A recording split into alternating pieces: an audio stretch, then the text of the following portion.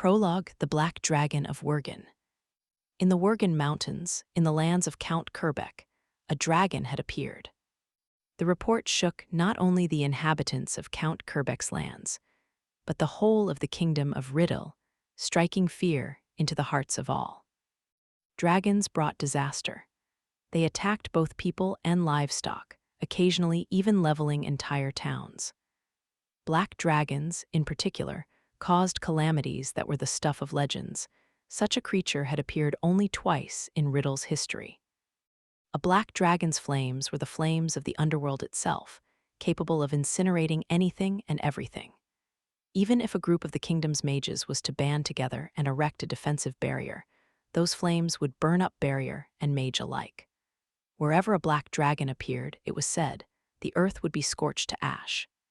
Each time one had come in the past, several towns had been wiped off the map, bringing the very kingdom to its knees. Lady Isabel, this mansion is no longer safe. Let us evacuate to the Countess's family home. Isabel Norton, daughter of Count Kerbeck, shook her head at her maid Agatha's suggestion, a severe expression on her face. No, she said, no matter what happens, I shall not leave this place.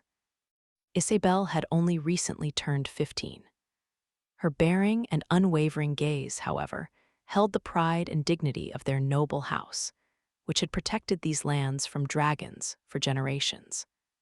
Dragon raids were the worst here in the eastern reaches of the kingdom, and her family, House Kerbeck, had stood in opposition to the creatures for many years. The history of House Kerbeck was a history of fighting dragons. In years past, Isabel had witnessed several disasters borne on their wings. She'd experienced tragedies firsthand. Her family's adoring subjects had seen their crops ravaged and their buildings demolished. Sometimes they lost livestock or even people. She had seen it all over and over and over and over. The knights are fighting on the front lines, and father is leading them personally. As his daughter, I cannot abandon my own people to flee. It would be dishonorable, declared Isabel decisively, a slightly sad smile coming over her pretty features as she looked at her maid. Agatha, thank you for all your long years of service. You are hereby discharged. No, no, my lady, I will accompany you to the bitter end. Isabel's family weren't the only ones fighting against the dragon raids. Every single person who lived in these lands fought right at the Kerbeck's side. While this girl in her employ was still young herself, she was very brave. Isabel thanked her maid, nearly crying at the determination she heard in her voice. If the black dragon was to break through the knights, the lands of House Kerbeck would be reduced to smoldering ashes. But even then, Isabel planned to remain within the mansion and defend it to her dying breath. In the absence of her father, the protection of their home fell to her. Lady Isabel, Aggie, you need to hear this. Agatha's younger brother, a stable boy named Alan, threw open the door without knocking and burst into the room. As Isabel and Agatha prepared for the worst, Alan, cheeks flushed, said, "A mage from the royal capital has slain the black dragon." Isabel couldn't believe what she was hearing. She was aware that the capital's dragon knights, a unit of dragon-slaying experts, had traveled here as reinforcements. She also knew that a single mage had accompanied them, one of the 7 sages, Riddle's most powerful mages. Her name was... "It's the Silent Witch," exclaimed Alan, unable to contain his excitement. "They say the Silent Witch has slain the black dragon all on her own." His older sister, Agatha, frowned and reprimanded him. "Alan, you're exaggerating. No mage, no matter how powerful, could ever defeat a black dragon on their own." "But it's true. The Silent Witch went without the dragon knights into the Worgan Mountains and slew the dragon by herself. A dragon's scales were extremely hard, and they were highly resistant to mana. They were said to repel average magecraft with ease. To defeat a dragon, one needed to either aim for the spot where its scales were thinnest in the middle of its forehead or go for its eyes. Seeing as dragons could fly, this task was much easier said than done. Isabel had heard that even for the dragon knights, as skilled and experienced as they were killing, a dragon was far from easy.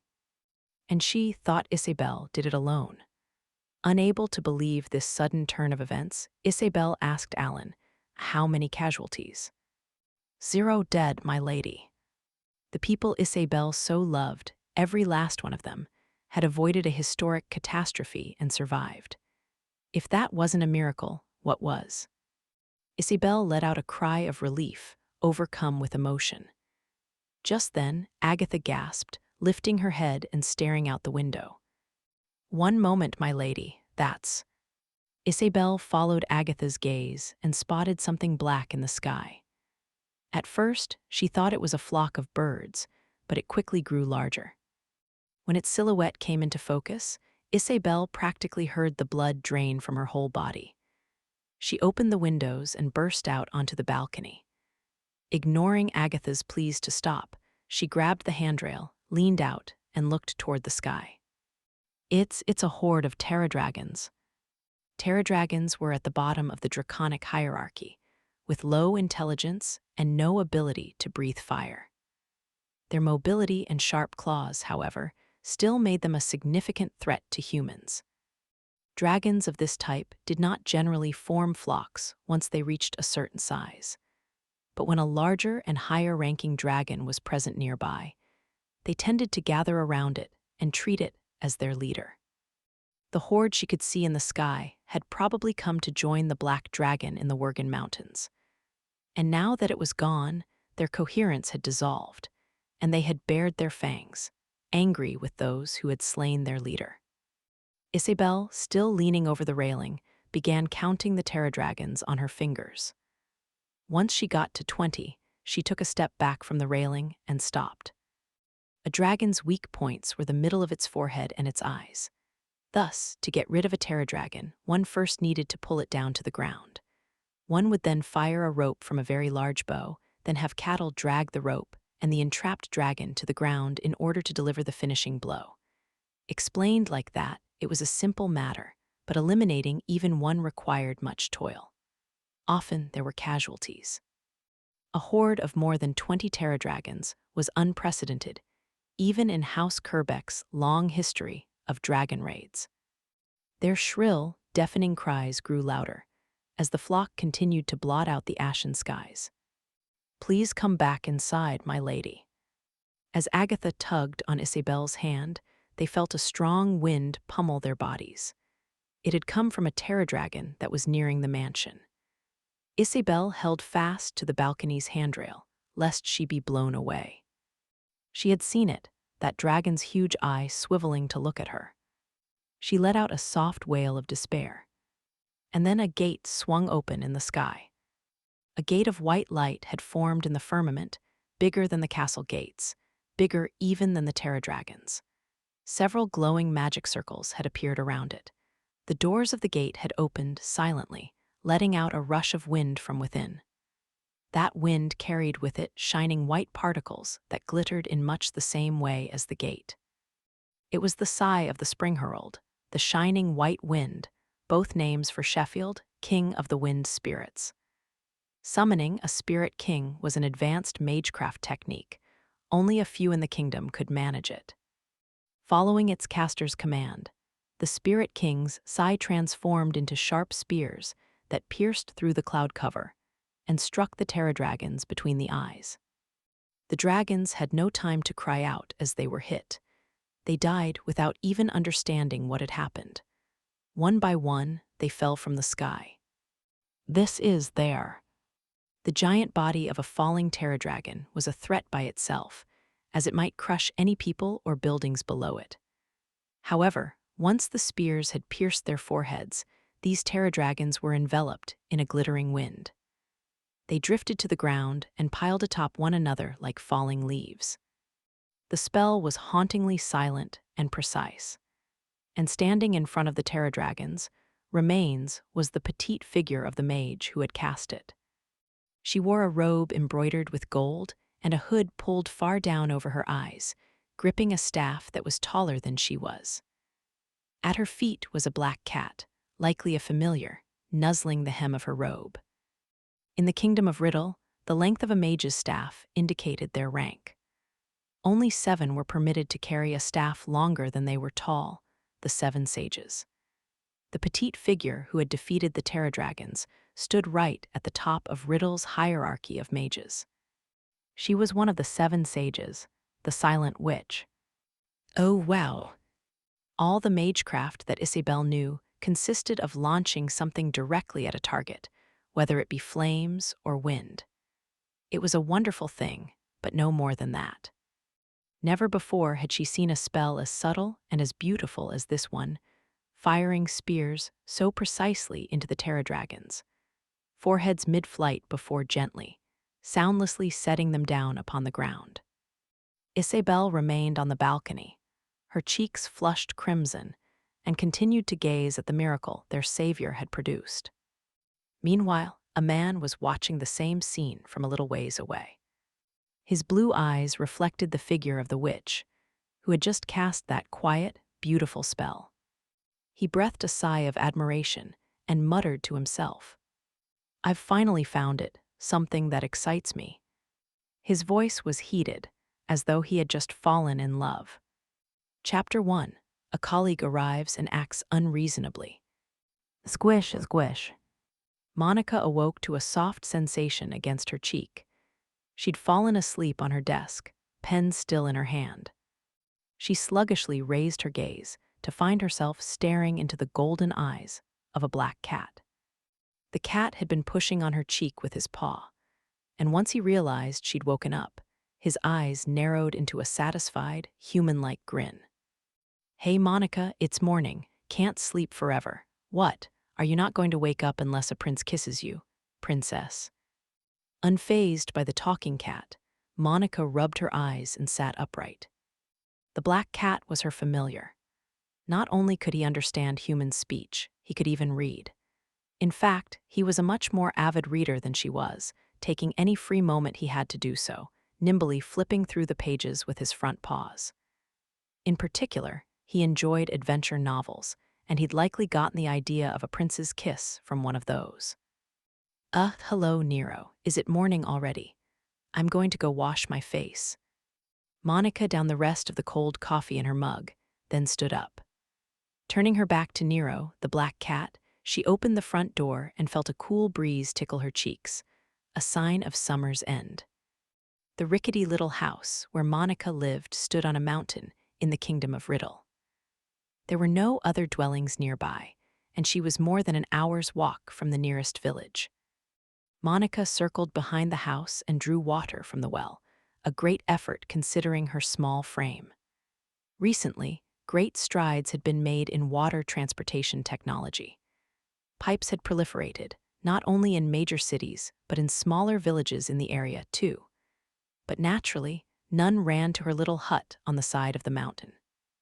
Having grown up in the city, she'd found mountain life inconvenient at first. Now, however, she was perfectly accustomed to life in her little house. Best of all, the area was quiet and secluded. After filling a pail with drinking water, she collected some clothing she'd hung out on a pole to dry and went back inside. Then, as though just remembering, she looked at her reflection in the large mirror in the corner of the room. An acquaintance had all but forced the mirror on Monica, telling her to put a little more care into her appearance. The mirror itself was very fine and looked out of place in the rickety surroundings. Its elegant glass reflected a skinny girl with frizzy hair wrapped in a worn-out robe. Though she would be turning 17 this year, her seedy frame was much paler than it should have been at her age. It was almost the color of a corpse. Her light brown hair, which she'd haphazardly parted into a pair of braids, was dry and lacked shine, looking even rougher than a bundle of hay. 2 round eyes, each framed by dark circles, peeked out from under her bangs, which she'd let grow and grow. To tell the truth, she looked terrible. She was in no state to be seen by anyone else, but because she spent her time cooped up in a shack in the mountains, such things hardly mattered to her. "Oh," she thought, "but I think today is when my monthly shipment arrives." Monica was extremely shy and found it difficult to buy things in stores. Instead, she'd asked the people of the village at the foot of the mountain to deliver food to her. For a moment, she wavered, wondering if she should rebraid her hair after all. No sooner had she thought this than there was a knock at the door. "Monica, your food is here." The lively female voice gave Monica a start. She pulled her robe's hood down over her eyes.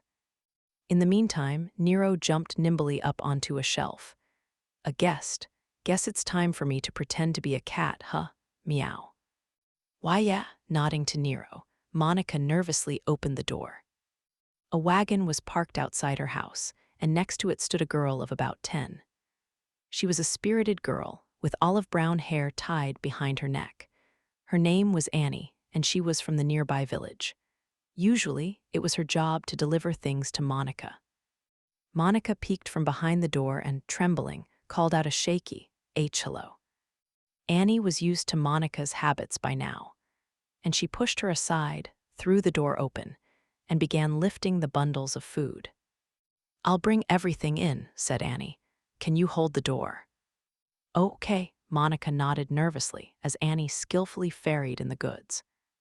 Monica's home had few pieces of furniture, but books and stacks of papers littered the tables and floor, leaving little room to walk. Her bed, of course, had long since been buried under even more papers and books.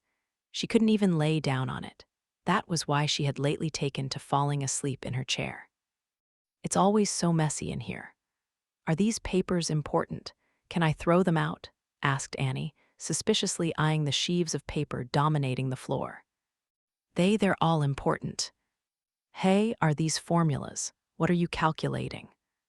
Annie could read, and since she was a craftsperson's daughter, she was also good with numbers. She was only a little over 10 years old, but she was smarter than most of the other children her age. But even for her, the rows and columns of numbers on these papers were all but indecipherable. Monica looked down. Without making eye contact, she answered, Those are calculations for the, orbits of the planets." "Oh, what are these ones? Look at all the plant names." Those are. I calculated the ratios of plant fertilizers and put them in a table." "Then what are these? They kind of look like magical symbols." "That's, a trial calculation of a new compound magical formula that a professor at Minerva's proposed." Monica played with the sleeve of her baggy robe as she quietly answered the questions. Annie's cat-like eyes widened. "A magical formula. You can use magecraft, Monica." That is," stammered Monica, her eyes drifting left and right. Nero, who had been pretending to sleep on the shelf, meowed as if to say, "Whoa, are you okay there?" Monica continued to fiddle with her fingers until Annie eventually gave a light shrug and laughed. "Ha ha, of course that's impossible. If you could use magecraft, you'd be working in the capital, not living like a recluse up here in the mountains." Magecraft was a means by which one used mana to create miracles. Its techniques had originally been secrets closely guarded by the noble class, but in recent years, commoners had been given more opportunities to study it. But there were still limitations. One needed significant wealth or talent to enroll in an institution for studying magecraft. For a commoner, becoming a mage was a life-defining success. If you became a high mage, you might be retained by a noble family, or you could find employment in the magic corps, whose members were essentially celebrities. There was no way Monica, living out here in the mountains, could be a mage. Annie's remark made perfect sense. "Oh, Monica, did you hear? Just 3 months ago, there was a dragon raid near the eastern border." Monica's shoulders sprang up beneath her robe, and Nero, who had been feigning sleep on the shelf, cracked one eye open. His tail hung down lazily, swaying like the pendulum of a clock. "I heard some really big pterodragons formed a horde and appeared in a human village. There were more than 20 of them. Pterodragons, as their name implied, were dragons with wings. They had lower intelligence and were less fearsome than other dragons, but were extremely difficult to deal with in groups. They mostly went after livestock, but starved pterodragons attacking people had become more common in recent years." And the one leading the pterodragons. It was a legendary black dragon, the infamous Black Dragon of Worgan. Dragons whose names specified their color, such as black dragons and red dragons, were of higher rank and seen as a particular threat. Of those, the black dragon was said to be the most dangerous. The unique flames they breathed, black flames, were flames of anathema. They could mercilessly incinerate even the defensive barriers of high mages. A single attack by a black dragon could easily reduce a kingdom to ashes. Indeed, they were a creature of calamity on an epic scale. And the dragon knights went to slay it, but one of the 7 sages was with them. Wait, do you know who the 7 sages are? They're the best mages in the kingdom. Really amazing, you know. I see. The youngest is called the Silent Witch. And they say she beat the black dragon all by herself and took down all the terror dragons. In countryside villages, these sorts of stories were a precious form of entertainment. Annie's eyes were practically sparkling, but Monica's certainly were. They say the Silent Witch is the only one in the whole world who can use magecraft without chanting. So magic always needs a chant, right? But not for the Silent Witch. Even without one, she can use powerful magic like boom, boom, boom. Monica pressed a hand to her stomach in silence. It hurt like it was being squeezed in a vice. Despite the pleasant summer morning, she'd broken out in a full-body sweat. I see, stammered Monica. Annie put her hands on her cheeks as if enraptured and said, "Oh, I want to meet a real sage one day. Just once." 7 sages aside, people out here seldom even saw middle-ranking mages or below. That was probably why Annie found them so fascinating. Still holding her stinging stomach, Monica took a few silver coins from a leather pouch on the cupboard. It would cover the food she'd had delivered, as well as Annie's tip. Here, she mumbled, placing the silver coins in Annie's hands and closing her fingers around them. Thanks, for always doing this. Annie counted the coins, then tilted her head. I know I ask all the time, but is it really okay to have all this? It's almost twice what the food is worth. Why you delivered it to me, so, you can, well, have the rest as pocket money. Any normal kid would have jumped for joy and tucked the coins away in their pocket, but Annie was a smart girl. She knew the reward went well beyond the work she'd done, and she looked at Monica questioningly. Hey, what do you do for work, Monica? Calculations. Are you a math professor?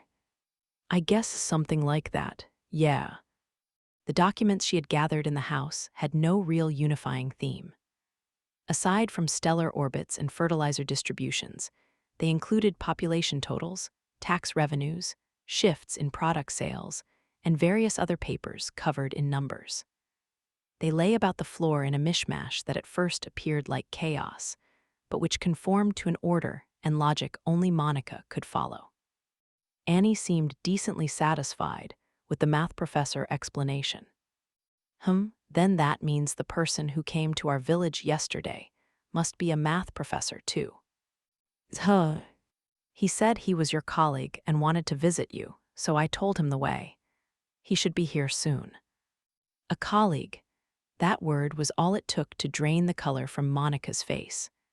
Trembling terribly inside her baggy robe, she stammered out a question. That person, what kind of person was he?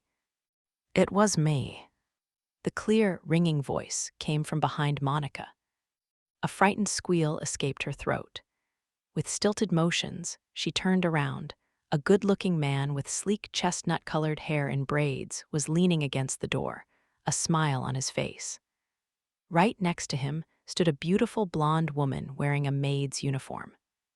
The man wore a splendid frock coat with a monocle at his eye and a cane in his hand. Clearly, he was a refined, sophisticated gentleman. Above all, his vaguely feminine, delicate facial features were so attractive, most girls would have been enraptured at first sight. Monica, however, stared at him in wide-eyed terror, desperately holding back a scream.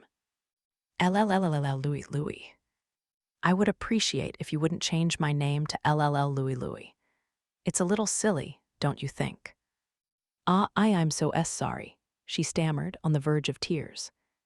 Without even a glance in Monica's direction, the man walked straight over to Annie and smiled. Then he took her hand and placed a piece of candy in it. Thank you for showing me the way, young lady. You're welcome. Annie smiled and returned the handsome guest's show of courtesy, then put the candy in her pocket. Anyway, she said, I don't want to get in the way of your work, so I'll be going now. Bye-bye, Monica. See you again next month. The girl waved and left the little house, assuming a more graceful gait than usual. As she listened hopelessly to the clattering of the wagon growing more distant, Monica looked up at the man before her with tears in her eyes. His frock coat and cane were camouflage. Normally, he wore a gold-embroidered robe and carried a magnificent staff, for he was a mage. The beautiful girl in the maid outfit waiting behind him was no human either, but a spirit who had formed a contract with him. It's good to see you again, Mr. Louis, Monica said, voice shaking. He put his hand to his breast and offered an elegant bow. Yes, it has been a while, hasn't it, Lady Monica Everett? Or should I say, the silent witch of the seven sages? Magecraft refers to the usage of magical power, or mana, to cause miracles. Magecraft specifically is a type of magic, wherein one chants in order to weave a magical formula and channel one's mana. Races that excel at using mana, such as spirits, don't need magical formulas or incantations. Humans, however, are unable to control mana without the aid of a chant. They can use a technique called quick chanting to shorten it, but it will still take several seconds. However, one girl genius had made the impossible possible. Her name was Monica Everett, and despite her extremely shy nature, difficulty talking, and current status as a mountain hermit, she stood at the pinnacle of Riddle's mage hierarchy. She was one of the seven sages, the Silent Witch. Monica couldn't use all the magical formulas currently in existence without chanting, but she could manage it for about 80%. A mage's greatest weakness was being defenseless while chanting.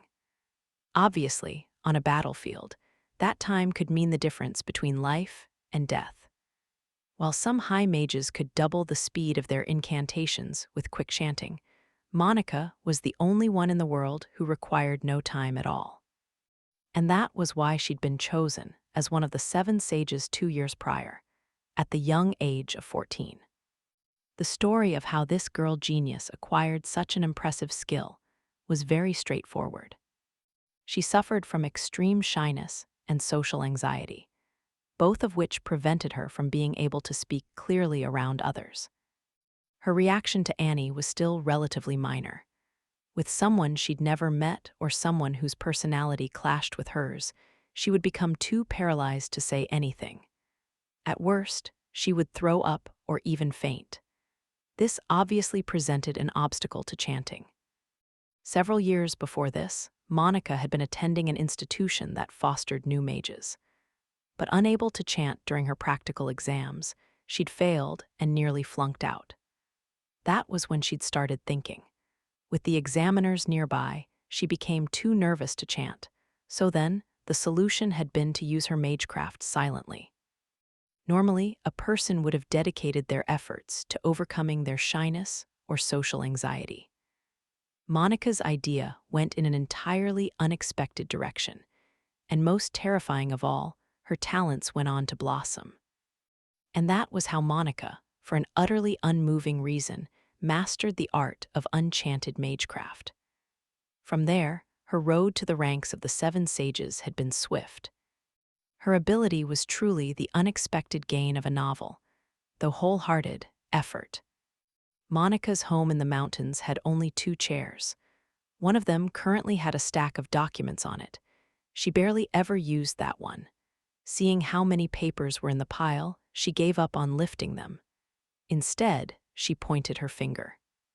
When she did, the mountain of papers suddenly flew and danced into the air as though each had a mind of its own, moving from the chair to the desk. Producing wind using magecraft wasn't overly difficult. but to direct each individual document to its respective place elsewhere took very delicate mana control.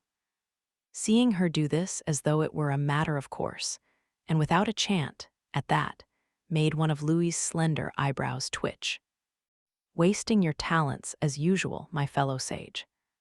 This man, who had called Monica a colleague, was another of the 7 sages. He was Louis Miller, the barrier mage. He was turning 27 this year, making him 10 years older than Monica. They'd both become sages at the same time, however, so he often referred to her as his fellow. When he wasn't talking, Louis appeared to be a beautiful, delicate man, but he was also a martial mage, boasting the second highest solo dragon-slaying count in history. He had served as the leader of the Magic Corps and was feared and respected by its members for his shrewdness, or something like that. What could Mr. Louis want? Oh no, is he going to tell me to go slay dragons again? In any case, he was scary when mad, so Monica gestured him toward the newly cleared-off seat, trembling all the while.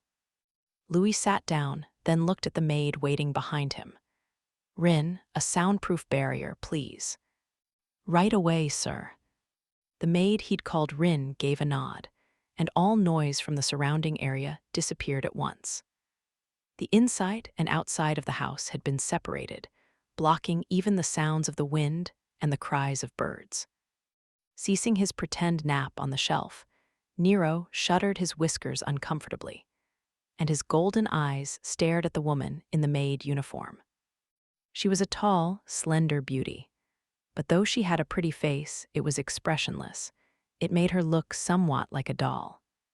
The reason she'd been able to put up a barrier without chanting was that she wasn't a human, but a high spirit. Only about 10 mages in the kingdom could claim a high spirit as their attendant. "I'll get right down to it. I've come today to ask a favor of you." "A favor?" asked Monica without trying to hide her wariness. Louis offered a graceful smile and rested his chin on his gloved hands. Even his little actions were picture-perfect. "Yes. Last month, I received sealed orders from His Majesty directing me to serve as the second prince's bodyguard." Monica's eyes widened. This kingdom had 3 princes, each born to a different mother. Prince Lionel, who would be 27 this year, Prince Felix, who would be 18, and Prince Albert, who would be 14. Viewpoints were split among the kingdom's nobles over which of them would inherit the throne. Monica had no interest in these sorts of power struggles, so her only knowledge on the matter came from hearsay. Apparently, the first and second princes' factions were about the same size, with the third prince's being somewhat at a disadvantage. These factions extended to the 7 sages as well. Louis Miller, the barrier mage, was a representative of the first prince's group. Why would Louis have been ordered to guard the second prince? Monica frowned at the disconnect. "You, Mr. Louis, you're, with the first prince's faction, aren't you?" "Yes, I have my thoughts as to why His Majesty would order me to guard the second prince, but it would be disrespectful of me to speculate on his thoughts. What's important is that he ordered me to carry out my mission without the second prince noticing." Without, the second prince noticing. It went without saying that it was incredibly difficult to guard someone without alerting them. And why would the king order Louis, who supported the first prince, to guard the second? Why did it have to be kept secret from him? As Monica sank into confusion, Louis continued to explain, his tone detached. "As I said, His Royal Highness Felix is currently attending an elite boarding school called Serendia Academy. If I'm to guard him without attracting his notice, well, the most appropriate move would be to infiltrate the academy." Louis infiltrating a school? In all honesty, Monica couldn't wrap her head around that one. The barrier mage, including his appearance, was too well known. Not to mention his handsome looks would stand out in a crowd. In short, he was particularly ill-suited to infiltration. Louis seemed to realize this himself. "I could never do it, though," he said plainly. "The academy is under the direct patronage of Duke Clockford, the leader of the second prince's faction. I wouldn't be able to infiltrate it. As the second prince's maternal grandfather, Duke Clockford had some of the greatest authority in the kingdom. And frankly speaking, he and Louis were like oil and water. It was unlikely that the Duke would cooperate with Louis on this secret bodyguard assignment. If you can't enter the academy, then, how are you going to guard him? That's why I created this magical item. Louis removed a small, wrapped object from his inside pocket and placed it on the desk. Inside the wrapping was a broken brooch. A large crack ran through a sizable ruby inlaid in the center, and the fine metal clasps had been ruined. He removed the ruby so Monica could see it. The cracked ruby and exposed setting were each engraved with magical formulas. One look was all Monica needed to understand its basic function. A compound barrier. Threat detection, a short-range physical magical barrier, and a tracking and reporting function. All that from a single glance, but I expected no less. Yes, I took great pains to create this magical item in order to guard the prince. Magical items were tools using specially tailored jewels, and the like imbued with mana to contain a magical formula. They were very convenient, as they granted their benefits even to those who were unable to use magecraft. However, they were still extravagant luxuries owned only by a handful of the most powerful nobles. And if one of the 7 sages, the greatest mages in the kingdom, had created this one, it must be priceless. It would probably fetch 2 or 3 houses in the royal capital, at least. Louis brought the cracked ruby, up to the light filtering in through the window. This is one of a pair of brooches, 1 ruby and 1 sapphire. Whoever possesses the ruby will know the location of whoever possesses the sapphire. If the sapphire holder comes under some sort of attack, it will trigger a defensive barrier. When that happens, the ruby will shine in response. Monica took another look at the magical formula embedded within. She remained silent for a few moments. Then, nervously, she asked Louis, so does that mean it's more for keeping watch on the second prince than protecting him?" Louis smiled easily, as if to indicate he had no cause for guilt. It's only natural a bodyguard would need to know what the person was doing, right? But wouldn't he be mad if he found out? You seem to be somewhat too earnest, my fellow sage, and for that I offer this old adage. Louis put a hand to his breast, then spoke clearly, like a clergyman citing scripture. Anything goes as long as nobody knows. Is it really that simple? Monica couldn't help wondering. Still, it would be difficult to read and understand a formula embedded in a magical item, especially an extremely complicated one made by Louis. Even high-ranking mages wouldn't be able to figure it out so easily. I had His Majesty pass the brooch to Prince Felix. He was to keep secret the fact that it was a magical item I had created and pretend it was a simple gift from father to son. As long as the second prince kept the brooch on his person, then Louis would be able to constantly track his movements and respond to any emergencies. And besides, Duke Clockford was very strict in his administration of Serendia Academy. Any villains aiming for the prince's life would have a hard time infiltrating it, so there was little chance of anything happening to begin with, or so Louis had thought. Unfortunately, despite working on these brooches for a week without rest, it seems the one His Majesty gave to Prince Felix broke the very next day. A full week with no breaks, and it only took one day when I saw the ruby crack. It was hilarious. I simply couldn't restrain my laughter. Ha ha ha. Louis's laugh was frighteningly monotone, and his eyes weren't smiling in the least. This was no laughing matter. If Louis's ruby had cracked, that would mean some kind of danger had befallen the second prince. So was the second prince all right? Well, when the item broke, I dragged my sleep-deprived body out of bed and ran to the academy right away. And what do you think he said to me? Louis's eye gave a strange glow from behind his monocle. His Royal Highness told me that nothing had happened. He told me that he'd broken the brooch entirely by accident. The ruby in Louis's hand made hard, cracking noises, Its shards tumbled out from between his gloved fingers. Something I made would not have broken that easily. In fact, I had imbued the brooch with several self-protection formulas. Clearly, the blow it took was heavy enough to break them all. Prince Felix, however, isn't talking. This whole conversation was starting to sound fishy. Monica had a bad feeling about this. A very bad feeling. Louis scattered the ruby's fragments on the desk, then turned a smile on her, which belied his display of brute strength. "You're beginning to get the picture, aren't you?" Monica shook her head no with all her might. Her straw-like braids swished from side to side. Louis outright ignored her. "I'd like you to infiltrate the academy and protect the prince in my stead." The way he said it was so very casual, like he was asking to borrow a handkerchief for a second. But what he was asking was no easy feat. I can't. Why would you want me? I'm too famous. Look at how beautiful I am. I can't cover all this up with a disguise, can I? You, on the other hand, seldom appear in social circles, and you keep your hood down over your eyes even during ceremonies. Nobody knows what you look like. And most importantly, Louis paused, gave a smile gorgeous enough to enrapture anyone. Nobody would ever guess such a plain girl was one of the 7 sages. And insulted her. From up on the shelf, Nero looked at her as if to say, "Get angry, tell him off." But all the weak-hearted Monica could manage was to say, "I can't," through sobs and sniffles. I've never, guarded anyone before. And that's why you're such a good fit.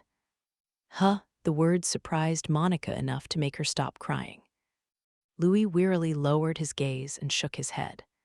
His Royal Highness is an extremely sharp-witted boy. I sent a member of the Magic Corps to guard him, and he saw through it immediately. He's been surrounded by bodyguards for almost as long as he's been alive, so he's good at spotting them. And that's why I'm turning to you. He then fixed his gaze on Monica and declared, even he would never suspect a clear amateur, and a little girl at that, was secretly a bodyguard. Above all, you can cast spells silently, without attracting attention. Perfect for a secret bodyguard, wouldn't you say? There is nobody more suited to this mission than you. Louis's logic seemed impeccable, but Monica couldn't help thinking he was just trying to get back at the prince for breaking his magical item. Seeing that Monica was maintaining her silence, Louis took a deep, exaggerated breath. It's been about 2 years since you and I were appointed to the 7 sages, and the only work you've done has been holing up and staring at papers. But I went to slay that dragon, 3 months ago. I've slain 10 dragons in the 3 months since then. What's your point? There was no clear hierarchy among the 7 sages, but Monica and Louis, by virtue of their newness, tended to get assigned a lot of busy work. Over these past 2 years, Louis had mainly been given dragon-slaying missions, and Monica more clerical duties. Most of the documents in her house were related to mathematical work she'd accepted from the other sages. These jobs you're doing are for mathematicians, for bookkeepers. You do realize you're one of the 7 greatest mages in the Kingdom of Riddle, yes. Doesn't it stand to reason there would be some tasks only you could perform? You do, right? I'm sure you do. If you don't, please understand that, okay? I demand it. An order, how ruthless. But I only got to join the 7 sages because I was on the waiting list. His Majesty has left personnel choices for the 2nd Prince's Guard completely in my hands. In other words, you don't have the right to refuse, my fellow sage. Louis grabbed her shoulders and leveled a direct, razor-like glare at her, and out of reflex, Monica nodded. By accident. He retracted his dangerous smile and let go of her shoulders. I'm glad we understand each other. In addition, these orders come directly from the king himself, so please consider execution a possibility should you fail, and pay attention. A shudder ran through Monica at the word execution. She didn't want to take on a scary mission like that. Unfortunately, once she had given Louis a nod of agreement, there was no escape. All she could do now was hide her identity at all costs for an entire year, until the second prince graduated and carry out her mission as a bodyguard. As she begrudgingly resolved herself, Louis continued smoothly. Now let me explain what this mission will actually entail. Several years ago, there was a poor, miserable girl with no relatives living at a certain religious house in Count Kerbeck's domain, in the east of Riddle. Zolho. But then the previous Count Kerbeck's wife, seeing her late husband in the girl, adopted her. The girl was given a happy life, doted on by the previous Countess Kerbeck. That's a nice story. Monica's unsophisticated appraisal prompted Louis to theatrically shake his head. When he continued, his voice was thick with sorrow. But one day, the Countess, an old woman, collapsed from illness and eventually passed on from this world of the living. Oh no! Having lost her guardian, the girl was shunned by the others in the Count's family and given minor errands as a servant of the Count's noble daughter. When that daughter enrolled in Serendia Academy, the poor girl was enrolled as well, as her caretaker. I feel so bad for her. Indeed, and you will play the part of that poor girl. Monica was silent for a good 10 seconds before opening her mouth to say, "What?" That's the story you'll be using to infiltrate Serendia. Make sure you have it good and memorized before your admission. Monica broke out in a cold sweat. Louis had just assigned her an outrageous backstory, and with complete seriousness. She mumbled, it's so much I can't even. As long as you have a troubled past, nobody will pry very much. Incidentally, I based your story on a character from this book. Rin, the high-ranking spirit wearing a maid outfit and waiting behind Louis, smoothly produced a book. The author's name was Dustin Gunter, a recent favorite novelist of Nero S. With cultivated motions, Rin held the book out to Monica and spoke. It is a romantic novel where the heroine, bullied by the Count's daughter, catches the eye of a prince. Eventually, the two fall into a forbidden love. The dismal and knavish methods by which the noble daughter bullies her are written very intricately. It is, in my opinion, a fascinating work. Nero listened to Rin's description from atop the shelf, a look of keen interest on his face, his tail swaying to and fro. This house contained several books by Dustin Gunter, but they were all older ones. The book Rin had was the author's newest work. It was only natural that Nero would be interested. With Monica flustered, Rin gently placed the book into her hands. I will lend this to you. I hope it serves you well as a reference. How is this supposed to be a reference? And for what? Thought Monica, pretending to flip through the pages. She'd spent many hours reading magecraft-related books, but she wasn't too familiar with novels meant for entertainment, and the contents didn't stick well in her mind. The story you thought of, Louis. It means I'll enroll along with Count Kerbeck's daughter. But yes, of course. I've already told Count Kerbeck about it and asked Lady Isabel, his only daughter, to provide assistance. Monica's eyes widened. With a story like that? Won't that cause trouble for the House of Kerbeck?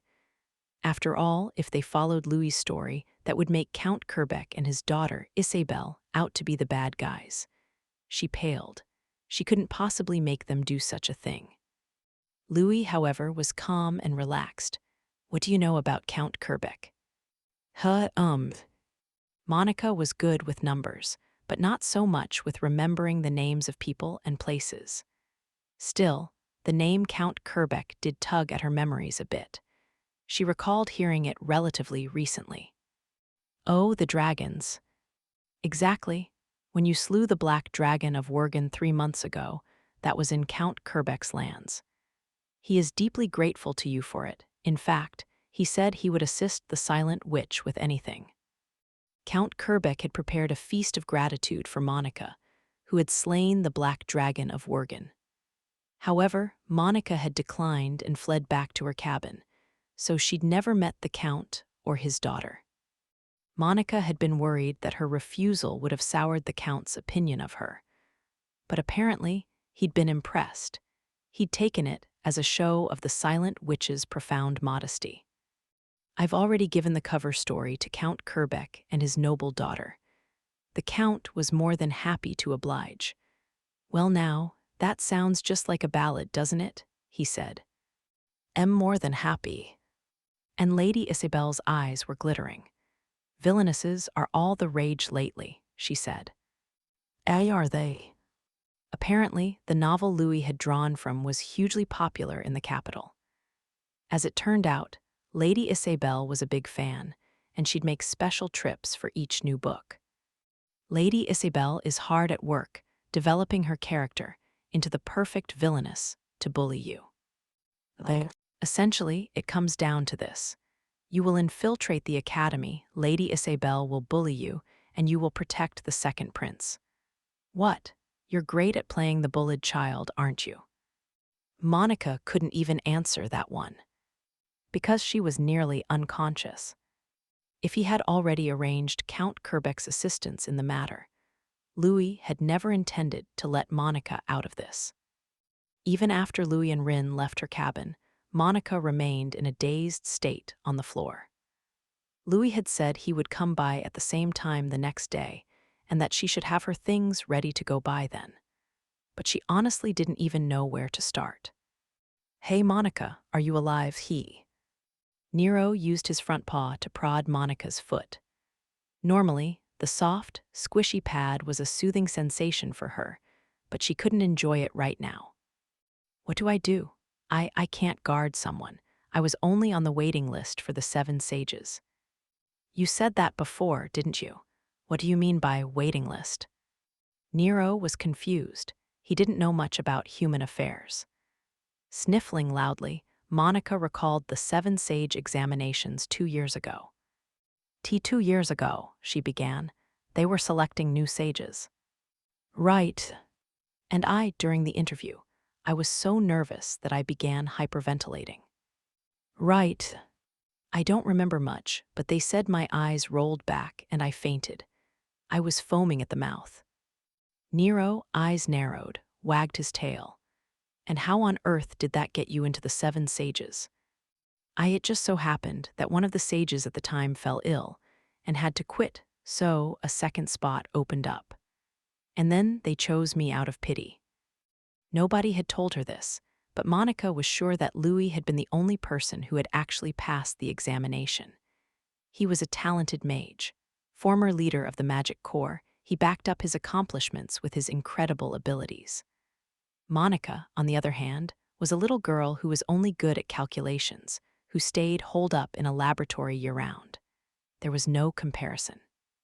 I can't believe he'd choose someone from a waiting list as a bodyguard for a prince. I can't do it. I can't. As Monica hung her head and buried her face in her hands, Nero patted Monica's foot soothingly. "If you really don't want to do it, why not just run away?" I can't, because if I run away, Louis will chase me to the ends of the earth." Louis Miller, the barrier mage, was a beautiful man with the manners of a noble, but he was also one of the most powerful martial mages in the kingdom. Monica knew that underneath those gloves were hands heavily calloused from fighting. Is that guy even human? He seems more like a keeper of the underworld than one of the 7 sages. He's about as scary as one. Monica knew that she couldn't run, but she was still scared. As she sniffled again, Nero, tail swaying, made a proposal. "In that case, let's be positive about it, eh? You're going to be guarding a prince. You know, a prince, they're really cool, right? They practically sparkle. Human females all love princes, don't they?" "I don't know. The 7 sages have to do ceremonies and such, yeah. Have you ever seen a prince's face before?" Monica shook her head. With her social anxiety, Monica hated crowds. During ceremonies, she always had her robe's hood pulled deep over her eyes and kept to herself until it was over with. She'd never even gotten a good look at the king's face up on his throne. "Hey, Monica, I just had a thought. If you don't know what the person you're guarding looks like, isn't that bad? What should I do?" She couldn't possibly be honest with Louis and tell him she didn't know what the second prince looked like.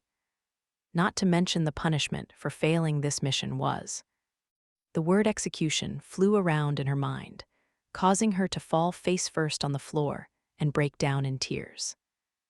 Nero patted her knee with his front paw to try and offer some degree of consolation. Chapter 2. The Villainess is fond of the silent witch. Every child in the kingdom of Riddle knew the nursery rhyme, Old Man Sam's Pigs. Old Man Sam raised many pigs. In the first winter, he sold one. In the second winter, he sold one. In the third winter, he sold two. In the fourth winter, he sold three. In the fifth winter, he sold five. As the wagon's wheels went clatter-clatter, the little pigs cried oink-oink. If in the sixth winter, he sold 8 pigs, how many did he sell in the 10th winter? Monica was currently on her way to Louis's estate in the royal capital, but her mind was completely taken up by Old Man Sam's pigs. Specifically, how many pigs were being sold?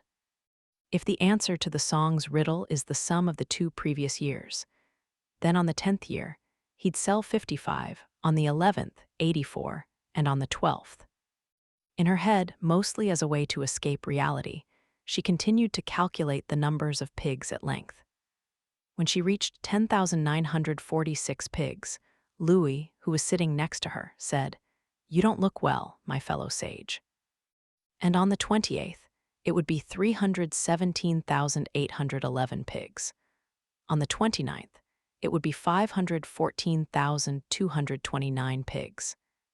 "Hello, my fellow sage." Louis poked her, finally yanking her from the fast-proliferating pig farm and back into reality. "I am sorry, I was just, thinking about things." Thinking about things. Monica fell silent, not able to admit she was calculating the number of pigs to be shipped. At the moment, they were flying through the air using wind magic provided by Rin, the spirit bound to Louis. Flight magic was extremely difficult and used up a lot of mana. Even a high mage would run out of steam after about 30 minutes. Rin, however, was a spirit, meaning she could pull off the feat of high-speed movement up in the air. She de-enclosed Louis, Monica, and even Nero, who had slipped into the baggage in a hemispherical wind field. As a spirit, she possessed far more mana than humans, and her talent for using it meant she didn't need to chant. Whenever she witnessed how amazing spirits were, Monica was reminded that her own ability to use magecraft without chanting wasn't that incredible in the grand scheme of things. People admired and complimented her for it only because she was a human. Miss Rin is amazing, but so is Mr. Louis for having a contract with her. Monica, in the meantime, was just a shut-in researcher whose only strong point was being able to cast spells a little more quickly. And yet, he wants me to guard royalty, she thought, gripping the travel bag containing Nero and hanging her head. Just then, Rin, who was in front of them maintaining the field, adjusted her head so that she could see Louis and Monica without turning her body. The motion was like that of a doll with a broken neck. It shocked Monica, but the pretty maid's expression remained impassive, which only made her look like even more like a doll. "We will be arriving soon," she announced. "To that end, I have a proposition for a completely unprecedented landing method." "That is quite fine. Please take us down safely." Rin remained straight-faced, but her response sounded somehow disappointed. "Of course, sir." Once they'd entered a residential area, she set them down gently, as ordered. Louis's mansion was relatively cozy, but neat and trim. Monica had initially assumed it would be more extravagant. Its surprising homeliness took her off guard. "Welcome to my humble abode," said Louis, opening the door. Inside, Monica could see a woman who looked to be in her mid-20s. Louis's face immediately broke into a smile. "I'm home, Rosalie." His tone was quite lively. The woman must have been his wife, Rosalie Miller. Compared with the elegance of Louis's appearance and dress, she was a little plainer. She wore clothing without much ornamentation, but in a style that allowed freedom of movement. Her brown hair was bundled together behind her head. Louis's body language indicated that he'd missed his wife a lot, but Rosalie's attitude was indifferent. Instead, she stared unsmiling at Monica as Monica hid behind him. She isn't angry that her husband brought a young girl home without any warning, is she? Monica thought. Uneasy, she lowered her gaze to try and flee from Rosalie's, but the woman quickly walked over, grabbed Monica's cheeks in her hands, and turned her face upward. "Leak, excuse me for a moment." As Monica stiffened in terror, Rosalie brushed back her bangs and tugged on her lower eyelids. "What?" stammered Monica. "Hold still," ordered Rosalie. "Now open your mouth wide." Monica did as she was told. Rosalie checked her oral cavity. Then she checked every other part of her body, even down to her hands and nails. Eye movement normal, no gingivitis.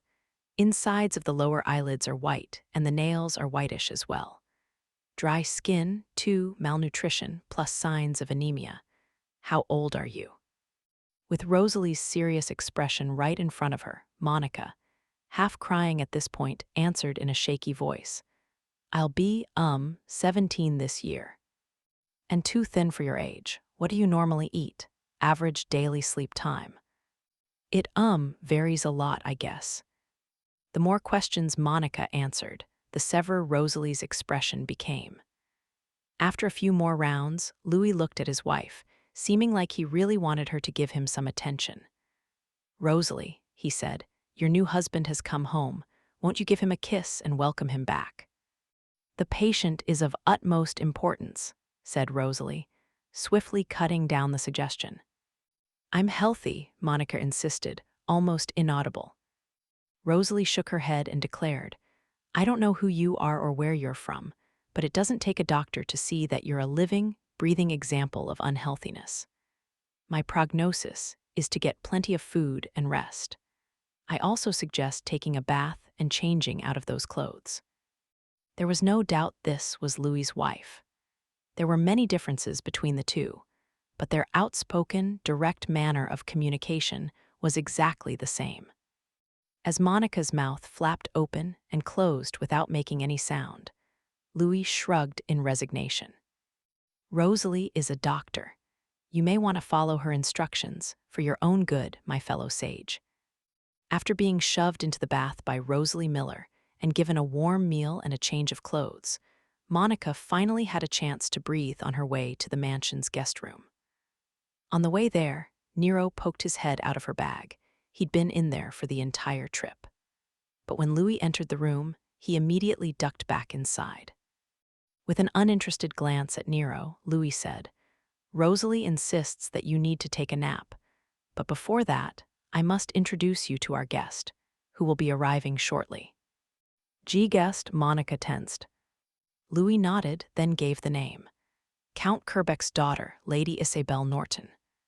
Lady Isabel was Monica's co-conspirator for this mission and would be enrolling in Serendia Academy with her. "He's right," thought Monica. "It's probably a good idea to see her before we go to school." Then something occurred to her. Is Kerbeck, not her family name. "I'm sorry." Louis looked like he didn't understand the question. Monica played with her fingers and said, well, she's the noble daughter of Count Kerbeck, so I assumed her name would be Isabel Kerbeck." Kerbeck is their peerage title. Most nobles ranked count or above are called by a peerage title. With Monica seeming baffled, Louis's expression stiffened and his cheeks twitched. "My fellow sage, how much do you know about the noble ranks?" Monica simply shook her head. The smile finally disappeared from Louis's face. "You surely can name our kingdom's ranks from highest to lowest." "Yes." "Be Baron, Marquis, Duke, Count." At her confused response, Louis put on a magnificent smile that definitely said, "You're an idiot, girl. Not a single one of those was in the correct position, and you've entirely forgotten about viscounts." "Leap." For someone who knows all 100-plus magical names, How can you not remember 5 noble ranks? All she could say was that she'd never been interested. But if she was that blunt, he was sure to start hurling insults, so she just looked down in silence. Louis pushed his monocle up with a fingertip and heaved a sigh. First, try to get at least this into your head. In Riddle, the noble ranks are from highest to lowest, duke, then marquis, then count, then viscount, then baron. There are other ranks below that for the lesser nobility, but I'll spare you the details. For now, just remember that if you ever meet someone who is a duke or duchess, that means they're most likely part of the royal bloodline. Committing his words to memory, Monica muttered, "Sea counts are higher than I expected." To tell the truth, she'd thought count was the lowest rank. Louis's eyes widened until they couldn't widen anymore, staring at her in disbelief. "My fellow sage, you do remember that you have a noble rank yourself, yes?" The 7 sages were given a special rank called a Count of Magic that corresponded to a normal count. In other words, Monica was a noble too. She was also a rare female title holder, one of less than 10 in the whole kingdom. But for someone who had been shut away in a mountain cabin for 2 years, she certainly didn't think of herself as a noble. Now that she thought back on it, she did remember receiving a bunch of things when she'd become one of the 7 sages, like a certificate of noble rank and a ring. She'd forgotten where she'd put them. They were probably buried somewhere in the stacks of paper in her cabin. When Monica confessed to this, Louis frowned, put his fingers together, and sighed. Then they heard a knock at the door. Rin's voice came from outside. "The young lady of Count Kerbeck has arrived." Louis gave Monica a glance and said, "Let's get going." Monica, holding her aching stomach, wobbled to her feet. "Oh ho ho ho ho, good day to you." A high-pitched laugh rang out, probably audible from anywhere in the mansion. Its source was the one Monica had gone to meet, a girl who was about the same age as she was. She wore a scarlet dress with extravagant embroidery. Her brightly colored hair, which had a hint of orange in it, was full of splendid curls. Monica stood before the door, completely in awe. The Lady Isabel Norton, daughter of Count Kerbeck, brought a folding fan to her lips and narrowed her eyes at Monica in a wicked expression. "Oh well, hello there, Auntie Monica. Thin and seedy looking as always, I see. To think your name besmirches the family register of House Kerbeck, why, it absolutely shames me." Even though Monica didn't understand what she was talking about, the clear hostility in the girl's voice stung. Weak-willed as she was very sensitive to when others had it out for her.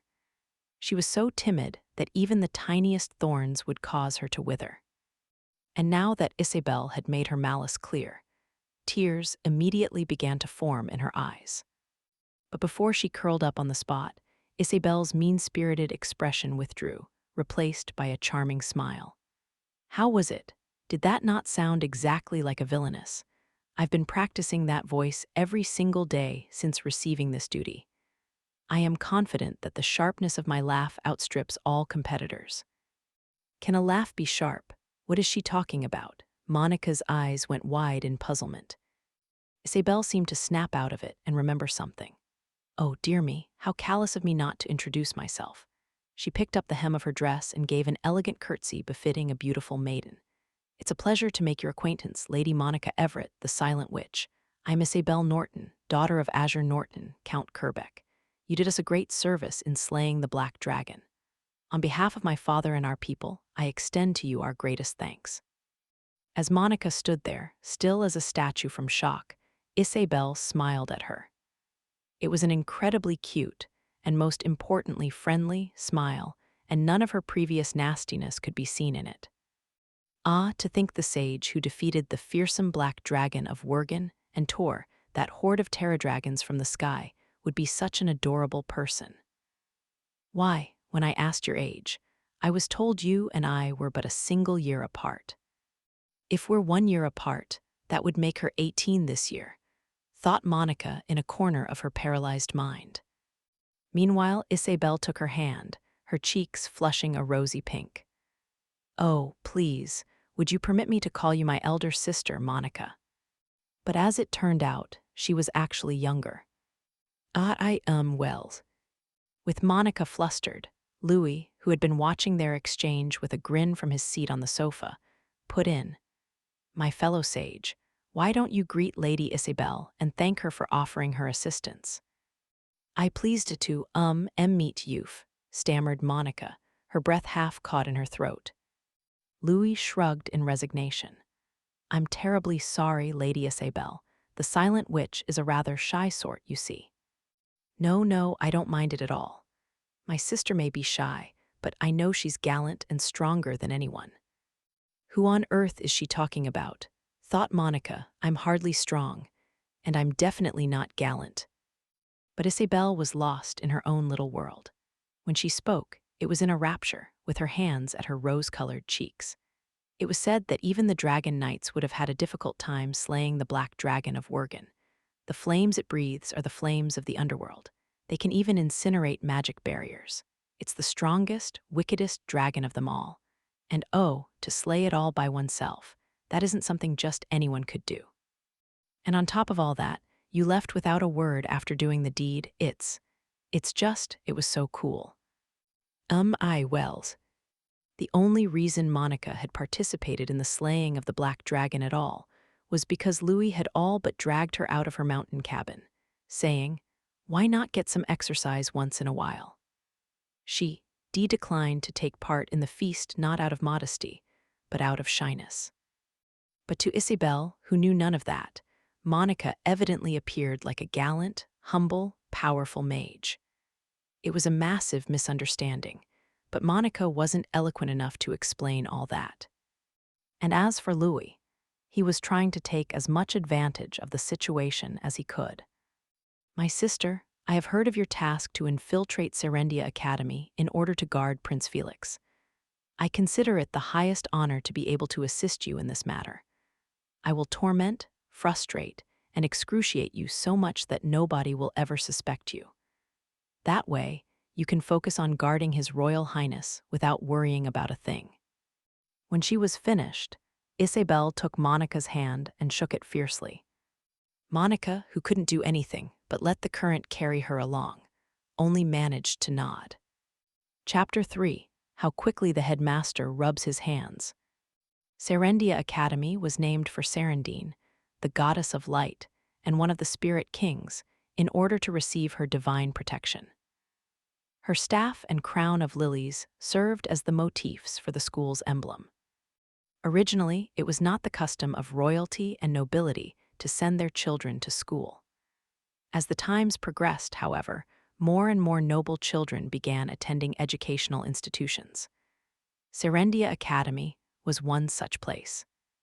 Now there were many schools, including boarding schools and schools for girls. But Serendia Academy held the honor of being the first school attended by a member of Riddle's royalty. The Kingdom of Riddle had 3 elite schools in particular: Serendia Academy, where members of the royal family went, Minerva's mage training institution, and the temple-affiliated university. Among them, the university was most focused on law. Minerva's areas of expertise were magic and magecraft. Serendia Academy, in the meantime, excelled in teaching all subjects besides those 2. The academy had it all: first-rate instructors, an enormous collection of books, and facilities and equipment befitting its noble-born students. Getting into the academy required a substantial enrollment fee and donation, but students had a tremendous advantage finding work in the court after graduation. Among nobles, being able to call yourself a Serendia Academy alumnus was a status symbol. It hardly needed to be said that those who had participated in the Academy's student council were viewed with particular awe. Especially with the second prince, Felix Arc Riddle, currently serving as the council's president, becoming a member meant a chance to be chosen as his close aide. Indeed, normally, becoming a student council member would guarantee a secure future. So then why is this happening? Aaron O'Brien cried out in his mind. Aaron was the current student council accountant at Serendia Academy. He stood in the center of the room, with the rest of the student council surrounding him. They'd been his fellows until just the previous day, but now they all looked at him as though he was a criminal. Tension filled the student council room, but one person was smiling. A young man sitting in the president's chair with a fist to his cheek, the student council president and second prince of the kingdom of Riddle, Felix Arc Riddle. Now then, 2 words from Felix were enough to completely change the mood. Aaron's shoulders sprang up. Felix directed a smile at him, the smile of a deeply compassionate saint. "Our investigation has uncovered traces of tampering," began Felix. "Specifically, a misappropriation of budget funds, and it happened more than just once or twice. Isn't that right?" His voice was gentle and exceedingly calm, yet so cold that it felt like a knife stabbing into the listener's heart. Aaron remained silent. The secretary, a young man with brown hair and slightly droopy eyes named Elliot Howard, leveled a sharp gaze on him. "Then you've lost count of how many times you misappropriated funds," he said, "because just from what I've found, the count is more than 30. Elliot's tone was flippant, but his eyes were replete with disdain as he watched Aaron.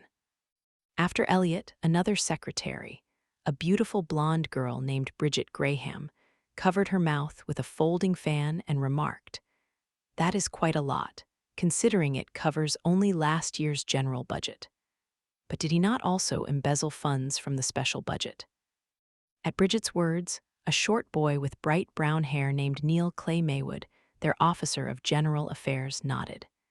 "Yes, we're still reviewing the special budget, but there were signs of falsification there as well, so there is little doubt. A preliminary count places the combined total at close to 50 instances." Faced with one person after another pointing out his misdeeds, Aaron clicked his tongue. "How the hell am I supposed to remember how many times I did it?" His collaborator had warned him he was going overboard, but even so, he should never have been discovered. As Aaron maintained his silence, Felix, gentle smile still on his face, began again. "We selected you for the student council at the recommendation of my grandfather, Duke Clockford. Student council members were appointed by the president. There had been several who had used money in order to curry favor with Felix, and by extension with his grandfather, Duke Clockford. One of those who had offered quite a lot was Aaron's father, Count Stale. That was why Duke Clockford had ordered his grandson Felix to select Aaron for the student council. If he'd only done his job as accountant properly, both his and Count Stale's futures would have been secured. Unfortunately, House Stale had contributed a little too much to Duke Clockford, resulting in near destitution. As a result, Aaron's allowance had been greatly reduced, and he had started embezzling student council funds for money to fool around with. Damn it, damn it, damn it. Aaron ground his teeth and Felix's eyes narrowed. As the prince passed his judgment, his voice was incredibly soft and ice-cold. He meant to corner Aaron slowly and prolong his torment. "I cannot levy any punishment greater than expulsion. However, my grandfather will likely cut all ties with Count Stale." Aaron felt the blood drain from his body. Everyone who studied at this academy knew that behind the second prince was the most influential noble in the kingdom, Duke Clockford, and the Duke was a cold-hearted, merciless, and brutal man. "It would seem your father sought the trust of House Clockford in order to obtain loans. Oh, how sad. After this, Count Stale will be unable to receive a loan from anyone, and your house will likely fall into ruin." Aaron's face became slick with sweat. "I'll be fine," he thought. "I know it. I know they'll do something about this." He'd had a collaborator this whole time. He was certain they would pull some strings and get him out of this mess. Yes, they'll But when he tried to envision his collaborator's face, he found that he couldn't. At first, he thought it was only confusion due to his current distress, but the more he tried to remember, the more blurred his memories became. His thoughts dulled. His head swam. Why can't I remember them? Aaron O'Brien had had a collaborator. He was sure of it, pretty sure at least. They had conspired with him in exchange for half the takings. And yet he couldn't remember that collaborator's face, or their voice, or their name, nothing at all. It does. For some reason beyond his understanding, the memory had completely vanished.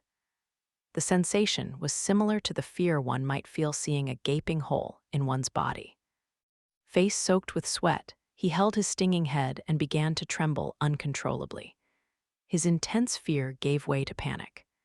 Aaron was a breath away from losing it, and then Felix, with that saintly smile, delivered the finishing blow. Do you understand? Your foolishness has caused the downfall of House Stale.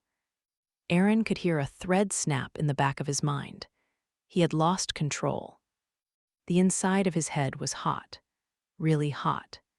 It felt like the blood vessels were being burned away, and he gave himself up to the heat, shouting out as froth began to form on his lips. Shut up, shut up, shut up. The royal family are just lapdogs of the Duke. With all his self-control gone, Aaron jumped onto the desk in a rage and tried to grab Felix. Before he could touch the prince, however, one of Felix's aides waiting at the wall leaped into action and restrained him. This young man with platinum blonde hair was Cyril Ashley, the student council's vice president. Cyril swiftly chanted a spell, then gave the command, "Freeze."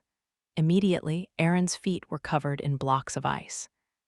Now that he'd restrained Aaron with ice magic, Cyril's well-defined features warped into an angry glare.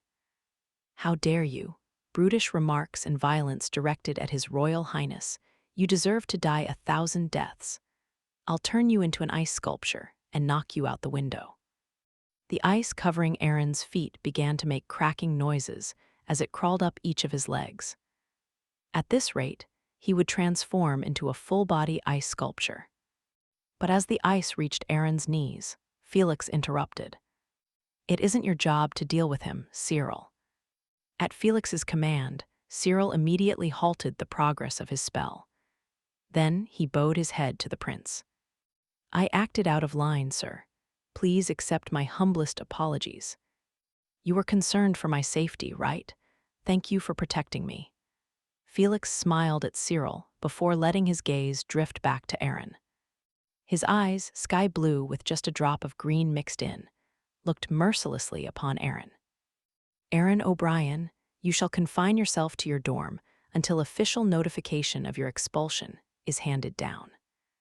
You should have plenty of time to reflect on how much of an idiot you must be to have been outwitted by a lapdog of the Duke. Muttered Aaron from trembling lips. His memories were rapidly growing hazier and hazier. He knew he'd had a collaborator. He was sure of it, but he couldn't remember, no. Had he really been working alone? In the carriage heading for Serendia Academy, Monica was at a loss. What to do. To be precise, the reason she was cradling her head in her hands at the moment had to do with the rooms in the girls' dormitories. Serendia Academy was a boarding school, and its dorm assignments were generally 2 people to a room. But Monica, who had been living in a mountain cabin due to her fear of being around people, was never going to survive living in a 2-person room. As if having to guard the prince isn't troublesome enough. It doesn't need to be anything fancy. Just please let me have an attic room. The school did have single-person rooms, but those were apparently limited to students with exceptional grades or those who had made significant donations.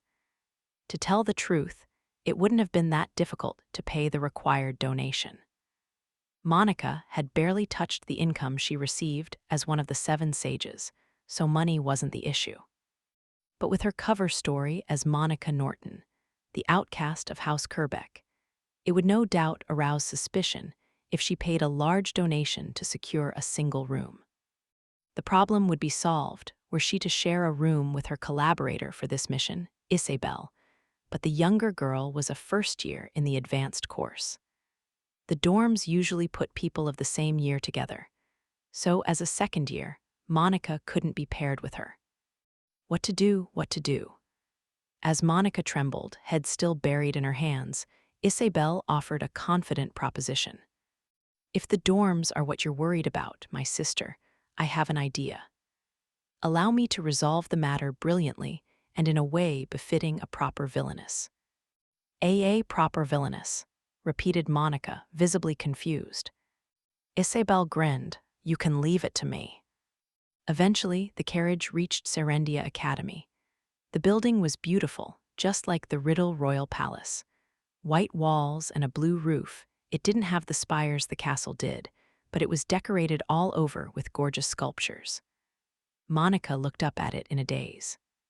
"Shall we go?" asked Isabel, prompting her onward. Instead of heading for the dormitories, though, Isabel proceeded to the headmaster's office. If we suddenly request a meeting, thought Monica, filled with trepidation, won't the headmaster be cross with us? Contrary to her expectations, however, the headmaster was quite obsequious in accepting their request, rubbing his hands together all the while. Isabel's family, House Kerbeck, was famous. In fact, it was one of the top 5 rural noble houses in the kingdom. Given how much they donated to the school, it was no surprise that the headmaster was especially deferential toward Isabel. "Oh, why, hello and welcome, Lady Isabel. As always, I am eternally indebted to your father." The headmaster was middle-aged and wore his gray hair combed down. His large face was now covered with an ingratiating smile as he guided Isabel and Monica into his office. As befitted a school for the children of nobles, Serendia Academy's interior was sumptuously decorated. In particular, they'd clearly spared no expense on the headmaster's office. The walls were adorned with expensive-looking paintings and sculptures, and the like.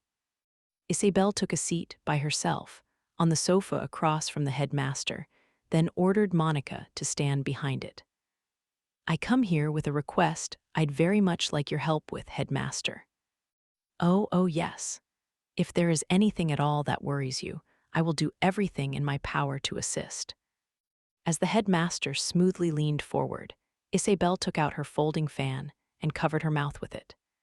Then she heaved a sigh that sounded truly melancholy. "I have heard Serendia Academy's dormitories are 2 students to a room. I am a very delicate and sensitive girl, and I simply couldn't stand to sleep in the same room as someone I've never met." "Oh, if that is all, you needn't worry. I will prepare an individual room that is worthy of the noble daughter of Count Kerbeck. And now that you mention it, that young lady is a relative, isn't she? Shall I prepare a room for her near yours?" "Well, I never, you would put her close to me," said Isabel, taking the opportunity to raise her voice. The headmaster shuddered in surprise.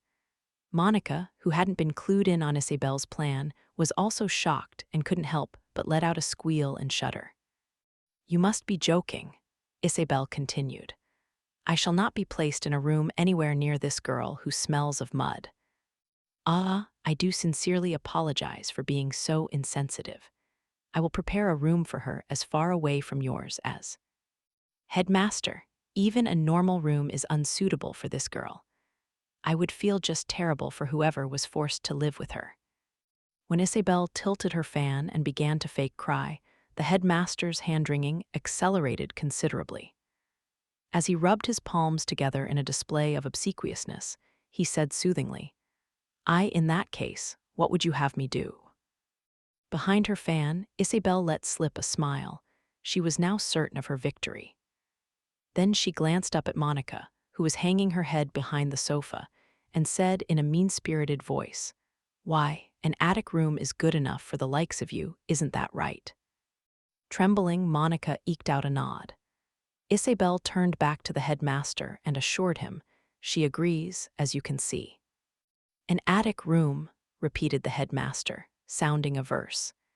He was probably more concerned about the academy's reputation than he was about Monica. Isabel turned a sharp glare on him. "Is it unavailable? If so, a stable would suffice." No, we'll have a bed brought up to the attic room." Yes. As the headmaster looked away, Isabel shot Monica a wink. Monica was totally astonished by this skillful villainous-style resolution. Villainesses are pretty amazing. But it wasn't villainesses who were amazing, it was Isabel. Once she had left the headmaster's office, Monica let out a sigh of relief. The attic room was above the storage room on the top floor of the student dorms, a different floor than all the other students. Such treatment might have reduced a proper young noble lady to tears, but Monica was incredibly grateful for it. Lady Isabel, thank. As Monica attempted to murmur out a thank you, Isabel's eyes suddenly got misty. Monica, shocked, looked at her in a panic. You, Lady Isabel. Ah, if only we could have been roommates. We could have arranged secret tea parties in the middle of the night or crawled under the covers together and shared secrets. But I can't allow myself to get in the way of your mission. I fully understand that. After wiping her eyes with a handkerchief, she threw her arms around a flustered Monica and clung to the back of her neck. My sister, if you're ever free, please come to my room to visit. I'll do my very best to make you feel welcome. Okay, said Monica, nodding stiffly. Isabel suddenly realized what she was doing and straightened herself out. They could hear voices from around the corner of the hallway. The entrance ceremony wasn't until tomorrow, but a few teachers and students with club activities could be seen around the school. Thus, it wasn't strange for them to run into someone, but the conversation they were hearing was certainly unusual. Damn it, let me go, I did nothing wrong. Shut up already, or I'll freeze your mouth shut next. Settle down, Cyril Ashley. Yeah, Cyril, you're being even louder than he is. From around the corner came 3 male students and 1 young male teacher. A student with black hair was screaming and shouting to be let go, while the other 3 were restraining him, apparently trying to bring him somewhere. Isabel whispered to Monica in a low voice so that only she could hear. That black-haired young man, that would be Lord Aaron O'Brien of House Stale. I've seen him before at social events. Aaron was a fairly tall boy, and the other 3 were having a hard time restraining him despite their number. Isabel took out her fan and smoothly covered her mouth. The brown-haired boy is Elliot Howard of House Dasby. I'm not familiar with the silver-haired one, but since he wears the student council emblem, he must be from an elite house as well. I see, thought Monica. As Isabel had pointed out, the 3 male students wore small emblems on their lapels. Isabel had both a good memory and a sharp eye. The way she'd recalled their names so quickly and spotted their lapel pins was brilliant. Monica furtively glanced at her in admiration. Wouldn't she be much better at infiltration than I would? She wondered. In the meantime, the clamorous group of 4 started heading their way. So Isabel and Monica both quickly moved to the wall to make room. The brown-haired boy with the droopy eyes, Elliot Howard, looked toward them and casually raised a hand, saying, sorry for the noise. But right then, the black-haired Aaron, the one being restrained by the other 3, looked at the 2 girls with bloodshot eyes and shouted, Hey, you 2, say something already. I'm being tricked. I don't remember, I don't know, I can't recall, ahs. Quiet already, shut your mouth, barked the silver-haired young man, veins popping out of his temples. He then quickly muttered something. The muttering brought Monica's head back up. It was a magecraft chant. And a shortened one, too. The silver-haired boy weaved his spell in half the time of a normal chant, then snapped his fingers. Aaron's flailing wrists froze together like shackles. The silver-haired boy then produced a small shard of ice in his palm and rammed it into Aaron's mouth, holding it there. As the ice shard was shoved into his mouth, Aaron's eyes widened, and he voicelessly screamed. HMPH, hopefully this cools your head a bit, spat the silver-haired boy distastefully. The droopy-eyed Elliot looked at him in exasperation. Cyril, did you know all the girls call you the Icy Scion? What is that supposed to mean? It's the name of a character in a novel popular in the capital. Apparently, He's wonderfully cool and collected. Why don't you try a little harder to meet their expectations, I fail to understand. I am always calm. Elliot simply shrugged at Cyril, the young silver-haired man. Finally, the teacher addressed them both and said, "Let's get moving." "Yes, Mr. Thornley," answered Elliot without argument. Cyril looked at Isabel and Monica and offered a brief apology. Then the three of them dragged Aaron away. When all four were out of sight, Isabel broke the silence. "I wonder if something happened in the student council." Speaking of the student council, its president was the target of Monica's assignment, the second prince, Felix Riddle. If there had been an incident in the student council, it meant Monica, his bodyguard, would need to learn the details. I've only just transferred, and I have a feeling things are already getting complicated." Reflecting on their turbulent encounter with the council members, Monica held her stomach and let out a small groan. The attic room Monica was given turned out to be much cleaner than she'd expected. The headmaster had probably seen to it. The room contained both a small, simple bed and a desk for studying, more than enough for Monica. She raised the window to air out the room, then opened up her travel bag. "Nero, you can come out now, Nero." She dumped the contents of her travel bag onto the bed, sending Nero rolling out, too. "Maya," he made a sound halfway between a yawn and a meow. What's this? Did we arrive already?" Were you sleeping that whole time?"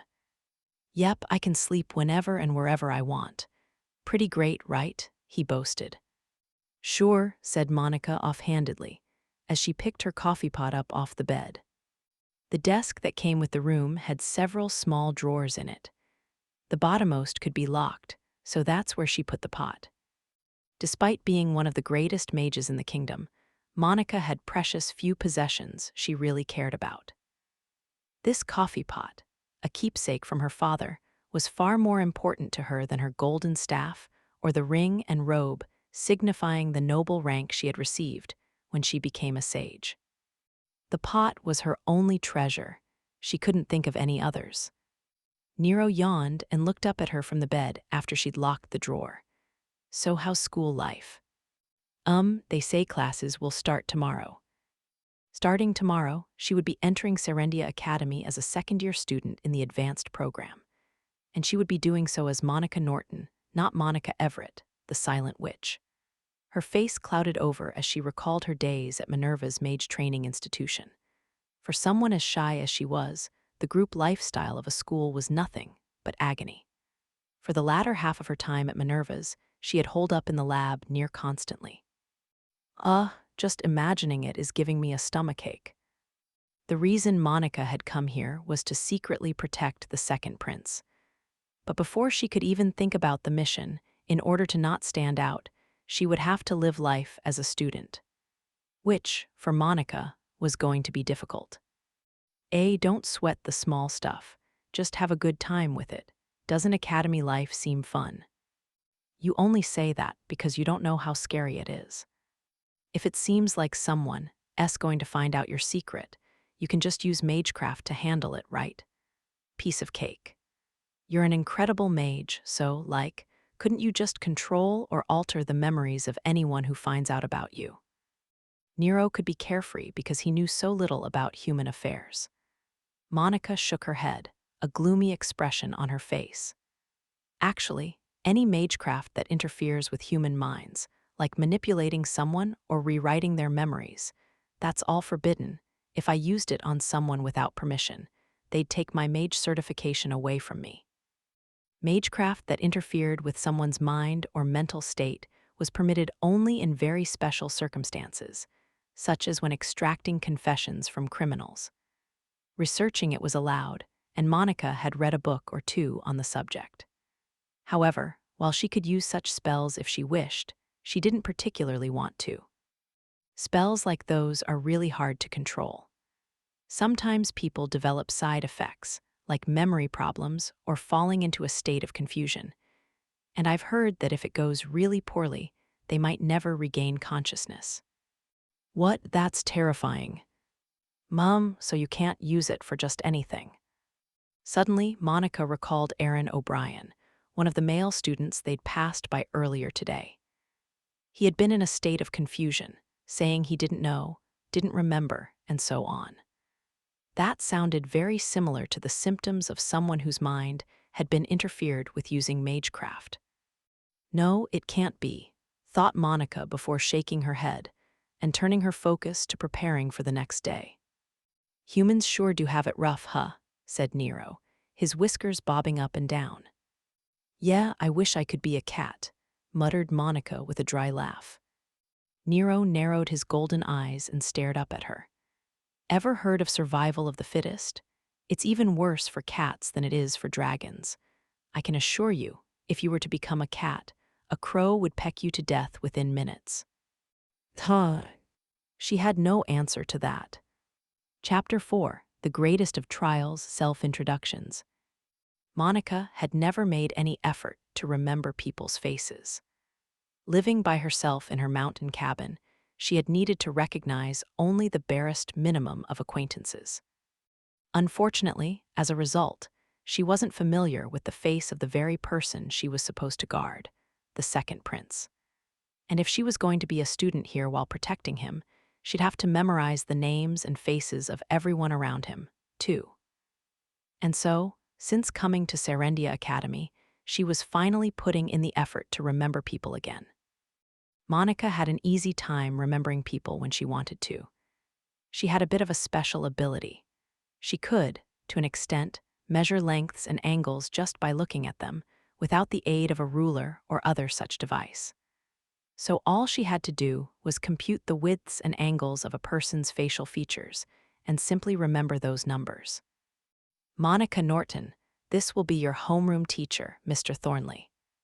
On the first day of classes, the headmaster took her to the faculty room and introduced her to a male teacher.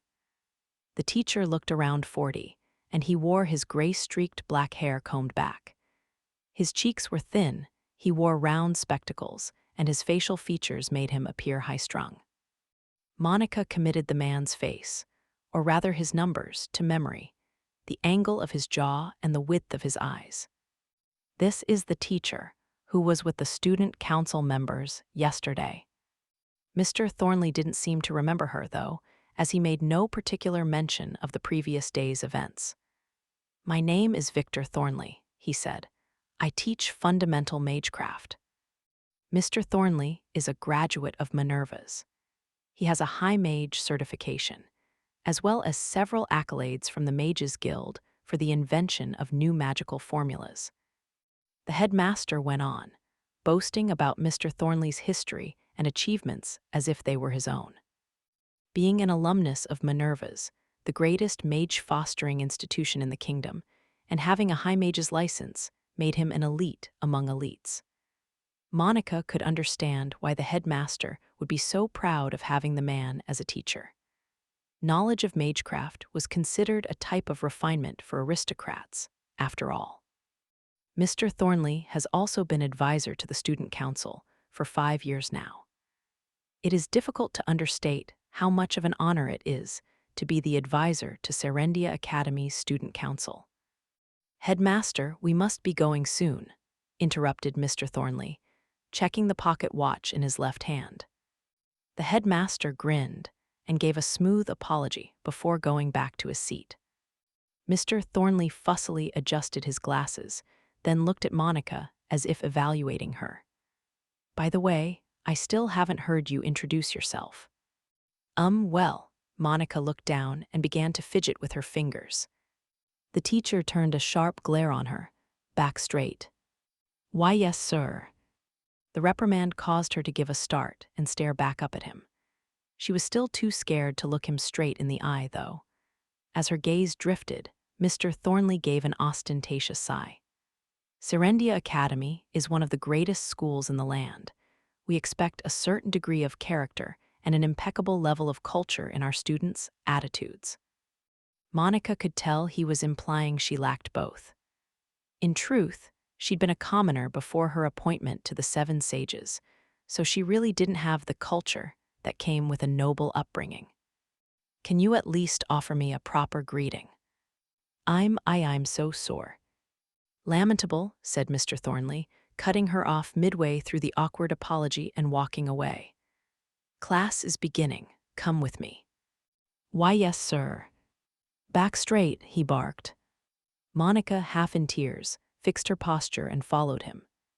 Though she usually stuck with her favorite time-worn robe, today she wore the Serendia Academy uniform, a mostly white one-piece dress with a bolero over the top and a pair of white gloves. Even at Minerva's, noble children would choose to wear their own pair of gloves, but here at Serendia Academy, they were part of the uniform. Monica kept clenching and unclenching her hands, not able to get used to their sensation. Inside the gloves, her palms were slick with sweat. Eventually, they arrived at the classroom, where Mr. Thornley had her stand in front of the podium. Everyone, your attention, please, he announced. A new student will be joining us today, Lady Monica Norton. Her classmates' eyes were all focused on her. That alone was enough to make her dizzy. She felt like a criminal standing trial. Please introduce yourself, prompted Mr. Thornley. Monica's throat began to seize up. Just being exposed to people like this was almost unbearable, and now he wanted her to introduce herself. I have to say something in times like these. Louis had taught her. All she needed to do was say my name is, then her name, then bow or curtsy. But for Monica, even that was a daunting trial. She opened her mouth to try anyway, but managed only to flap her lips without actually saying anything. Mr. Thornley gave a particularly audible sigh, not bothering to hide his exasperation. It was like a knife in her heart. All right, he said, take your seat. Yours is the farthest one back along the wall next to the hallway.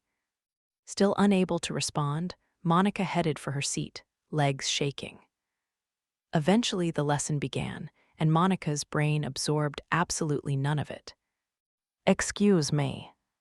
Monica had been sitting stock still in her chair, despite the start of break time, when she heard a voice from right next to her. Was someone speaking to her?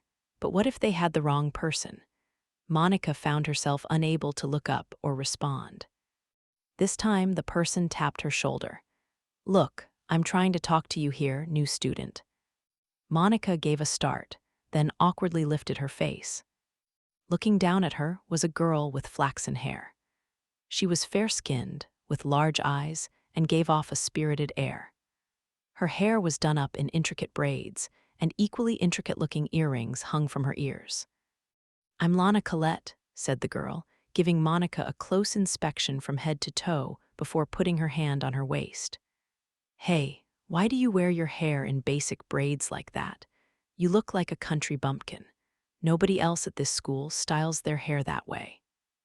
As Lana pointed out, Monica's light brown hair was parted into two loose, simple braids.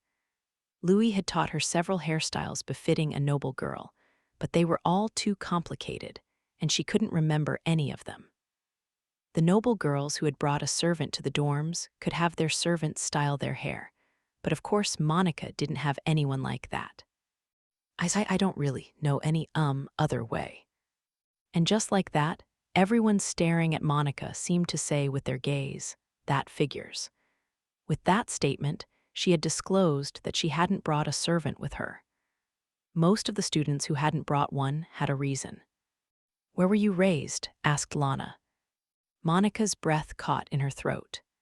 She'd been born and raised in a town relatively close to the royal capital, but right now, she had to pretend to be related to House Kerbeck. LL Lyonak, she offered. It was the name of one of the towns in the Count's territory. Oh, exclaimed Lana, her eyes widening. The large town by the kingdom's border. They get imports of rare cloth from our neighbor, right? Hey, what kind of styles are in fashion in Lyonak right now? What kinds of dresses do they wear? And what kinds of scarves? The barrage of questions put Monica at a complete and total loss. She wasn't actually from Lyonak to begin with, and even if she had lived there, she wouldn't have known a thing about the latest fashions. I don't really know much about that stuff, I'm sorry. Lana pursed her lips at the mumbled apology and frowned. Hey, why don't you wear any makeup? You should at least use powder and lipstick, right? Look at my lipstick. It's the newest item from a makeup shop in the capital. After that, Lana began to nitpick almost every part of Monica's outfit. Oh, gloves with embroidery on the edges are the cutest, she said. I can't believe you aren't wearing a single accessory, and those boots are way out of fashion. Monica could only apologize and say, trembling, that she didn't really know one way or the other. She really didn't understand anything Lana was saying. Lana's hairstyle was very intricate, with beautiful hairpins. Her necklace was lovely as well, and the ribbon at her neck was adorned with splendid embroidery. Though she wore the same uniform as Monica, Lana's made a completely different impression. Seeing Monica in a fix, the female students around them began to put their fans to their lips and whisper to one another. Didn't her father just become baron? And now she's bragging about it to a country girl. Nobody else will talk to her, so country girls are all hooray left. She must really be desperate, since they bought their noble title and all. Their voices were low but still loud enough for Monica to hear. Obviously, Lana could hear them as well. The latter's dainty eyebrows began to twitch, and eventually she brushed her flaxen hair back and sniffed. HMPH, I've had quite enough of this. It's boring talking to you anyway. I'm sorry. Monica was used to being called boring. She was painfully aware of how dull she was. The topics that excited others fell flat with her, and she knew nothing of the latest trends. Her only interests were mathematics and magecraft. Because of that, all she could do was keep her head down, not make eye contact with anyone, and wait it out. She was looking down now, too, stiff as a stone. Suddenly, Lana reached out and grabbed Monica's braids. Monica gave a terrified yelp, but Lana told her to just stay still, her tone sharp. Then Lana undid Monica's braids and started rebraiding them. Since there was no mirror here, Monica couldn't see what was happening on her head. Eventually, Lana nodded in satisfaction. That should do, she said. See how simple that was? Now, learn how to do it for yourself. With that, Lana strode boldly back to her seat. Nervously, Monica touched her fingertips to her head and felt a ribbon hanging there, smooth and soft to the touch. Most students at Serendia Academy ate lunch at the school cafeteria. Not only did the cafeteria feature an array of first-rate chefs, it also had a full waitstaff. They performed simple taste tests on every batch of food to check for poison as well, so the students could enjoy their meals in peace. A select few students had brought their own chefs or waitstaff to the dormitories, and they'd eat in their room after having the food cooked in the cafeteria. The second prince, whom Monica was supposed to be guarding, was apparently one such student. Which means there's no reason for me to go to the cafeteria. Using that as an excuse, Monica snuck out of the classroom once lunch break began. All her classmates were streaming toward the cafeteria, but Monica went against the tide and exited the school building. She had about a handful's worth of berries in her pocket, and she was hoping to find somewhere to eat them without many people around. Monica had always been good at finding isolated places. When she went to Minerva's, she'd always hold up in a secret spot to read books on magecraft and mathematics. Since the weather was nice and there wasn't much wind today, Monica decided to take a walk outside. Serendia Academy was located on a very large plot of land, and its gardens were beautifully maintained. Summer's flowers had withered, replaced by the buds of autumn roses that had just begun to bloom. For the most part, schools attended by nobles began the year in autumn, and commoner schools opened their doors in spring. From spring to summer, nobles were busy with events for the social season, and autumn was when commoners harvested their crops. The school year for each group was set up so as to avoid those times of the year. Though Monica was of common birth, she'd never gone to a school with the other kids in town. Her father had been a very knowledgeable man and had been able to personally teach her while he was alive. After his passing, her father's disciple, through some twists and turns, had become her foster parent and had enrolled her at Minerva's. That was why Monica wasn't accustomed to communal living. Even when she'd gone to Minerva's, she hadn't had anyone there she could call a friend. Well, there was one person, but they'd said their final farewells already.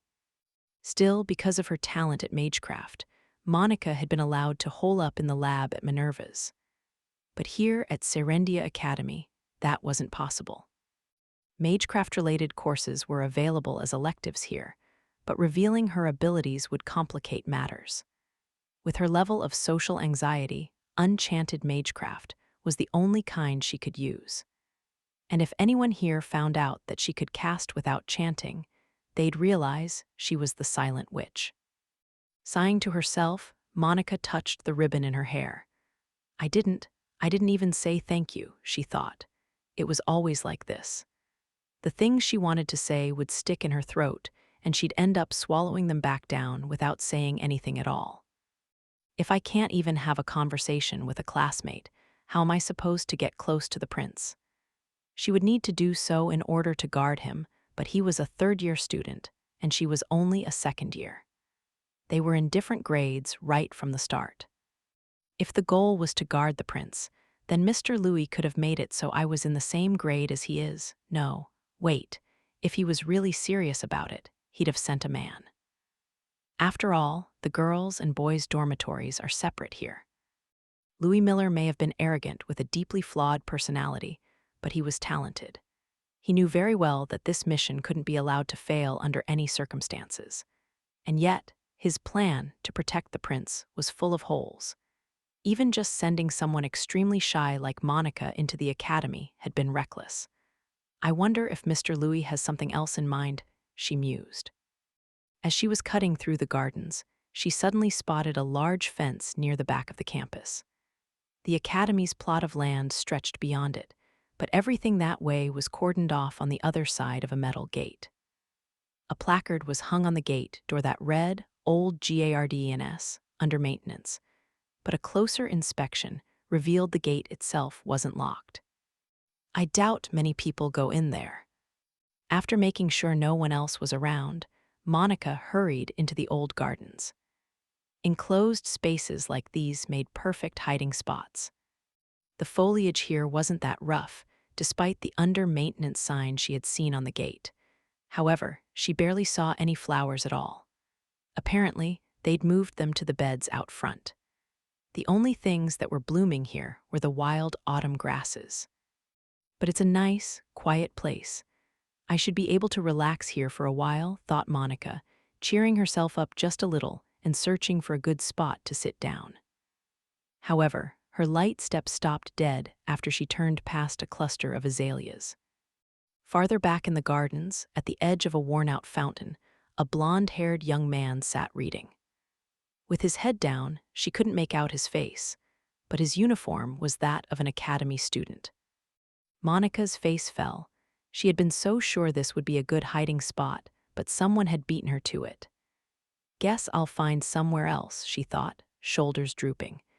But as she turned to leave, she heard a rustling through the grass behind her. By the time she realized something was happening, an arm had grabbed her wrist from behind. She yelped.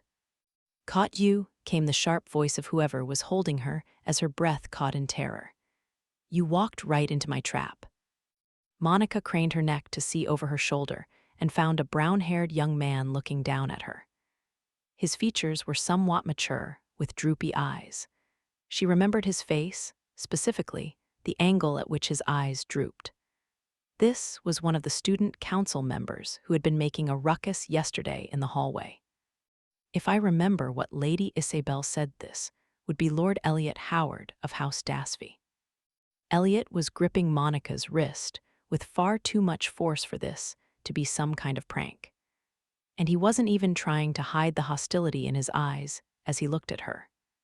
Elliot patted Monica's pocket.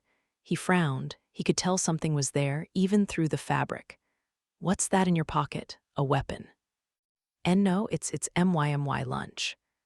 He laughed scornfully at her desperate explanation, as though it was absurd. There's no student at this academy who would put their lunch in their pocket. Ah, he was right. No noble girl who went to Serendia Academy would ever bring berries with them for lunch. When Monica remained silent, Elliot gave an intrepid smirk and gazed down at her. I know the face of just about every single student here except first years. Judging by your uniform's scarf color, you're a second year, but I don't recall ever seeing you, so it would only make sense to assume you're an infiltrator disguised as a student, right? He paused for effect. Now confess, who hired you? Monica had passed by Elliot yesterday, but it had been for only a very short time, and she'd been looking down. He probably hadn't gotten a good view of her face. Intimidated by the enmity in his voice, she started to tremble like a small animal. No, no, no, no, no, no, no. I'm scared, he's scary, this is scary.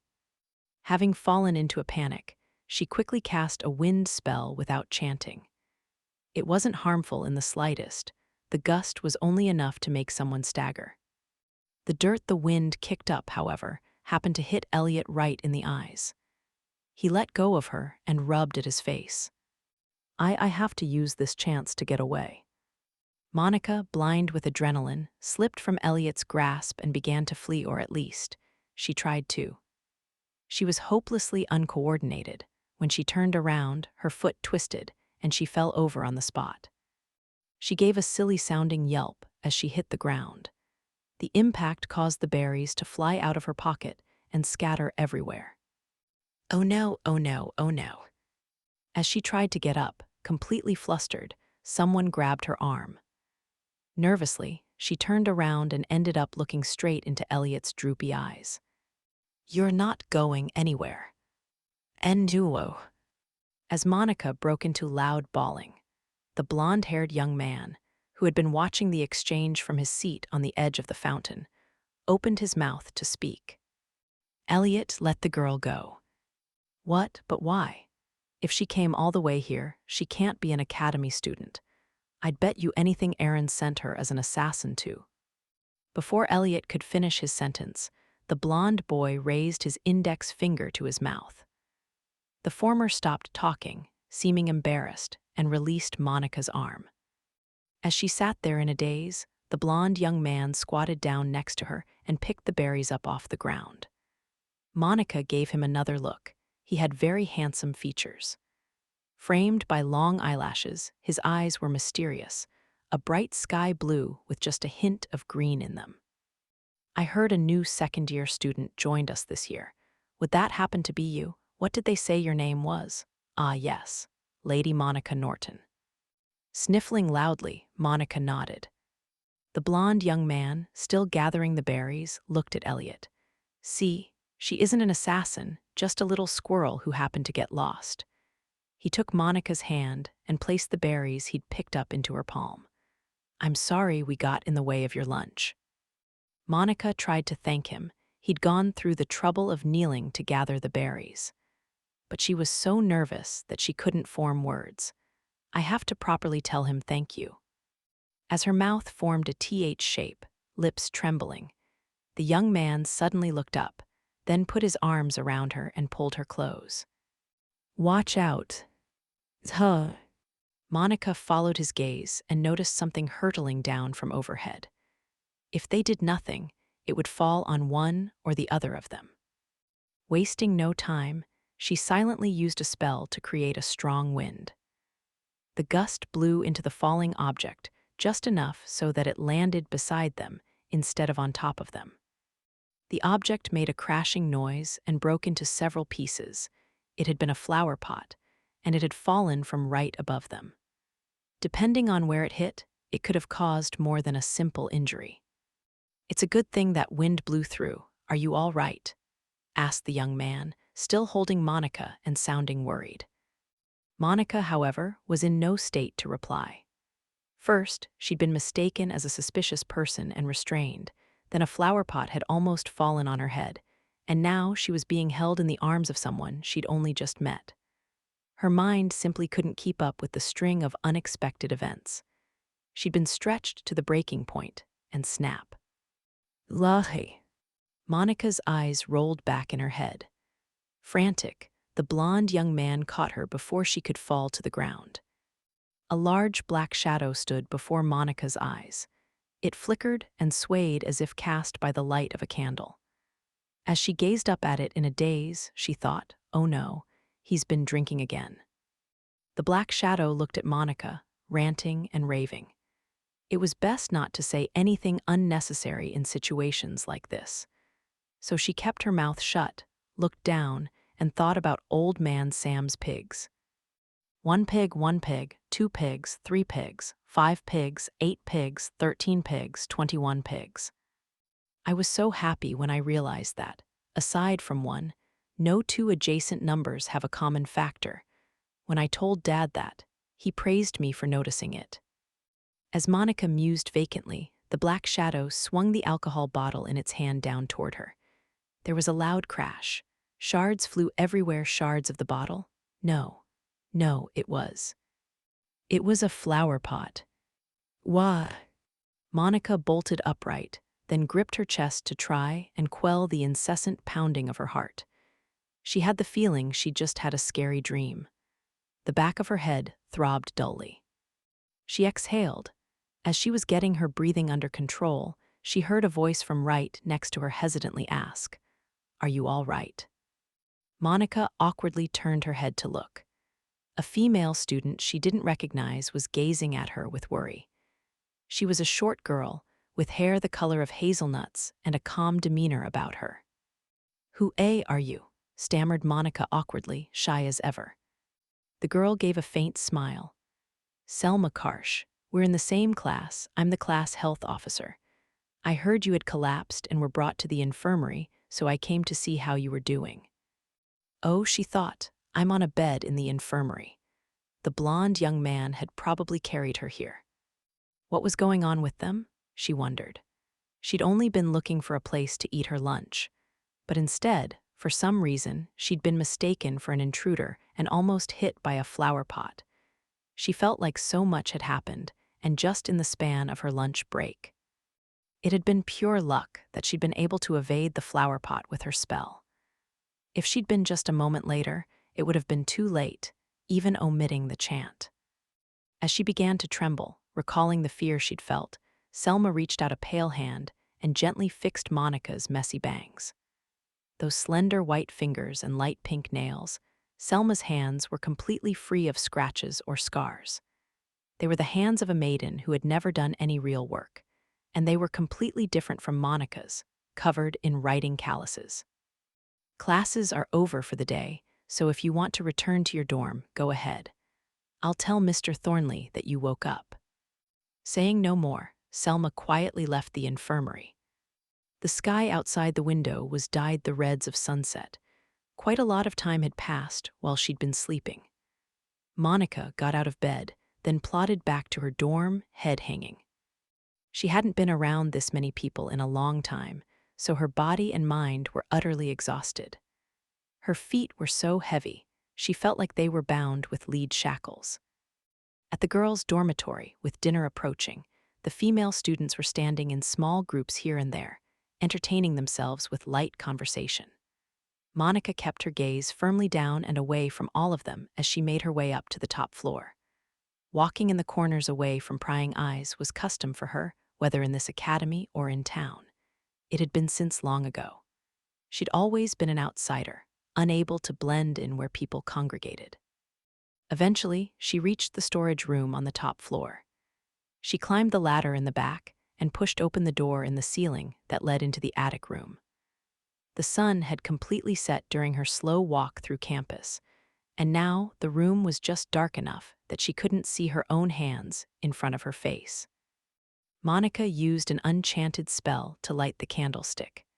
People praised her enchanted magecraft as a miracle, but for her, having a normal school life was far more difficult. She removed the ribbon Lana had used to tie her hair and set it on her desk. Then she spread out a handkerchief and placed the berries on top. They had still been in her pocket. Tock tock, she heard a knocking at the window. When she looked over, she could faintly see the outline of a black cat against the night. She unlocked the window, and Nero deftly used his front paw to push it open. "Welcome back, Nero." "Yep, I'm back. and with a whole load of information to boot. Compliment me. Mum, thank you. Listen and be amazed.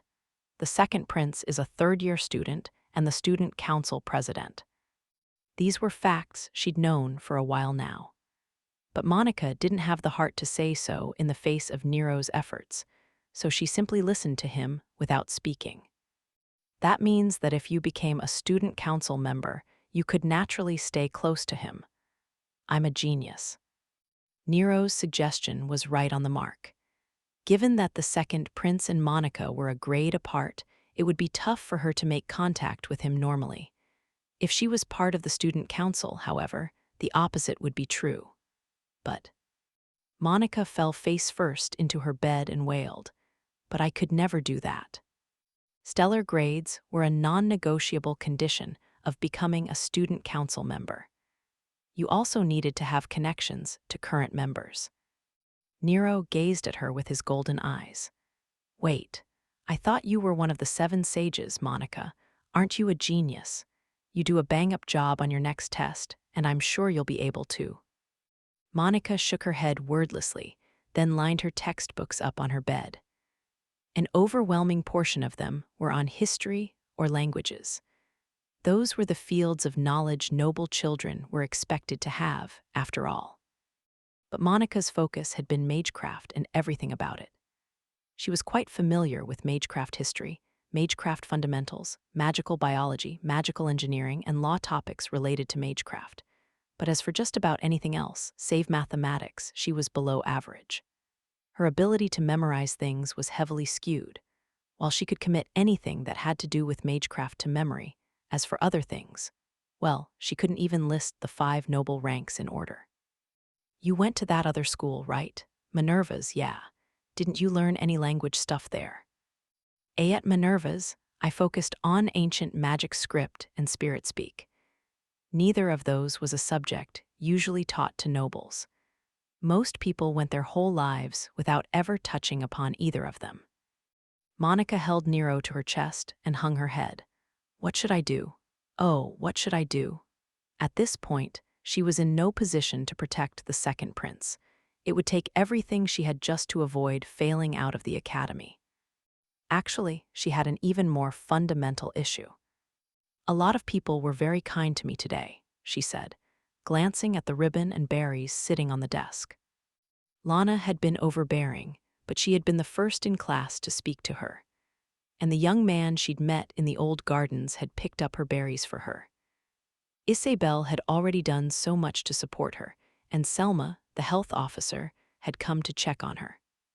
To tell the truth, I wanted to properly say thank you to them, but her shoulders drooped again. Nero looked up at her. "Wait, but can't you say thank you to me just fine? You just did, I heard you."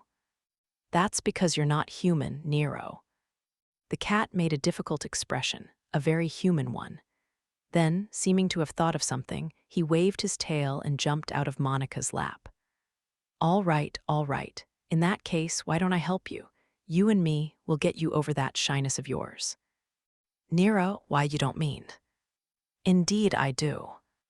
Nero hopped up onto a chair, then gave his tail a swish. Instantly, his form bent and squished until he became a clump of black shadow.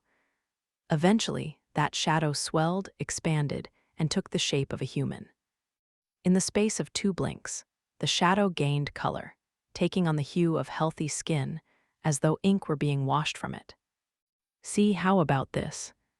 The creature sitting on the chair was no longer a black cat.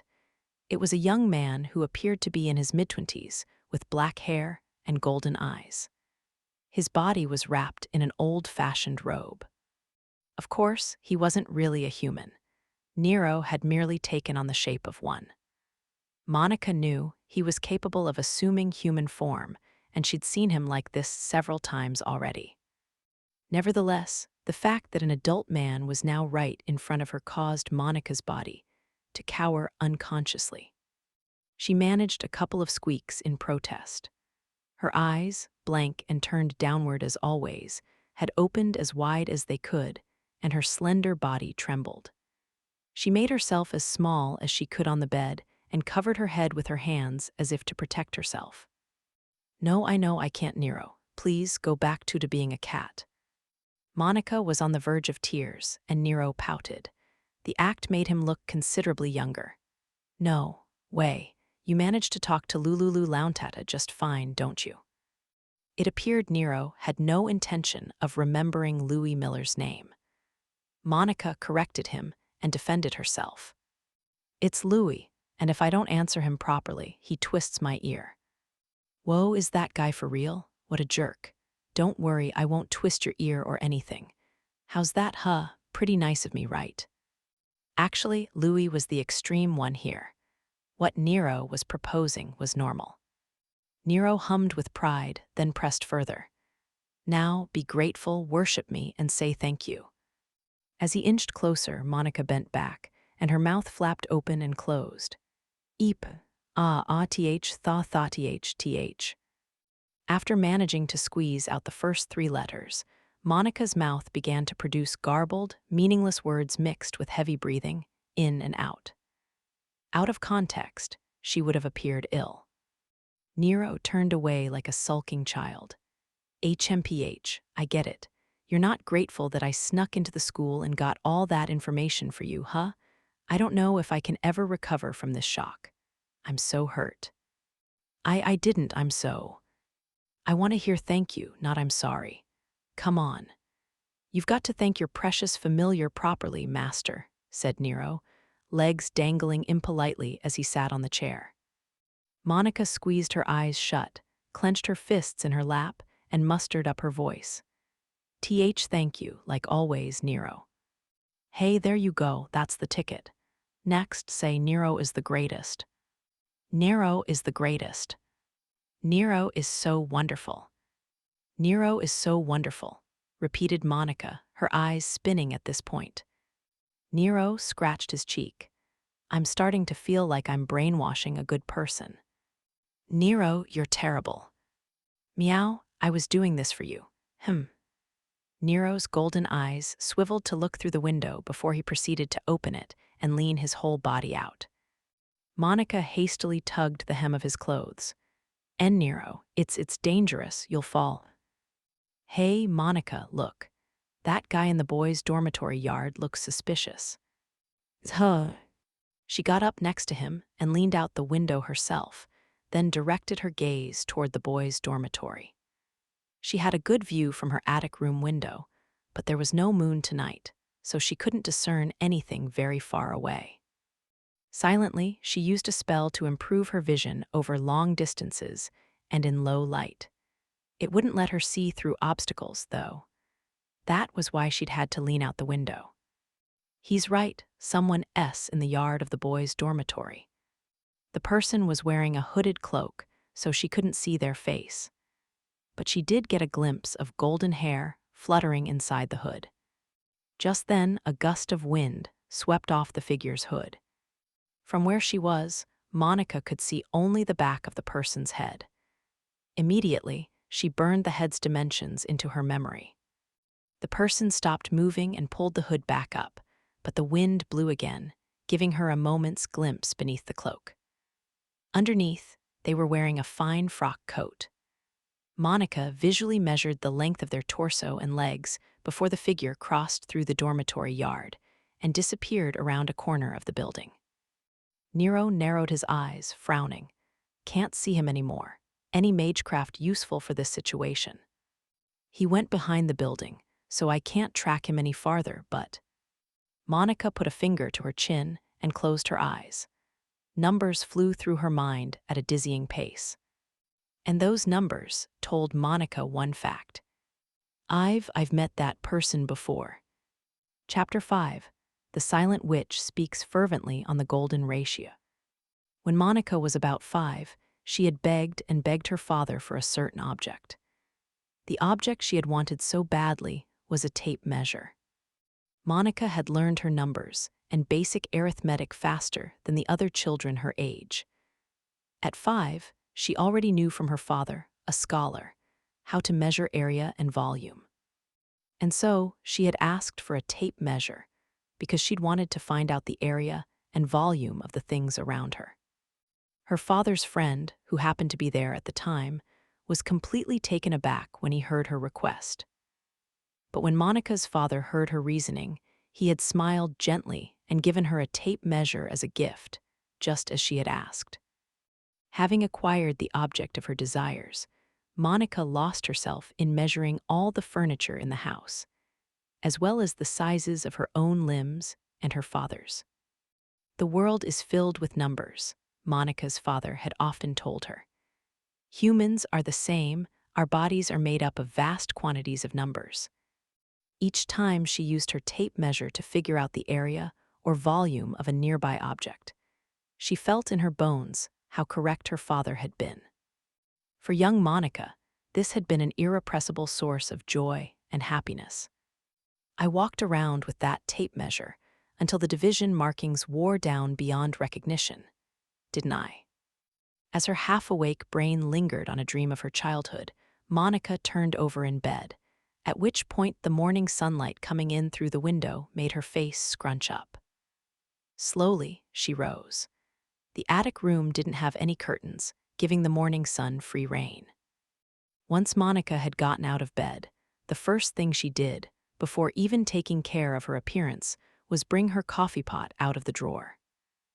Then she used an enchanted spell to create water and filled the pot with it. It was said that water fabricated with magic was unsuitable for drinking, due to the mana it contained. A human body could retain only so much mana, so consuming a large amount of mana-rich water would lead to magic poisoning. That was why Monica normally drew her water from a well. But a little bit wouldn't hurt. As one of the 7 sages, Monica could store a higher amount of mana than normal people anyway. It wasn't easy for her to come down with magic poisoning. She filled the pot with the water she'd created, ground some coffee beans, and set them up on the pot. Then she took out a small metal trivet, placed the pot on top of it, and used another enchanted spell to create fire. Because a caster needed to maintain the intensity of the heat as well as its position, even a small flame like this required an intricate spell and quite a bit of control. Nero, who was lying on the bed in his black cat form, looked at her with mild exasperation. Using your skills just to make a cup of coffee, isn't that a bit of a waste? I can't just use the kitchen without asking, so, said Monica softly in protest, pouring the coffee from the pot into the cup. Nero jumped up onto Monica's desk and gazed at her with his golden eyes. Monica, I want to try some of that. Really? Why? I read it in a novel recently. Bartholomew, the protagonist, drinks coffee in silence. It's very cool and refined. Monica thought for a few moments, then scooped up a little of the coffee from her cup with a spoon and placed it in front of Nero. Coffee probably wasn't the best thing to give a cat, but Nero wasn't a normal cat, so he'd be all right. Probably. Are you sure? She warned. It's pretty bitter.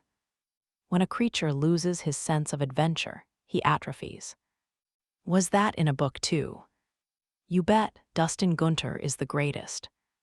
After naming one of the capital's trendiest novelists, Nero gave the coffee and the spoon a quick lick. Immediately, the fur covering his entire body bristled.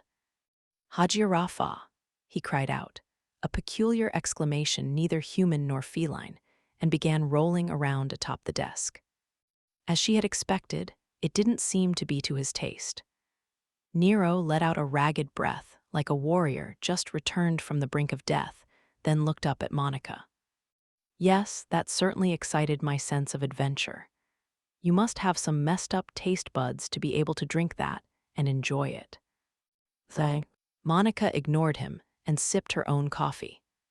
Hot and bitter as it flowed past her tongue, the liquid woke her hazy mind right up.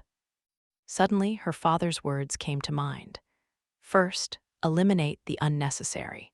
Once you have done that, the remaining numbers will be exceedingly simple. But what's unnecessary? She thought.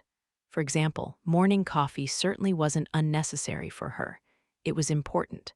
But for those who hated coffee, such a custom may have seemed pointless. If only it were a formula. Then I could solve it right away. How difficult it was to suss out the unnecessary in a person's mind. Still sipping her coffee, Monica glanced at the ribbon and berries on the desk. She'd never cared about her hairstyle before. Prior to yesterday, she would have said for certain that ribbons were unnecessary. The berries, too. Monica wasn't overly fond of eating, so if not for the berries, she probably would have shrugged and just gone without lunch. She picked one up and popped it into her mouth. She didn't normally even taste the food she ate, but for some reason, this time, she wanted to eat them with care and attention. So she made sure to pay attention to the flavor before she swallowed them. Hey, Nero, is there anything you think of as a necessity? What's this, philosophy so early in the morning? Yes, I know the word philosophy. Am I incredibly smart and cool or what? Yes, you're amazing, said Monica flatly. Nero pointed his right paw straight at her. That's it, he said. For me, your words of praise are quite the necessity. So give me more, praise me, write a ballad for me, in fact, or a novel, or paint a portrait, leave something for future generations so they know my greatness. That last part was definitely asking too much, but it gave Monica a tiny bit of joy to know her words of praise were needed. Also, it's nice to enjoy things that aren't necessary, Nero continued. Human life is full of the unnecessary, so why not enjoy it? That's another quote from one of Dustin Gunter's novels. For Monica, who had to try her hardest just to live, enjoying the unnecessary seemed like a monumental task. Nevertheless, I'll give it a try, said Monica, picking the ribbon up off the desk. As she did so, she remembered something else her father had told her, his gentle voice replaying in her mind. It's the most difficult challenges that are the most enjoyable, Monica. Lana Collette was sitting at her seat, her chin in her hand, flipping through a textbook. Once Monica had found her, she managed to walk, legs trembling, to her side. I'm What do you want? Lana kept her face toward the page, moving only her eyes to look at Monica, and when they saw her, they opened wide.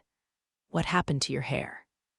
Monica's hairstyle was what Lana had done for her the day before, nor was it in her usual braids. Instead, the hair on the top of her head fluffed out unnaturally, with two braids forcibly affixed around it. It was rather avant-garde. I wanted to, do it like you did. Your basic braids would have been better. Monica whimpered as Lana shouted at her. She looked down and shoved her hands into her pockets. Then she pulled out the ribbon she'd borrowed yesterday and nervously held it out to Lana. Here, so thank you for yesterday. Remembering her practice with Nero the night before, Monica squeaked out her thanks. She still sounded like she was about to die, but she'd been able to say the whole thing properly. However, when Lana looked at the ribbon in Monica's hand, she gave a dismissive sniff and turned away. I don't need that. It's not in style anymore, she stated brusquely, as if to say the conversation was now over. Normally, Monica would have withdrawn immediately, tears in her eyes. But instead, she held herself firmly in place and desperately wrung out her next few words. Would you show me how to do it like you did, please? She de-stuttered the last word. She went red up to her ears, and since she was looking down, she couldn't see that the corners of Lana's mouth were twitching as she tried her best to hold in laughter. Well, I suppose you've given me no choice. Sit right there, okay, said Lana haughtily, gesturing with her chin toward a place beside her. Monica brought her chair over as instructed and sat down. Lana speedily undid Monica's hair. Really, how on earth did you manage to come up with something so odd? It's unbelievable. Hey, do you have a comb? And no, responded Monica weakly. Lana gave her hair a tug. I'm surprised you had the guts to ask me to teach you when you haven't even brought a comb. I'm sorry. Lana sighed in exasperation, then took out her own comb. It was made of silver, with intricate openwork on the grip. Upon closer inspection, small jewels were embedded in it in the images of tiny flowers. Not too long ago, goldwork combs with bird motifs were in fashion, she remarked. But ones like this are much trendier right now. The smaller number and size of the jewels make it very cute. The craftsmen in Anmol are particularly skilled, so if you want the best, you have to get one from Anmol. Then, for some reason, Lana trailed off and began combing Monica's hair in silence. Why did she suddenly stop speaking? Wondered Monica, mystified. Then Lana whispered something so only she could hear. It's boring, isn't it? What I'm talking about, I mean. Monica's eyes widened. It sounded like Lana was sulking. Monica turned to look up at her. Lana's lips were turned in a frown, and she looked hurt. My family bought their title, after all. I know you're thinking that the things I say are vulgar and not worth listening to. Well, flailing her arms pointlessly, Monica frantically worked her mouth. I get told I'm boring a lot too, well, because I talk about numbers all the time. She could talk about anything related to mathematical equations and magical formulas. But she'd forget to pay attention to her listeners' reactions and keep talking far too long. Louis Miller had scolded her for it more than a few times. The handsome mage would sometimes twist her ear without mercy, smile, and ask, "Have you returned to this world, my fellow sage?" Remembering it made her start trembling. Lana gave a short laugh. "You're so weird." I am. Yes, now face forward. With practiced motions, Lana tied the sides of Monica's hair into braids. Once she had two, she bunched them with the remaining hair and tied them neatly with the ribbon. They're finished, it's not so hard. Wow, that was so fast. Then the positions and angles of the braids are the key. No, wait, I should also consider the ratio of the different clumps of hair. It's not about numbers, you learn with your hands. Now, undo it and try it again yourself. Monica's eyes widened at Lana's words, and she exclaimed, "What? But it's so pretty, Didu, I really have to undo it." When Lana heard the words, "But it's so pretty," her mouth twitched. The compliment seemed to have put her in a good mood, and then she cleared her throat, playing the big sister. "You can't learn it if you don't do it yourself. If you mess up and run out of time, I'll redo it, so give it a try." It's like breaking apart a neat, finished equation and writing over it with random numbers. What kind of analogy is that? Just as Lana smiled, half exasperated and half pleased, a commotion arose in the classroom. It was still too early for the teacher to have arrived. Wondering what was going on, Monica looked toward the source of the noise. There, she found a male student she recognized, the young man with droopy eyes and brown hair. It's him. Elliot Howard, the member of the student council, who had accused Monica of being an intruder in the old gardens the day before. He took a look around the classroom, and when his eyes met hers, he grinned. Monica gasped in fright and hid herself behind Lana. However, it was already too late. His leather shoes clapping across the floor, Elliot headed straight for her seat. Monica immediately leaped out from behind Lana and hid behind a nearby curtain. Elliot sneered at her eccentric behavior. "I can't believe you were really an academy student. In fact, I'm still not entirely convinced. Running away as soon as you see someone's face? No proper lady would do that. I see, you really are a timid little squirrel." Trembling, Monica looked at Elliot from between the curtains. I'm a H-human." "If you're a human, then at least come out from there." Hesitantly, Monica came out from behind the curtains, and Elliot smiled. At least, his mouth was shaped like a smile. His droopy eyes were cold. "I came here because I need something from you," he said. "Would you come with me quietly?" I have, classes. This class's homeroom teacher is Mr. Thornley, right? I'll have a word with him about it. And it's only the second day of the new semester anyway. They won't cover anything that important." Elliot walked several paces away, then craned his neck to look back at her. "I'm a member of the student council. If you want to get along at this academy, you should do as I say, newcomer." If Monica cried no, burst into tears, and ran away, she'd be no different than she was yesterday. So instead, she took a deep breath, then gave a little nod. All right. Elliot Howard wasn't even trying to hide his disdain for her, and his words were laced with thorns. Still, it was probably better than a certain sage she knew who would send offensive magic flying at her, smiling all the while. At any rate, that was what she told herself as she pushed her shaking legs to start moving. Elliot stopped in front of a grand door on the 4th floor. All of Serendia Academy was extravagant enough to rival the estates of high-ranking nobles, but this door was especially splendid. Elliot gave a light knock, then opened the door without waiting for an answer. Coming in. Welcome, came a mild voice from inside, a voice Monica had heard before.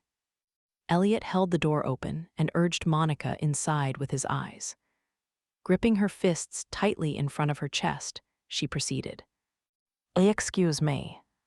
The interior was spacious, with a scarlet rug laid on the floor. Every single room in this academy had extravagant workmanship that was incomparable to any normal school, but this one was particularly lavish. The detailing on the tables, chairs, and pillars was incredibly intricate. The headmaster's room had been sumptuously decorated with rows of paintings and sculptures, but this place evoked a different sort of elegance. Near the back of the room, a male student sat at an official-looking desk. His hair was honey blonde and shone in the light from the window, and his eyes were beautiful, light blue with just a touch of green. I apologize for calling you here so suddenly, Lady Monica Norton, he said. Why you're, from yesterday.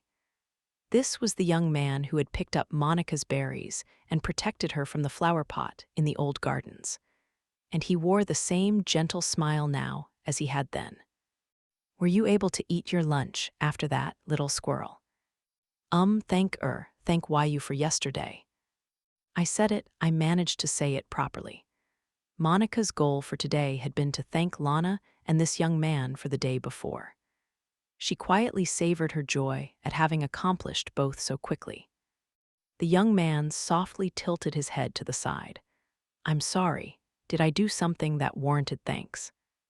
You picked up my berries, and you brought me to the infirmary, said Monica, kneading her hands.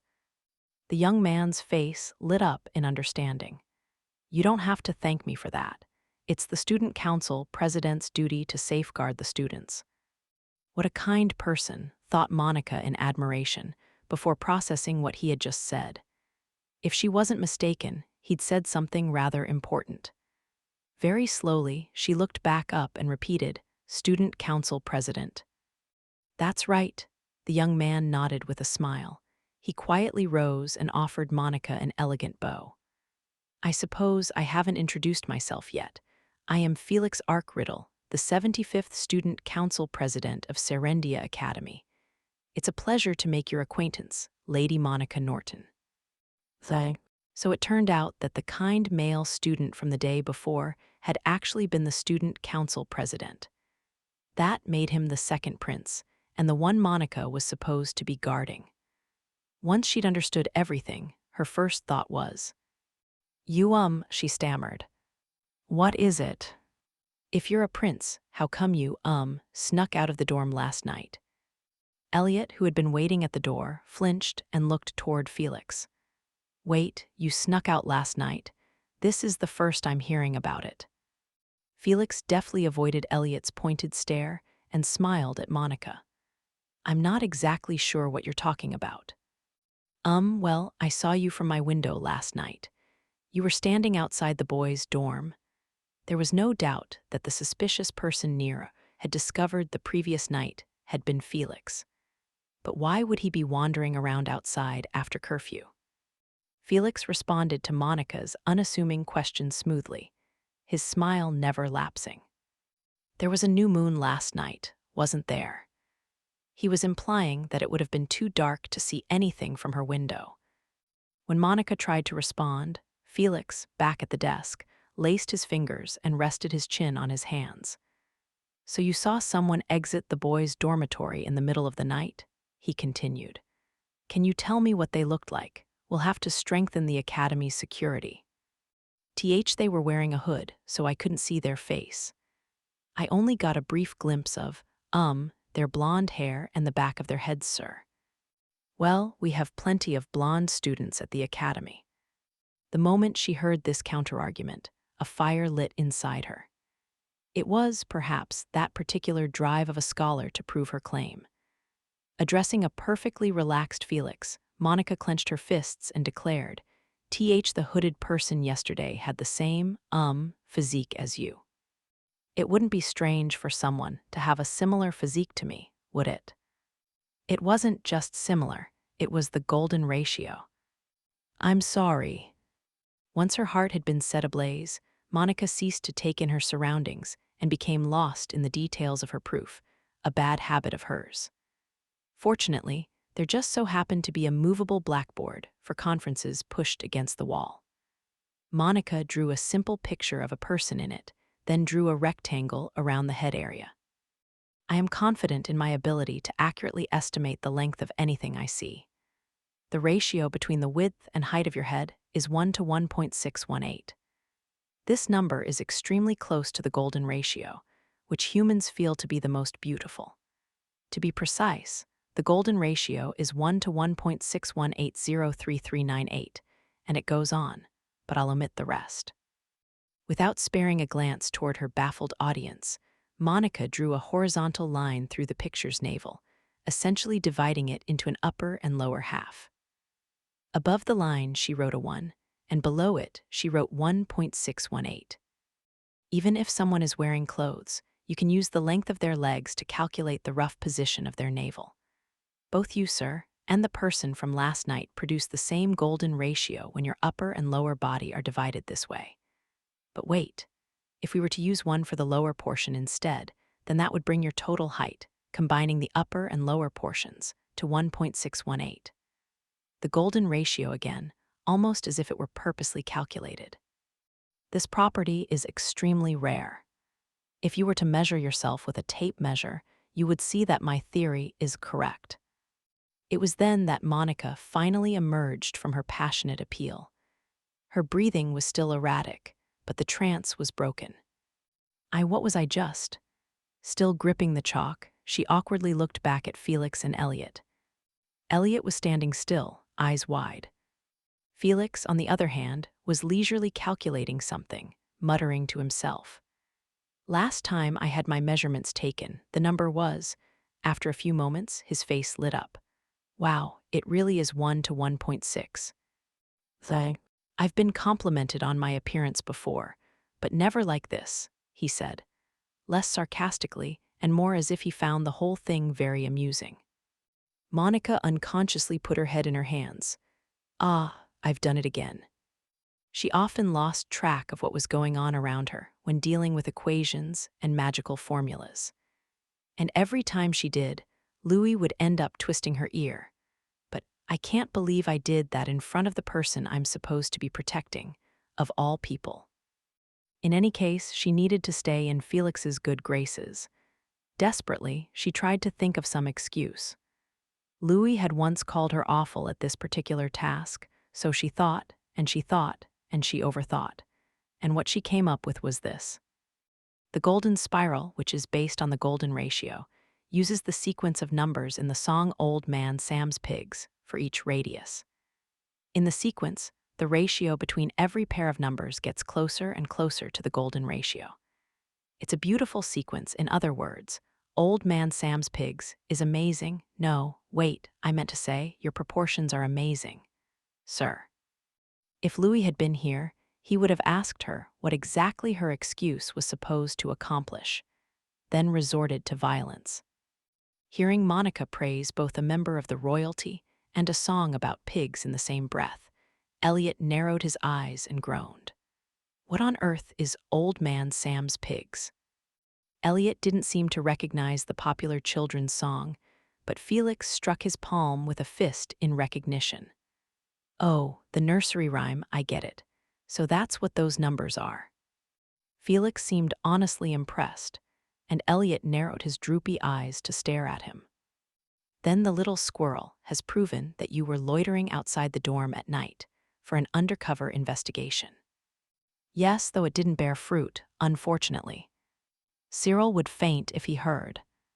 I know, so I was hoping you could keep it a secret.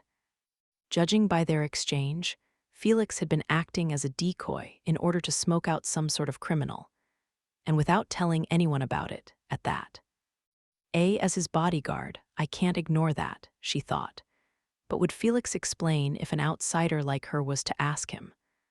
While Monica was worrying, Felix and Elliot continued their discussion. Come on, Elliot, she's clearly a harmless little squirrel. Not only did she take no action after witnessing me last night, but she then accidentally let it slip here. She can't possibly be an assassin. But couldn't it all be a ploy to make us drop our guard? The flower pot incident yesterday was too unnatural. It's entirely possible that Lady Norton here led you to where the flower pot would fall. Monica let out a surprised yelp. She sensed even more suspicion being cast her way, and she couldn't merely stand by and let it continue. So that flower pot yesterday didn't just fall by chance, she asked nervously. Elliot glanced at Felix, waiting for his decision. Felix gave a smile and recrossed his legs in his chair. Why don't I explain things from the beginning? It all happened 2 days ago when we discovered the student council accountant, Aaron O'Brien, had been embezzling funds from the council budget. When we pressed him on it, he fell into a state of confusion. So we decided to confine him to his dorm room until his expulsion was finalized. Aaron O'Brien was a name Monica remembered. That was the black-haired male student who had been shouting in the hallway 2 days ago as the others restrained him. Isabel had told her his name. The student council would prefer not to let a source of internal embarrassment become public. We had hoped to keep Accountant O'Brien's embezzlement a secret from the other students, tell them he had suddenly fallen ill and needed to leave school, and wrap things up quietly. Unfortunately, a bit of an incident happened shortly thereafter. It was the day before the opening ceremony. Felix had passed judgment on Aaron O'Brien only that morning, and he was working with the other council members to clean up the mess Aaron had left. The most troublesome aspect was having to review the accounting records. Aaron had altered several items in the process of embezzling funds. Then, to conceal those alterations, he'd fiddled with other numbers, and he'd repeated this process several times. As a result, the ledgers were in a pretty terrible state. The student council members were all working together to review them, but it would take considerable time to fix all the numbers. That day, they didn't end up progressing very far. Time, however, continued to tick on, and with the opening ceremony coming up the next day, they couldn't afford to devote all their time to revising the ledgers. Around 3 in the afternoon, the student council advisor, Mr. Thornley, made an appearance and said, "We need to prepare for tomorrow's opening and entrance ceremonies." Felix would have to take charge of setting up for the ceremonies and had to go. He'd need the other male students to help him move things around, too. So he left the record reviews to one of the secretaries, Bridget, and the Officer of General Affairs, Neil, and took the other 2, Vice Presidents Cyril and Elliot, the other secretary, with him to the hall where the ceremony would be held. The chairs for the new students had already been placed in rows, and a hanging sign was set up near the entrance. With the decorations mostly complete, Felix and the others would just be doing the final checks. Still, as they were running down their list, they noticed small things here and there, such as chairs missing, which needed to be dealt with. Let's put the new student ribbons into boxes according to their class. That'll make the day go more smoothly than if. As Felix was giving Elliot instructions, Mr. Thornley looked above Felix's head and suddenly paled. "Look out," he cried. A moment later, Cyril called out, "Sir," his voice almost a scream. Hearing Mr. Thornley and Cyril, Felix moved before his mind could even process what was happening. A few seconds later, something crashed down where he'd been standing, the sign that had been hanging over the entrance. This sign had been affixed to an anti-fall grating on the second-story window of the ceremony venue using metal clasps. In other words, someone had reached through the window and unclasped them. They looked up and saw that the second-story window was slightly ajar, and in the window, they caught sight of a figure, just for a moment, before it quickly withdrew. And that's the long and short of it. After listening to Felix's explanation, Monica was ready to faint. He had called it a bit of an incident, but to any normal person, it was quite literally an attempted assassination. I can't believe an incident like that happened on the very day I arrived here. Feeling the blood draining from her face and her lips trembling, she looked at Felix and Elliot. Felix had maintained his serene smile throughout the explanation, but Elliot was scowling. The latter reaction was the proper one in this case. Something was wrong with Felix. How could he smile so calmly when his life was the one being targeted? Or maybe members of the royal family are used to that kind of thing. Monica thought in a corner of her mind. Did you find out who dropped it? Unfortunately, they got away from us. Isn't that right, Elliot? Sorry about that. I wasn't able to catch them, said Elliot with a sulk before offering a few more details. When the sign had fallen, 3 people had been with Felix: Mr. Thornley, Cyril, and Elliot. Mr. Thornley, being the only teacher present, had entrusted Felix's protection to Cyril and gone with Elliot to chase down the culprit. Unfortunately, they hadn't been able to find anything, even after splitting up to cover more ground. Felix gave a relaxed sigh and shrugged a little. It happened a few hours after we found Aaron O'Brien guilty. It's natural to assume the 2 events are related, isn't it? But when the sign fell, O'Brien was confined to the boys' dorm. That means someone else must have dropped it. He narrowed his blue eyes slightly, then gave Monica a meaningful look. O'Brien implied he'd had an accomplice in the embezzlement. It's highly likely that person was the one who dropped the sign. Felix had interrogated Aaron, but by then, Aaron had lost it and could only mutter, "It's their fault," over and over again. He didn't seem to be in a state to talk about his collaborator. As Elliot explained this, his lips twisted into a sardonic grin. So we laid a trap to smoke out the collaborator during lunch break yesterday. Oh, so that's why you were in the old gardens. That's right. If Felix was alone in the empty back gardens, the culprit would be highly likely to make another attempt. Their plan had been for Elliot to hide. They would wait for the villain to go after Felix, and then Elliot would restrain them. Unfortunately, Monica had arrived completely by chance. I'll be honest.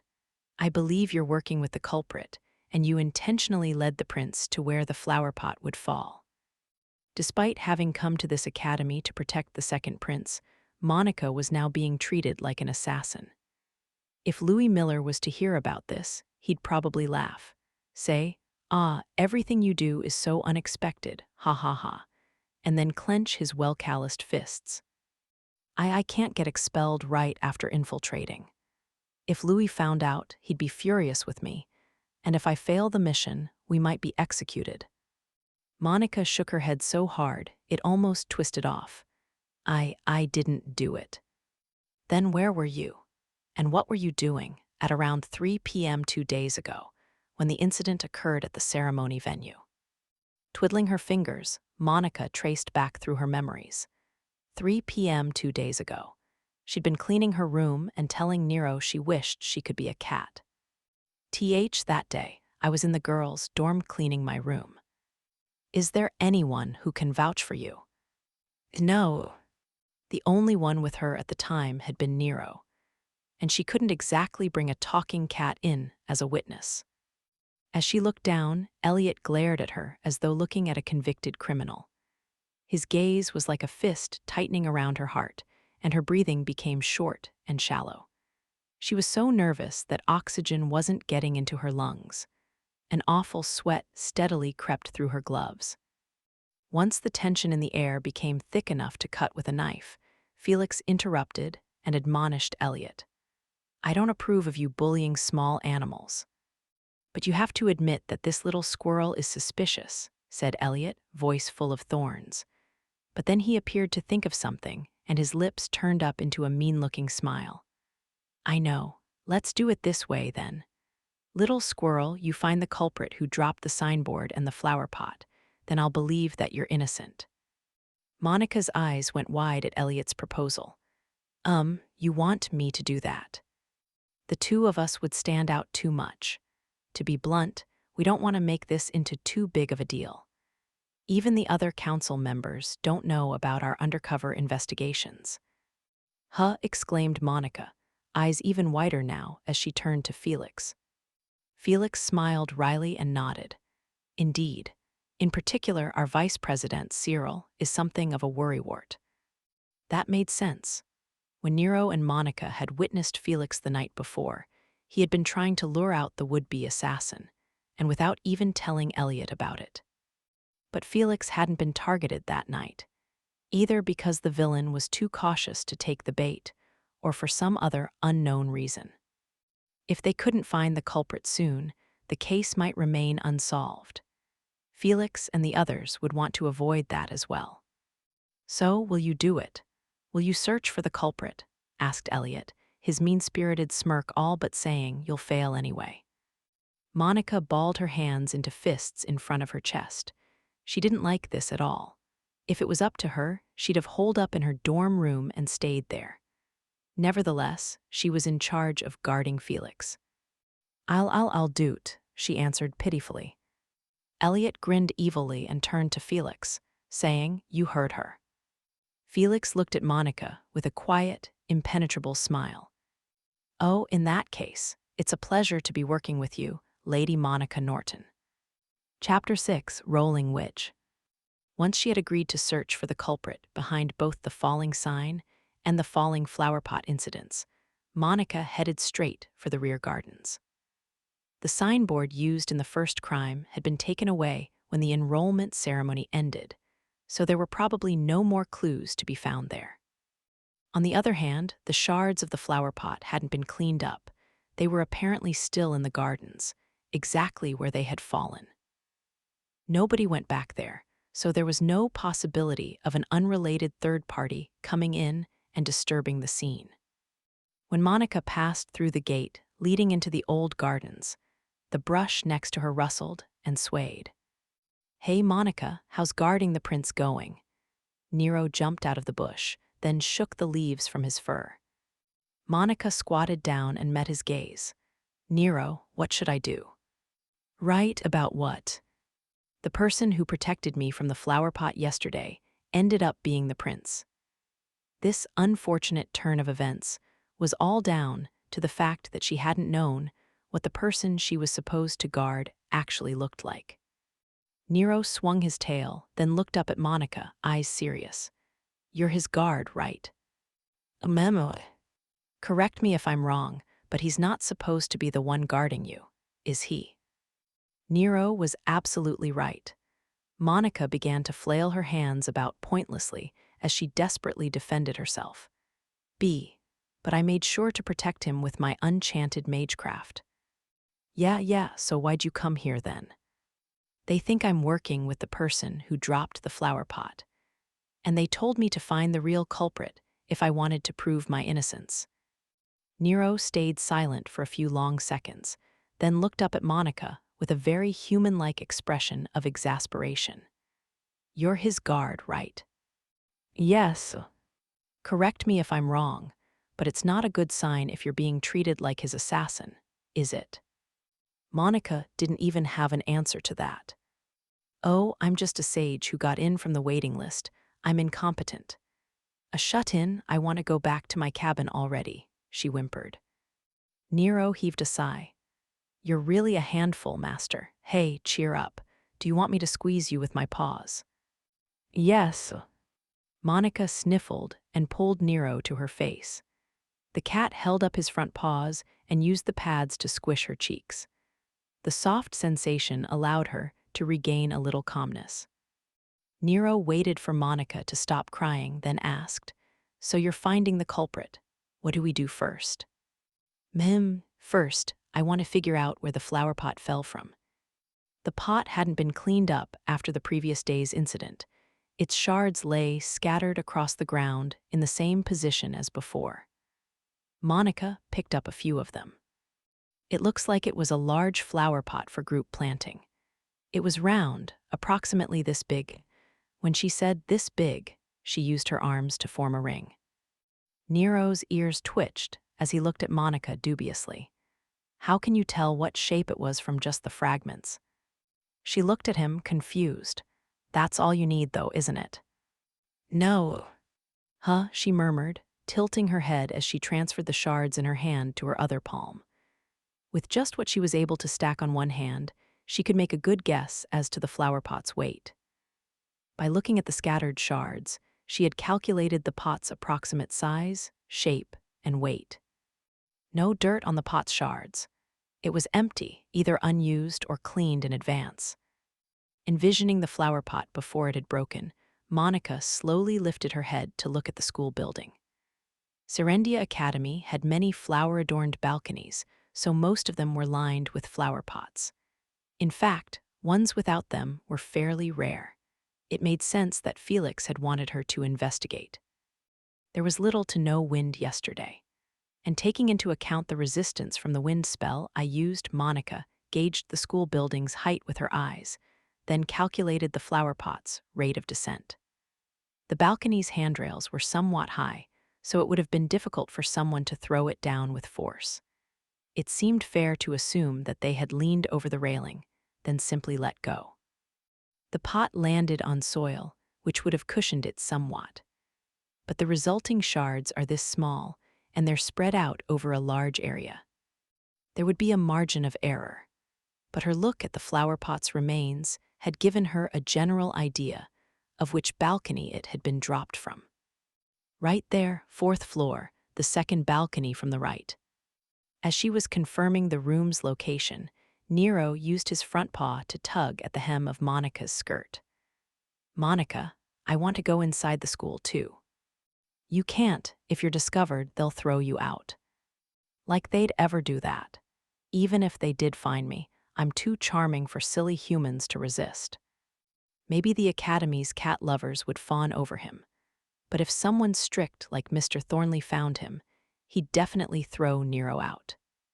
You can't, okay, repeated Monica before setting off toward the school building to investigate the balcony. Oh, what are you doing here? As Monica was climbing the stairs inside the building, she heard a familiar voice from below her. She stopped and turned around. Lana, the classmate who had done her hair in braids earlier, was starting up the stairs, her own flaxen hair swaying. What should I do? What do I tell her?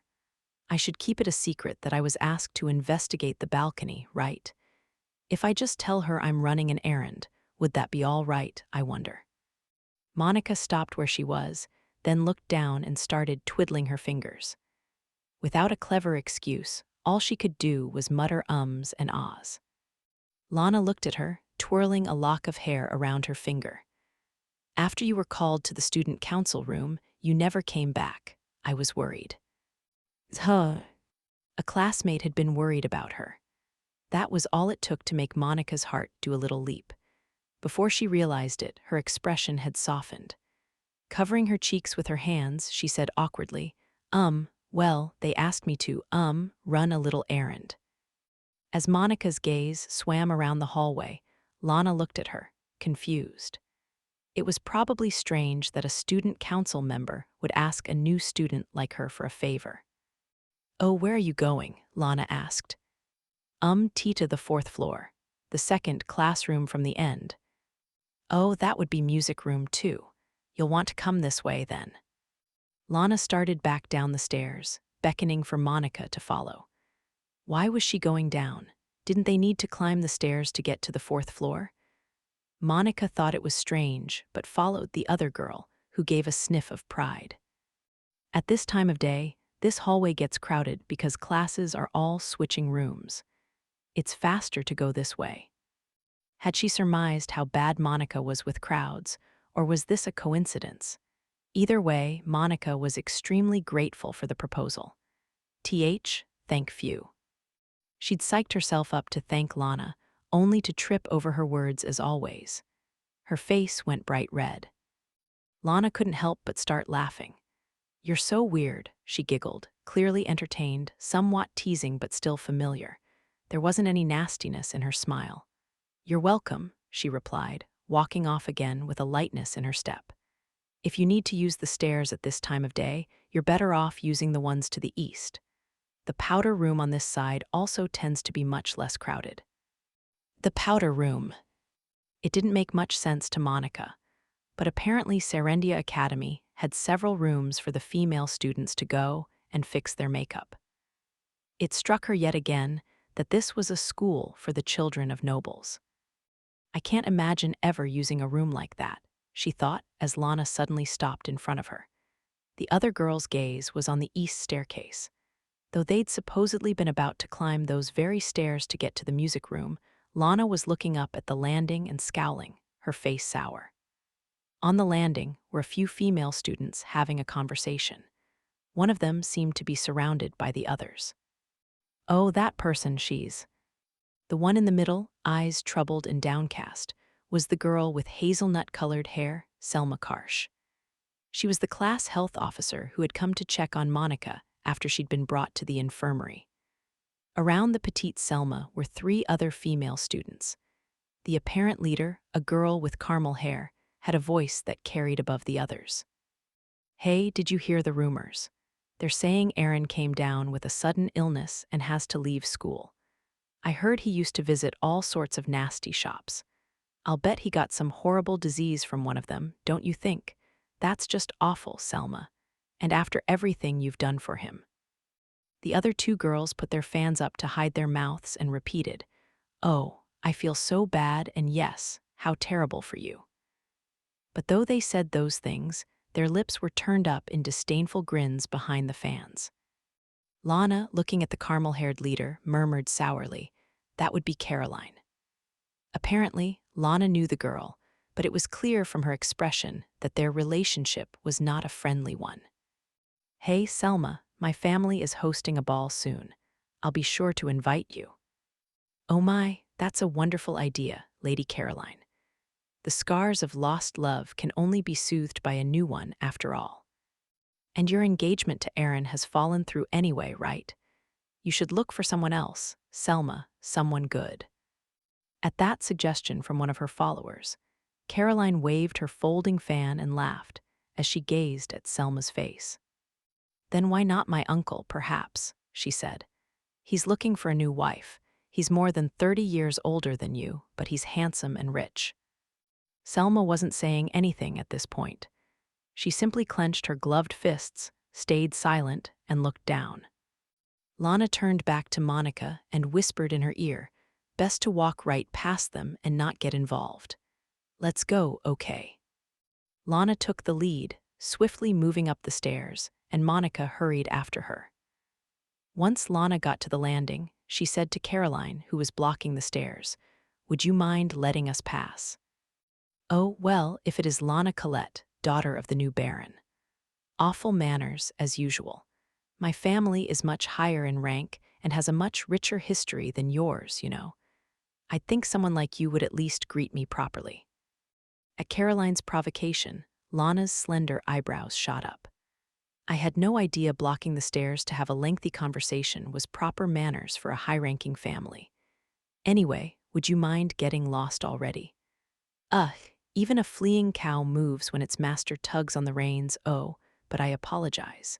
Your butt is probably so heavy, you don't want to move. Who did you just call a cow? Caroline, now furious, raised a hand and pushed on Lana's shoulder. Lana gave a small yelp and teetered, but since she was already near the landing, she got through with just that, a teeter. She did, however, bump Monica behind her, knocking her off balance. The next thing Monica knew, her body had tilted, and she was falling through the air. Monica, Lana turned and held out a hand, but she couldn't reach. I'm falling. At that moment, Monica's thoughts started racing at an amazing speed. If I use wind magecraft inside, they'll discover I'm a mage. Should I use a defensive barrier around myself? No, I can't. The fall would look too unnatural, then I. She immediately put up an invisible defensive barrier without using a chant, but not on her own body. Instead, she used it to fill in the spaces created by the steps. By using it to make the stairs into a simple slanted plane, she wouldn't suffer much damage even if she hit the ground. She de-used every bit of her precise mana control, said to be the greatest in the kingdom, to extend the barrier over the staircase. And it was onto that barrier that she fell. As she'd calculated, because she was falling on a flat plane, it didn't hurt that much. It didn't hurt, but stairs had different levels, but her slanted path had none, which then would result in greater momentum. It went without saying that the answer was the latter. And as was to be expected, Monica ended up rolling, quickly, and with great force. Hiyawa. It was a miracle. She didn't bite her tongue at the speed she tumbled down the stairs. The momentum carried her past the stairs and across the floor until she collided with a passing male student. Monica gave a muffled yelp, which overlapped with a low groan, the voice of whoever it was she'd crashed into. Eyes welling with tears, she got up and apologized profusely to the male student, who was now seated on his rear. I'm sorry. The person she'd struck was a young man with silver hair tied behind his head. Monica had seen him once before, but her mind was too panicked to process such things at the moment. Are you hurt? He asked, holding out a hand to try and help her up. Monica, not even noticing the hand, continued rattling off her apologies. I'm sorry for bothering you. The male student wordlessly looked down at Monica. Eventually, his fingers reached for her head. Out of reflex, she put her hands over her head in defense. She thought he was going to hit her. But instead, all his fingers did was gently part her bangs. Your forehead is a little red. Did you hit it? Does it hurt anywhere else? Monica squeaked out a few incomprehensible sounds, then finally realized the young man wasn't trying to attack her. Far from it, he was worried about her. She felt his fingertips on her forehead. They were just a little chilly. Ice magecraft, but he hasn't chanted. Wait, then is his mana leaking out unconsciously? As Monica was considering this idea, Lana rushed down the staircase toward her. Monica was glad she'd undone the barrier on the stairs so quickly. Otherwise, Lana would have slid down and fallen right after her. She breathed a sigh of relief. Hey, are you okay? Exclaimed Lana. Yes, Monica nodded. Lana heaved a deep sigh of relief. She'd been worried about Monica's safety, too. As Monica wondered whether she was supposed to say thank you for being considerate or I'm sorry for worrying you, the silver-haired boy interrupted. What's going on here anyway? He asked, frowning. Monica finally remembered who the boy was. He used an ice spell to silence Aaron O'Brien back when he'd been causing a scene. That's the vice president of the student council, Lord Cyril Ashley, whispered Lana into her ear. That made sense. This young man must have been the worrywart vice president Felix had mentioned. Can anyone here explain what's going on? Asked Cyril. Caroline, who was still on the staircase landing, descended the stairs with a relaxed gait, her expression an easy, confident smile. Lady Lana Collette here was goofing off and pushed a fellow student off the stairs. What? Shouted Lana, aghast. Not only did Caroline show no sign of guilt, she was trying to foist the blame onto someone else. You were the one who pushed me, right into Monica. Oh, are you trying to shift the responsibility onto me? That's some nerve for a child of the nouveau rich. The two girls with Caroline voiced their agreement. Reassured, Caroline raised the corners of her lips and cast her upturned gaze at Cyril. Naturally, Lord Ashley, you would believe me, a member of the historic and respected House Norn, over this newcomer girl, right? Lana ground her teeth at Caroline's words. Monica knew that even if neither she nor Lana was in the wrong, if someone with a higher position said they were at fault, it would be taken as the truth. Excuse me, said Monica nervously. Cyril's eyes swiveled over to Monica, his arms now folded. Perhaps it was just her imagination, but the air around them seemed to have chilled. His gaze caused her to cower and look down. This young man had been worried about Monica after she'd fallen down the stairs. But if she was to accuse Caroline of wrongdoing, he probably wouldn't listen. He was a member of the student council. They were in charge of keeping order at the academy. This school reflected noble society, and that meant social status was everything. There isn't anything I could say to change this. Monica looked with resignation at Cyril, who stood in front of her. She bit her lip. But still, if Caroline had claimed not to know what had happened, if she'd only played the innocent, Monica would have given up and accepted it. But she'd laid the blame on Lana instead. If she did nothing, Lana would be treated as the instigator. She would be accused of a crime she didn't commit. That's something I just can't let happen. Monica opened her mouth. The blood had drained from her lips. Please don't give out on me now, throat. She pleaded to herself, on the verge of tears, before finally speaking.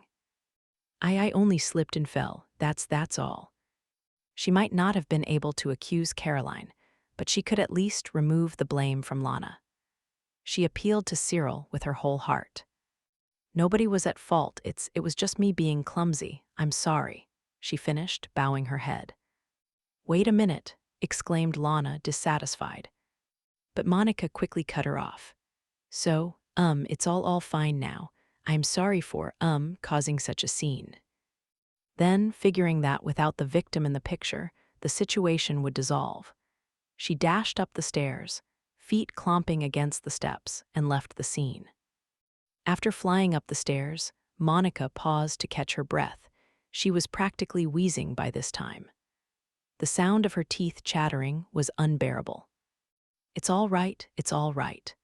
If I endure it, if I don't say anything unnecessary, things will work out.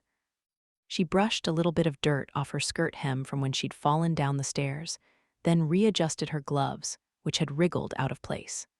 For now, she wanted to focus on searching for the assassin who was after Felix. The flower pot incident had clearly been premeditated, a true assassination attempt. As his bodyguard, she couldn't overlook it. But why was the culprit after the prince?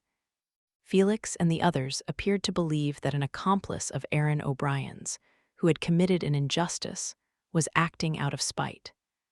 That didn't sound quite right to Monica, though. Aaron O'Brien had implied that he'd had an accomplice. Why, then, would that accomplice not have attempted to get rid of Aaron instead, to make sure he didn't talk? It's like an incomplete equation, full of holes.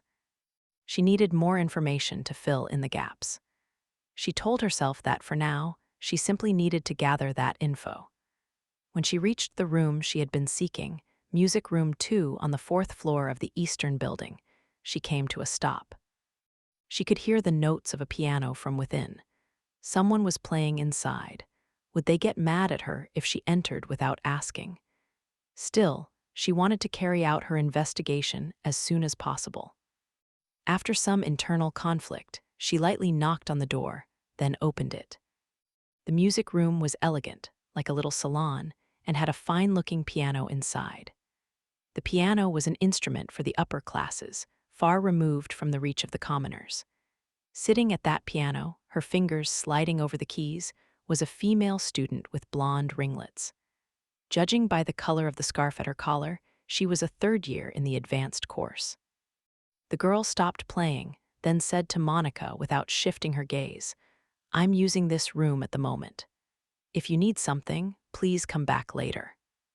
I'm sorry. The balcony, left something on it." The blonde young lady simply flipped through her score, then said, almost as if to herself, "Make it quick, please." Monica mumbled a word of thanks and rushed out onto the balcony. As she'd expected, there were a number of flower pots there. They looked similar to the one dropped in the rear gardens, too. 3 pots have been planted with things already, and just one of the flower pots was empty, and it was sitting upside down near the edge of the balcony. Monica squatted to look at it. She picked it up, but there was nothing inside. It really was just an empty flower pot turned upside down. Why would this flower pot be upside down and the other's right side up?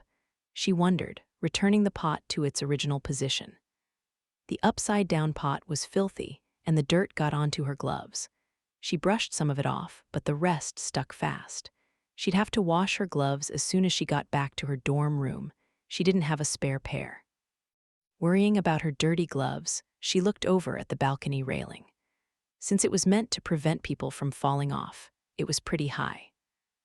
Monica, being small and weak, would have had a difficult time trying to lift a heavy flower pot over the railing to drop it from up here. Wait, what if? Monica stood for a while in thought, and eventually the sounds of the piano ceased. Coming to, she looked back toward the music room. The female student who had been sitting at the piano was now looking at her, expression cold. A closer look revealed the girl to be extremely pretty. Even Monica, who didn't have a good sense of the difference between attractive and unattractive, could tell she was quite the beauty. As Monica flinched away from the force of her stunning features, the girl closed the piano lid and said, "I'm going back to class. I'd like to lock up." "Oh, I'm sorry, I'll leave." Monica locked the door connecting the music room to the balcony. Then, as the pretty student was locking the piano, Monica timidly asked, "Is this room usually locked?" In order to use one of the music rooms, you have to borrow a key from the teacher's office. To use this one, you would need to submit an application for Music Room 2. Monica quietly muttered her thanks, then hurried out of the music room. The girl's amber eyes remained fixed on her back as it disappeared down the hallway. The accounting records, nonsensical and messed up as they now were, had truly been Aaron O'Brien's parting gift to the student council. As Felix silently looked back over the heavily altered books, Elliot, who had been reviewing receipts, said conversationally, "We should make a bet. How long until the little squirrel admits defeat? I give her 3 days." "You don't like her." It was true that he had little faith in Monica Norton, but Elliot's attitude toward her was obvious. Elliot sniffed. "No, I don't. She's not a noble, no matter how you look at her. For her to attend this academy at all is conceit of the highest order." He spoke casually, but a very real distaste was evident in his voice. Looking over at Felix, he lowered his voice and said, "I can't stand commoners who don't know their place." "Yes, I know." Most of the girls who went to Serendia Academy were from noble families, but there were still plenty from the lesser nobility and below. Generally, as long as you could afford the tuition, you could enroll. But many, including Elliot, didn't think highly of this state of affairs. "Still," remarked Felix, "don't you think you're being quite mean? Just how many classrooms face the rear gardens? I really doubt a new student like her would be able to investigate all of them. It's still better than us doing it and being noticed. And as for sneaking out of your room at night, well, that doesn't sound like the behavior of a prince." Elliot's words were thorned as he narrowed his droopy eyes at Felix. He probably wasn't happy that Felix had acted alone. But Felix parried his critical stare with a cool look and slid a feathered pen across the page in front of him. "I want to deal with all academy trouble in as secret a manner as possible. We don't want Duke Clockford intervening, after all." Duke Clockford was Felix's maternal grandfather and one of the most influential nobles in the kingdom, and Serendia Academy was under his jurisdiction. If a major incident occurred here, it would be like rubbing dirt in the Duke's face, something he could absolutely not allow. Even if others called him the Duke's lapdog, Felix could never, ever disobey him. And most importantly, as Felix Arkriddle, I can't have people thinking I lack the competence to handle such a situation. As Elliot was about to respond, there came a soft knocking from the student council room door. After calling out, "Please come in," the door slowly opened to reveal a small girl. It was Monica Norton, the new second-year student in the advanced course. A scrawny girl, nothing about her, not her appearance or her behavior, fit the mold of the rest of Serendia Academy. Feeling some pity for the girl after Elliot's bullying, Felix gently called out to her, Hello, Lady Norton, made any progress? It had been only a few hours, so progress was unlikely. Felix hadn't been expecting anything from the girl in the first place. But this small girl, this brand new student, fiddled with her fingers and said in a very, very quiet voice, "I know who the culprit is." Chapter 7, The Second Prince's Secret. Oh, Selma, how positively terrible that your fiancé, Aaron, should have to leave school. A sudden illness. What a waste. He'd become student council, accountant, and everything. And he left you behind at the academy, too. I feel so sorry for you.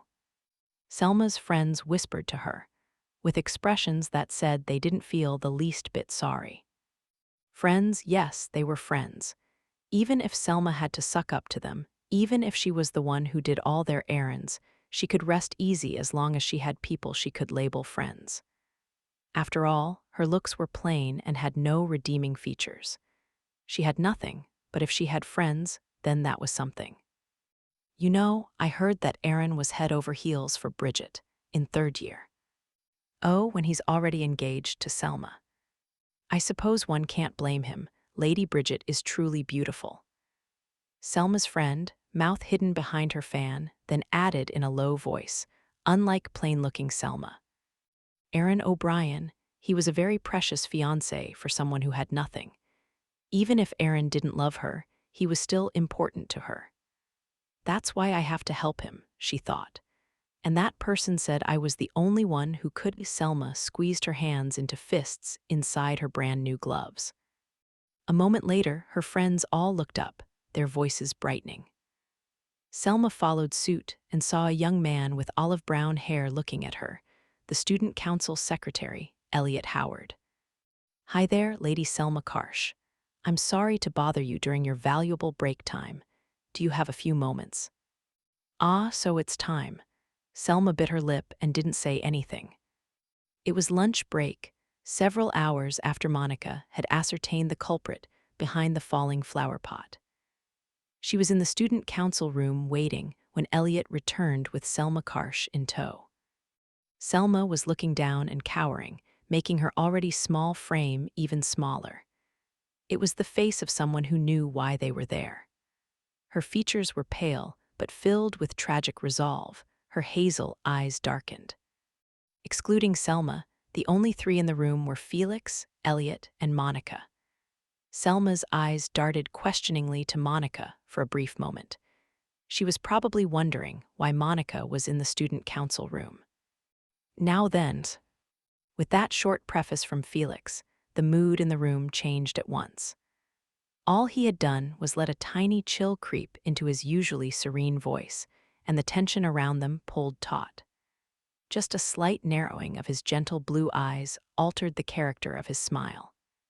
He could intimidate and command those around him with only his tone of voice and facial expression. That was what it meant to be royalty. Monica felt this keenly as she saw Selma shrink back.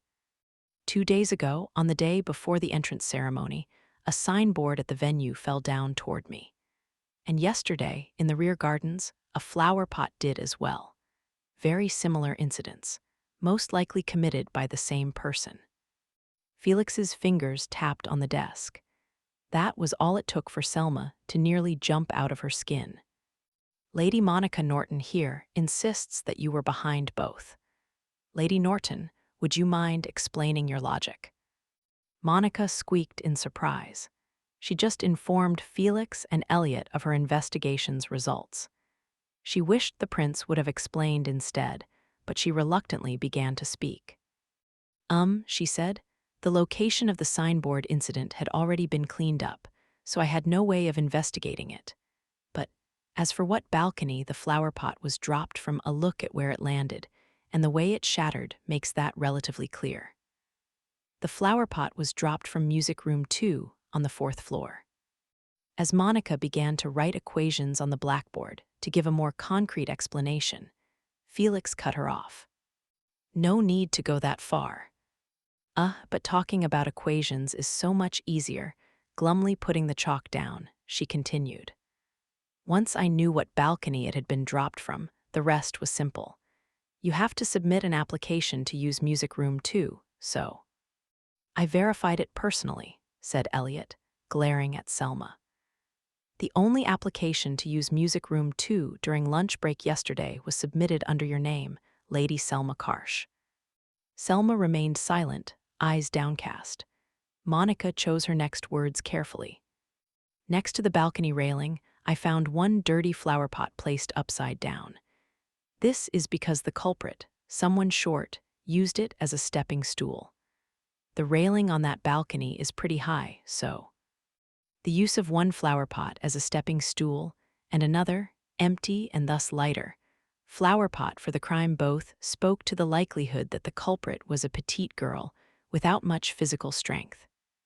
And most importantly, Monica looked at Selma. She was wearing a pair of brand-new white gloves.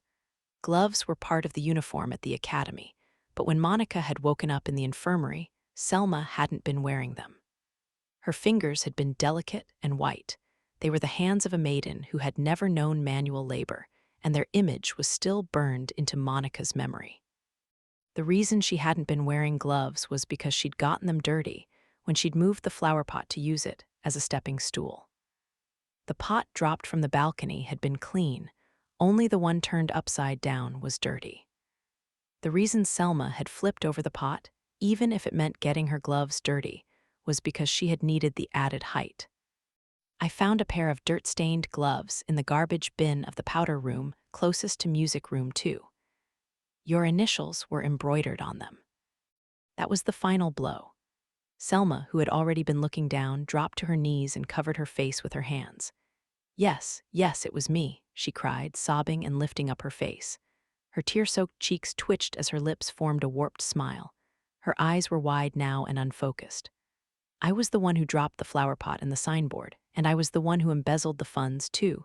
I did everything. I pushed Aaron to do it. I deceived him every step of the way. So. Oh, please, I beg you, have mercy on him. He isn't at fault. I'll return all the money he embezzled. Felix watched with pity in his eyes as Selma pleaded desperately, then shook his head. Unfortunately, we already know Aaron O'Brien was involved in the embezzlement. Nothing you can say will overturn his sentence. Please, you can do whatever you want with me. Just forgive him, begged Selma through her sobs. Elliot made a sour face. Why would you go this far to protect Aaron? He was spending that money on other women. You're his fiancé. The question was cruel, but Selma didn't seem shocked. She probably already knew that Aaron didn't love her. But she'd still borne a grudge against Felix for Aaron's sentence, had attempted to harm Felix, and in the end had tried to take all the blame for the embezzlement. Had it been out of devotion, or had she wanted that badly to win Aaron's heart? Monica couldn't tell. Monica had been able to figure out that Selma was the culprit merely from examining the flower pot shards. But no matter how many words were lined up in explanation, she couldn't understand the girl's feelings of wanting Aaron to love her. Selma's crimes had been very sudden and reckless. It was as if she didn't care if she was found out, as long as she could protect Aaron. How can someone put that much faith in another? Thought Monica, looking at the girl impassively. Felix then instructed Elliot to take Selma to a separate room. Eventually, she'd probably be given the same sentence as Aaron. After Selma and Elliot had left the room, Monica glanced over at Felix. What's going to happen to her? The signboard and flower pot incidents were attempts to assassinate royalty. It's only reasonable that she and her entire family would be given the maximum possible penalty, don't you think? Felix's voice was calm but cold. Monica balled her hands in front of her chest and shuddered. She'd proven Selma's guilt and thus sentenced her and her entire family to death. This is what it means to protect royalty. Monica looked down, the color drained from her face. At that, Felix softened his tone somewhat. That's what I would have said, at least, but making these incidents public would present a problem. The more appropriate thing to do in this situation would be to have her, too, willingly leave school due to health issues. He straightened up in his seat and sighed a little. And more than that, the sight of her throwing away everything for someone important to her was rather moving. His blue eyes seemed to look through Monica to someplace far away. Monica's brow furrowed, and she tilted her head to one side. Is that so? As she'd watched Selma try to throw her life away with no guarantee of reward, Monica hadn't seen her behavior as noble. She had thought it was terrifying. Monica understood attachment, but her attachment was to equations and magical formulas. She couldn't feel that attachment for people, and so she couldn't understand Selma. I just don't really get it. At any rate, the case had been closed, and thus suspicion toward Monica had been lifted. Figuring she could go back to class now, she glanced a few times at Felix. Then I'll just be going. But right as she said that, her eyes fell on the documents Felix had spread out on his desk. Judging by the dense lines of numbers on them, they were accounting records. The revision markings dotting the pages were probably corrections of items Aaron O'Brien had altered. As she looked at all the numbers, she felt her pulse quicken with excitement. She was the type whose heart sang at the sight of pages filled with numbers, just like these accounting records. But the sparkle in Monica's eye soon dimmed. 3 places, she murmured, eyeing the documents dubiously. I'm sorry, said Felix, tilting his head. Until now, Monica had been keeping plenty of distance between herself and Felix. But now she barged over to his desk, pointed at the papers, and said in an unusually firm tone, right here and here and here, the numbers aren't correct. Monica loved beautiful equations. Just as others might cherish works of art for their beauty, Monica loved formulas. That was why seeing incomplete equations or fishy accounting records made her very irritated. Like stains on otherwise perfect works of art, miscalculations drove her mad. And the documents in front of her were just littered with stains. As Monica eyed the papers closely, Felix addressed her. Do you know how to read accounting records? Only the Central System and the Western Standard System. But yes, answered Monica, staring only at the written numbers, without even glancing at Felix. Anyone would agree her behavior was an affront to royalty. But rather than rebuke her, Felix's lips turned up in an amused smile. Lady Norton, if it's all right with you, would you help review these records? Monica's head jerked away from the numbers, and she exclaimed, May I? The work that had piled up in her mountain cabin was being assigned by Louis Miller to other people.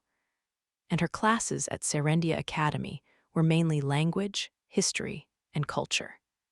To be blunt, Monica had been starved for numbers.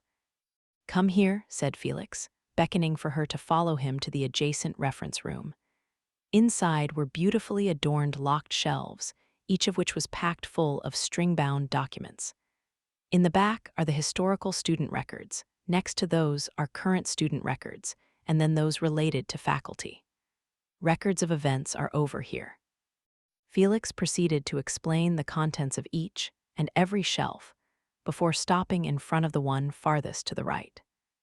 And this is the shelf for accounting documents, he said, removing a ring of keys from his shirt pocket, unlocking the shelf, and removing some documents. The room contained a workstation with a desk and chair, and he placed the papers on the desk. What I'd like to request from you is a review of our accounting records dating back 5 years. I understand, answered Monica, unable to hide her jubilation. Thank you, Felix said with a winning smile. Most noble girls would be enraptured by a smile like that, but Monica's wide eyes were already glued to the stack of papers before her. As for your classes, he continued, I'll talk to your teachers. There's a lot of it, so just do what you can for now. I will, she answered, already flipping through the ledgers. Her eyes were sparkling. She hadn't been this excited in a long time. Now then, watching Monica's profile as she got to work on the ledgers, Felix, as naturally as he could, dropped his key ring from his pocket. The girl didn't seem to notice the light chingling it made as it hit the floor. But he dropped it between the work desk and the shelf of documents, so she would be sure to see it when she got up. Then he left her alone in the reference room. Once he was down the hallway and around a corner, he checked to make sure nobody was nearby, then gave his pocket a light tap. Wildenu. At Felix's call, a small lizard slithered out of his pocket. The lizard's eyes were light blue, and his scales were white with a hint of that same light blue. No lizard had coloring like this, but this was no lizard. This was a high-ranking spirit contracted to Felix. "Did you call, Master?" Felix placed a hand next to his pocket, and Wildenu climbed up his finger and crawled onto the back of his hand. He brought the lizard close to his face and quietly commanded him, "Stay near the reference room and keep an eye on Lady Norton." "Is that why you purposely dropped the keys?" Felix gave a quiet chuckle. This smile was different from his usual princely smile, which was calm and gentle. This was the smile of a hunter setting a trap. Now that Monica had gotten close to him and asked to see their accounting records, Felix no longer believed her to be just some ordinary girl. He had to assume she had some goal in mind, and he could think of 3 possibilities. The first possibility was that she'd been sent by Duke Clockford, his maternal grandfather, to keep an eye on him. The second was that she'd been sent by his father, the king, to keep an eye on him or to protect him. The third and final possibility was that she was an assassin after his life. But for someone sent by Duke Clockford or the king, Monica was surprisingly incompetent. It was hard to imagine either of them would send someone so absent-minded and careless. Still, though, he was far from convinced that she was an assassin sent to kill him. She hadn't even appeared to know his face. And besides, if she was an assassin, she would have tried to harm him when he went out the night before. From the back of Felix's hand, the white lizard hesitantly asked, "Isn't it possible that Lady Monica Norton truly is just a girl?" "That's why I'm testing her." If Monica had come to this academy with an objective in mind, she was sure to fish around in the reference room, using the keys Felix had dropped. If Lady Norton picks up the keys and starts scavenging through bookshelves that don't have anything to do with her work, report it to me. That was why Felix had told her which shelf was which to begin with. "Understood, Master," said Wildenu before Felix gently lowered him to the floor. "Let's wait, say, until classes end today. By that time, she'll have shown us her true colors." "And if she has?" At Wildenu's question, Felix narrowed his blue eyes and smiled. In that case." Each day after classes ended, people with places to go, those attending clubs, tea parties, and the like, had to move. Naturally, the hallways became packed. Among the crowd were 3 female students standing and chatting by the student council room. At their center was Caroline Simmons, the caramel-haired daughter of Count Norn. "Why was Selma called to the student council, I wonder?" said Caroline from behind her folding fan. Her 2 followers kept their voices down as they replied. "Perhaps something has happened with Aaron. She is his fiancée, after all." "I doubt this would happen, but she would never succeed him as the student council accountant, would she?" Caroline snorted in amusement. To think Selma, that boring, unappealing girl, a student council member. Members of the student council were the elite of Serendia Academy. You couldn't be chosen unless you both came from an excellent family and had excellent grades, especially not with Felix Ark Riddle, second prince of the kingdom, as its current president. King Riddle had 3 sons, but he hadn't yet announced who would inherit the throne. Currently, the movement supporting the second prince as the next king was gaining strength among the nobility. After all, he was the one with the backing of Duke Clockford, a major noble. The second prince's faction grew stronger by the day. If this state of affairs continued, he would surely inherit the throne. That also meant that all the noble ladies at this academy were practically falling over one another to become his fiancée. All the more so as Felix was much more physically attractive than the boorish first prince or the young and forgettable third prince. Caroline, who had fallen in love with Felix at first sight, loitered near the student council room every chance she got. With Felix being in his third year and Caroline in her second, they had few chances to encounter each other, even in the same school. She would have to create those opportunities herself. Lord Felix should be coming down the hallway any minute, she thought, quietly determined. Today would be the day she would catch his eye. Just then she heard footsteps behind her.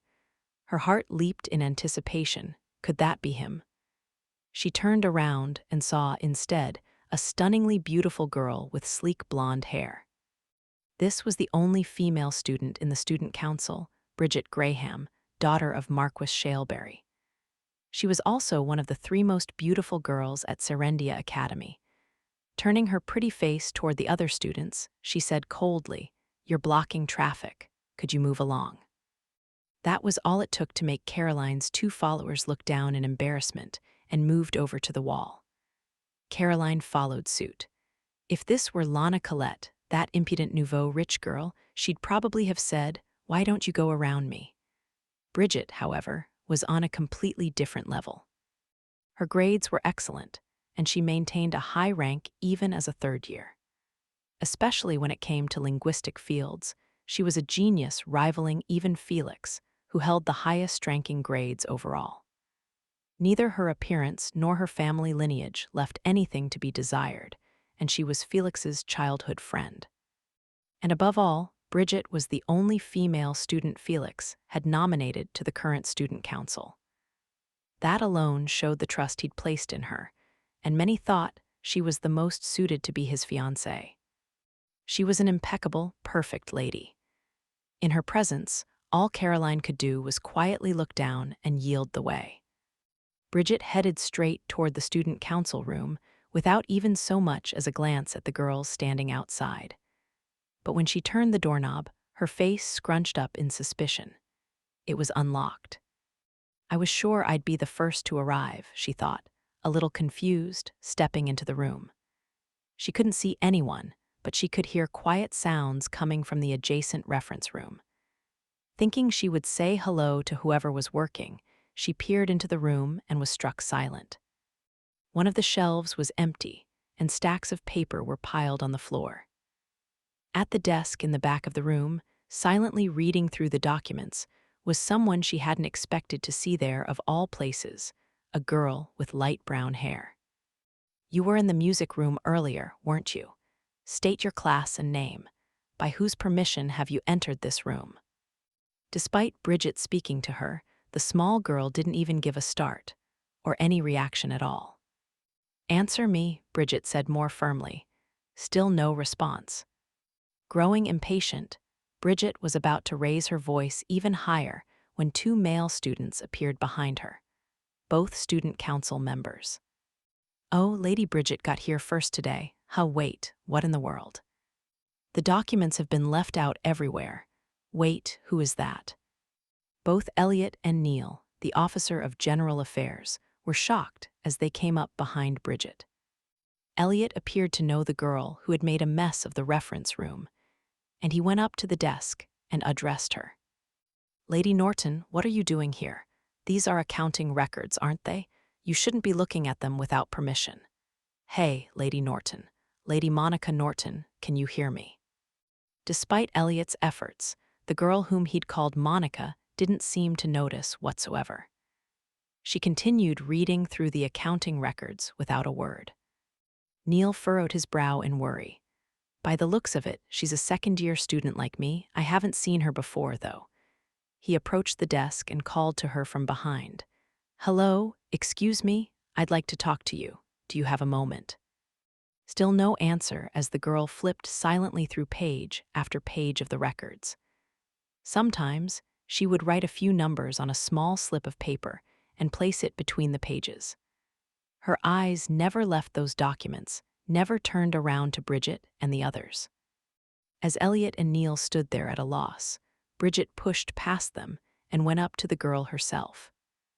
Then she raised the folding fan in her hand and brought it down hard on the girl's cheek. A loud slap echoed through the room, and the girl stopped for a moment. Elliot and Neil both recoiled, terrified at Bridget's behavior. In the meantime, Bridget unfolded her fan and said coldly, "Awake now." The girl had stopped working for a few seconds, but eventually she started flipping through the pages again like nothing had happened. That hurt. Monica, her head lost in the world of numbers, suddenly felt a sharp pain in her cheek. Things that hurt are scary. Scary things are hard to deal with. The more pain and fear she felt, the more Monica's thoughts sank into the math. After all, while she was thinking about numbers, everything was easy. This beautiful world of numbers would never hurt her. It would never say awful things and never cause her pain. So when Monica felt the blow to her cheek, she turned ever further away from reality and plunged back into her equations. This is really bad. Monica's completely out of control. During his explorations of the school building, the black cat Nero had happened to spot this scene through the student council window. He witnessed it all, including when Monica had been slapped with the fan. No, that won't work. Hitting her like that has the opposite effect. If you make Monica scared right now, she'll only become harder to reach. Nero knew how to return her to her senses. The answer was his paws. If he squished her cheeks with his paws, she'd come to. He wanted to go to her, but the window was locked, and he couldn't get inside. He scratched at the window, meowing. The smallest boy was the first to notice Nero. "Oh, a cat," he said. The other two followed his gaze to the window. "Great, here we go." Nero gently settled on the window frame, striking his cutest pose and giving a nice meow. "How do you like my secret technique? I've put everything into this alluring pose. It makes all the little girls go absolutely crazy for me." When he posed like this, most humans would be charmed instantly and let him inside. "You can feel free to groom me and give me food, too," thought Nero, snorting proudly. The young lady with the folding fan said flatly, "I hate creatures who are only good at sucking up to others." Mew, mew, mew, what? Nero flew into a rage. How could he tolerate this? The answer was that he couldn't. This was absolutely unacceptable. He was way too cute to be treated this way. "Which one of you just called me a creature who's only good at sucking up? Try saying that to my face. I'll show you what happens when I mean business." Nero stamped his feet and meowed angrily, but Monica still didn't notice him. As he thought, the only way to get her to snap out of it was to squeeze her cheeks with his paws. Let me squish her cheeks." As Nero scratched frantically at the window, another two people entered the reference room. It was the second prince and student council president, and a silver-haired boy who appeared to be his aide. The second prince, his golden locks glittering, glanced around the reference room. "Hi there," he said. "What's all the ruckus about?" The first thing Felix did upon entering the reference room was check the key ring. "It's still where I dropped it." Casually, he glanced over at the other shelves, but there were no signs of tampering. The only one that had been completely ransacked was the shelf that held the accounting records. Wildenu, the lizard who had snuck into the room to keep an eye on Monica Norton, crawled up Felix's clothes.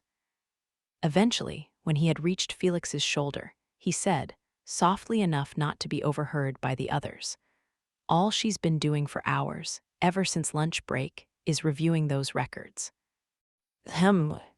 Felix picked up some of the papers at his feet and gave their contents a look.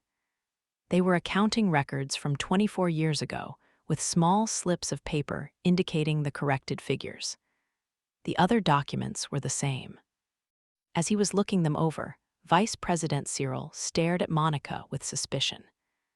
"I remember you from the staircase incident earlier. What are you doing here?" "Staircase incident? Cyril, are you acquainted with Lady Norton?" asked Felix.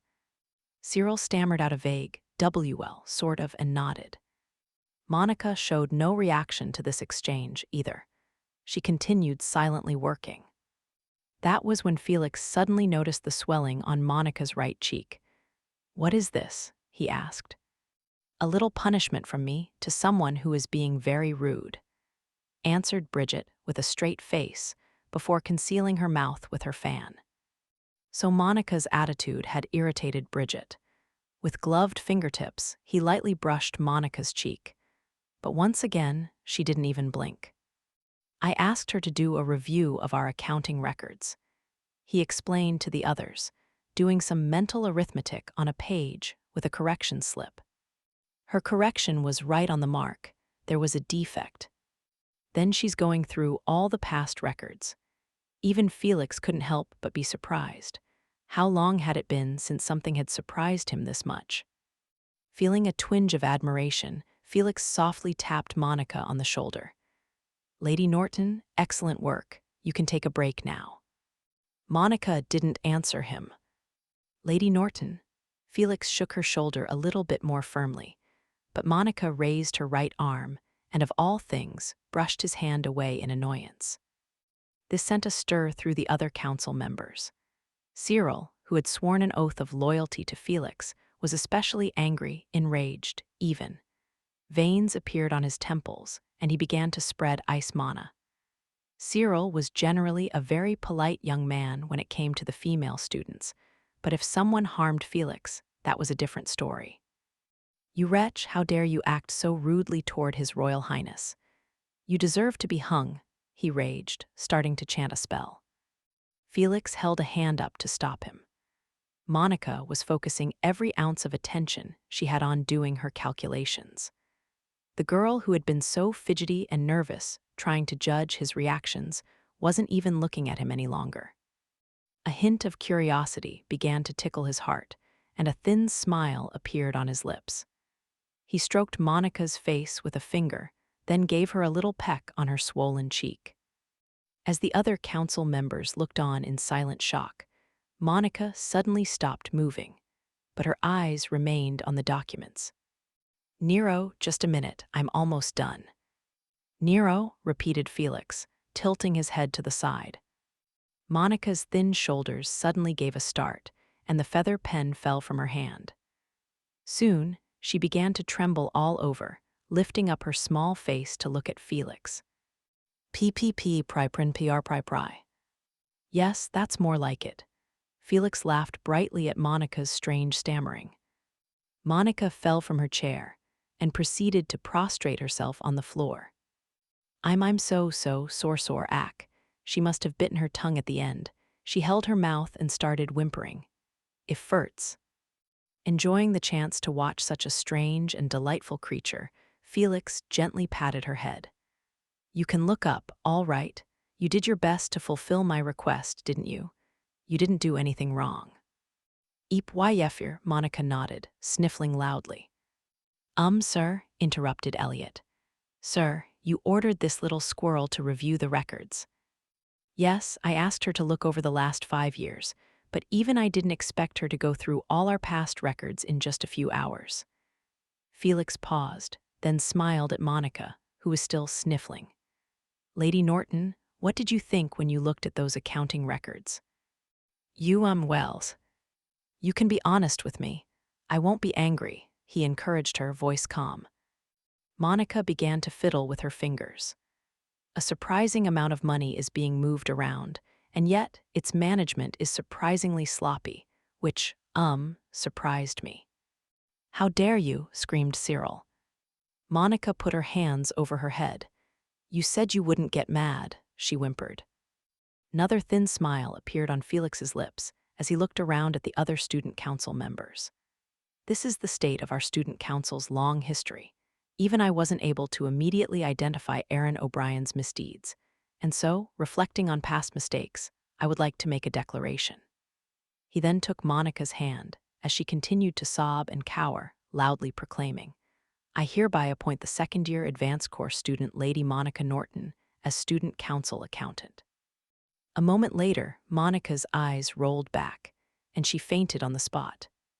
All the while, the black cat outside the window continued loudly meowing. "Hey, Monica, wake up, hey." Monica could hear Nero's voice. She could feel the softness of his paw squishing her cheek. Monica's eyes cracked open, and she realized she was lying on a simple bed. The bed was surrounded by curtains intended to isolate it, and she could smell the faint scent of disinfectant. She remembered the ceiling above her. This was the infirmary she'd been brought to after the flower pot incident. Rolling over in bed, she saw Nero seated at her side. Animals were forbidden in the infirmary, so he'd probably snuck in through a window. Nero, listen to this. I just had an incredible dream. I dreamed I was made student council accountant. Listen and be amazed, Monica, for that was no dream, that was real, said Nero, poking Monica's collar with his front leg. An unfamiliar decorative pin now adorned her lapel. It was the same one Felix and the other student council members wore, proof that she was a council member. Monica sat up in bed and fixed her eyes on the pin. What is this? That sparkly prince put it on your collar. Humans really like this stuff, eh? Showing off their authority and all that. Nero nodded to himself, then pummeled Monica in the thigh with his paws. Either way, you've done an excellent job. Now you can stay near the prince as a student council member. Why, yes, well, but... Considering her mission to secretly guard the second prince, her appointment as accountant was something to celebrate. But for an uninteresting girl like her to be chosen as a student council member, few would be pleased with that. At the time, Monica had been practically crawling on the floor, so she hadn't seen the council members' faces. But even from down there, she could feel their cold, hostile gazes, especially from the vice president, Cyril Ashley. He seemed ready to use an offensive spell or two on her. They're going to bully me for sure, They're going to put thumbtacks in my shoes and hide my pencils and pour water on my uniform. I can't. I don't want to go back to class anymore. Oh, I've read about things like that in novels. You mean people actually do that stuff? Why does it sound like you're enjoying this? Cried Monica bitterly. Just then, Nero's ears perked up. Hey, Monica, someone's coming, he said, quickly scooting under the bed to hide. Who could it be? A nurse, thought Monica as the curtains surrounding the bed were pushed aside. But it was no nurse, it was Felix. Reflexively, she pulled her blanket over her head. She was fully aware that it was rude, but her hands had moved on their own. She couldn't help it. It was a defensive instinct. Felix didn't seem unhappy about it, though. In fact, he grinned, apparently amused. Oh, you're up. Sorry for not saying something. I figured you were still asleep. And no, why you do? I do. You don't, need to mention it. Monica squeezed out, using all her effort. I see, said Felix, evidently entertained. Then, of all things, he sat on the edge of her bed and crossed his legs. Wanting to create as much distance as possible between them, Monica, still wrapped in the blanket, moved herself right to the edge of the bed, then lost her balance and fell off. Leaka. Thankfully, her blanket prevented any real damage, but she had sure been falling a lot today. As she sat sniffling on the floor, Nero looked at her from under the bed, as if to ask what in the world she was doing. At this point, she just wanted to hide under the bed in her blanket. Felix addressed her yet again. A little squirrel, wrapping herself in a blanket, are you going into hibernation for the winter? Why yes, that's right, today. Well, it was, very sea-cold so. Summer had just given way to autumn, and the weather was extremely comfortable. Nevertheless, Monica gripped her blanket and heroically insisted she was cold. Then Felix put his hand over Monica's, still holding the blanket, and said, Oh, you poor thing, we'll have to warm you up then. Monica immediately let go of the blanket, stood up, and jumped back and away from Felix. But she wasn't used to such movements and tripped over her foot, falling back to the floor with a funny-sounding yelp. Once again, her eyes met Nero's under the bed. She wanted to cry, but she couldn't scrabble around on the floor forever. She slowly sat back up, hid herself behind the bed, and looked at Felix. You, why you're royal, Feel free to call me President or even simply Felix. I don't mind. You're my fellow council member now, after all. Felix's words forced Monica to face reality. She plucked the decorative pin off her lapel and said to Felix, body shaking, The role of accountant is, too much for me, sir. Not happy with my leadership. Simply by letting a tiny bit of a chill creep into his voice, he was suddenly a lot more intimidating. Monica shook her head so hard, she felt like it might pop off. Felix smiled and said, Then there's no problem, is there? And took Monica's hand. He turned it face up, then pressed something into it. It was a baked treat with plenty of berries on top. Your reward for today. You did a good job. Thank MGH. As Monica tried to thank him, he stuffed the treat into her mouth. Realizing she had skipped lunch, she began chewing it without speaking. It was a cookie, a little hard, with berries stuck onto it with honey. She'd never had anything like it before. It was very tasty. Once she began eating, Monica was the type to focus on her meal until finished.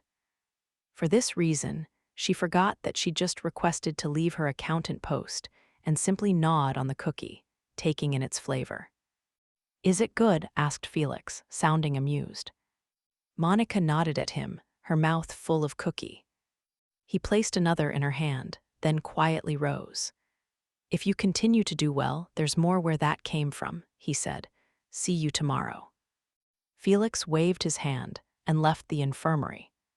Alone now, Monica swallowed the rest of the cookie, then finally snapped out of her trance. Ah, I missed my chance to refuse the accountant position, she wailed. What am I supposed to do now, Nero? You know, you don't sound very convincing with that snack in your hand. Monica sniffled, then put the cookie in her pocket.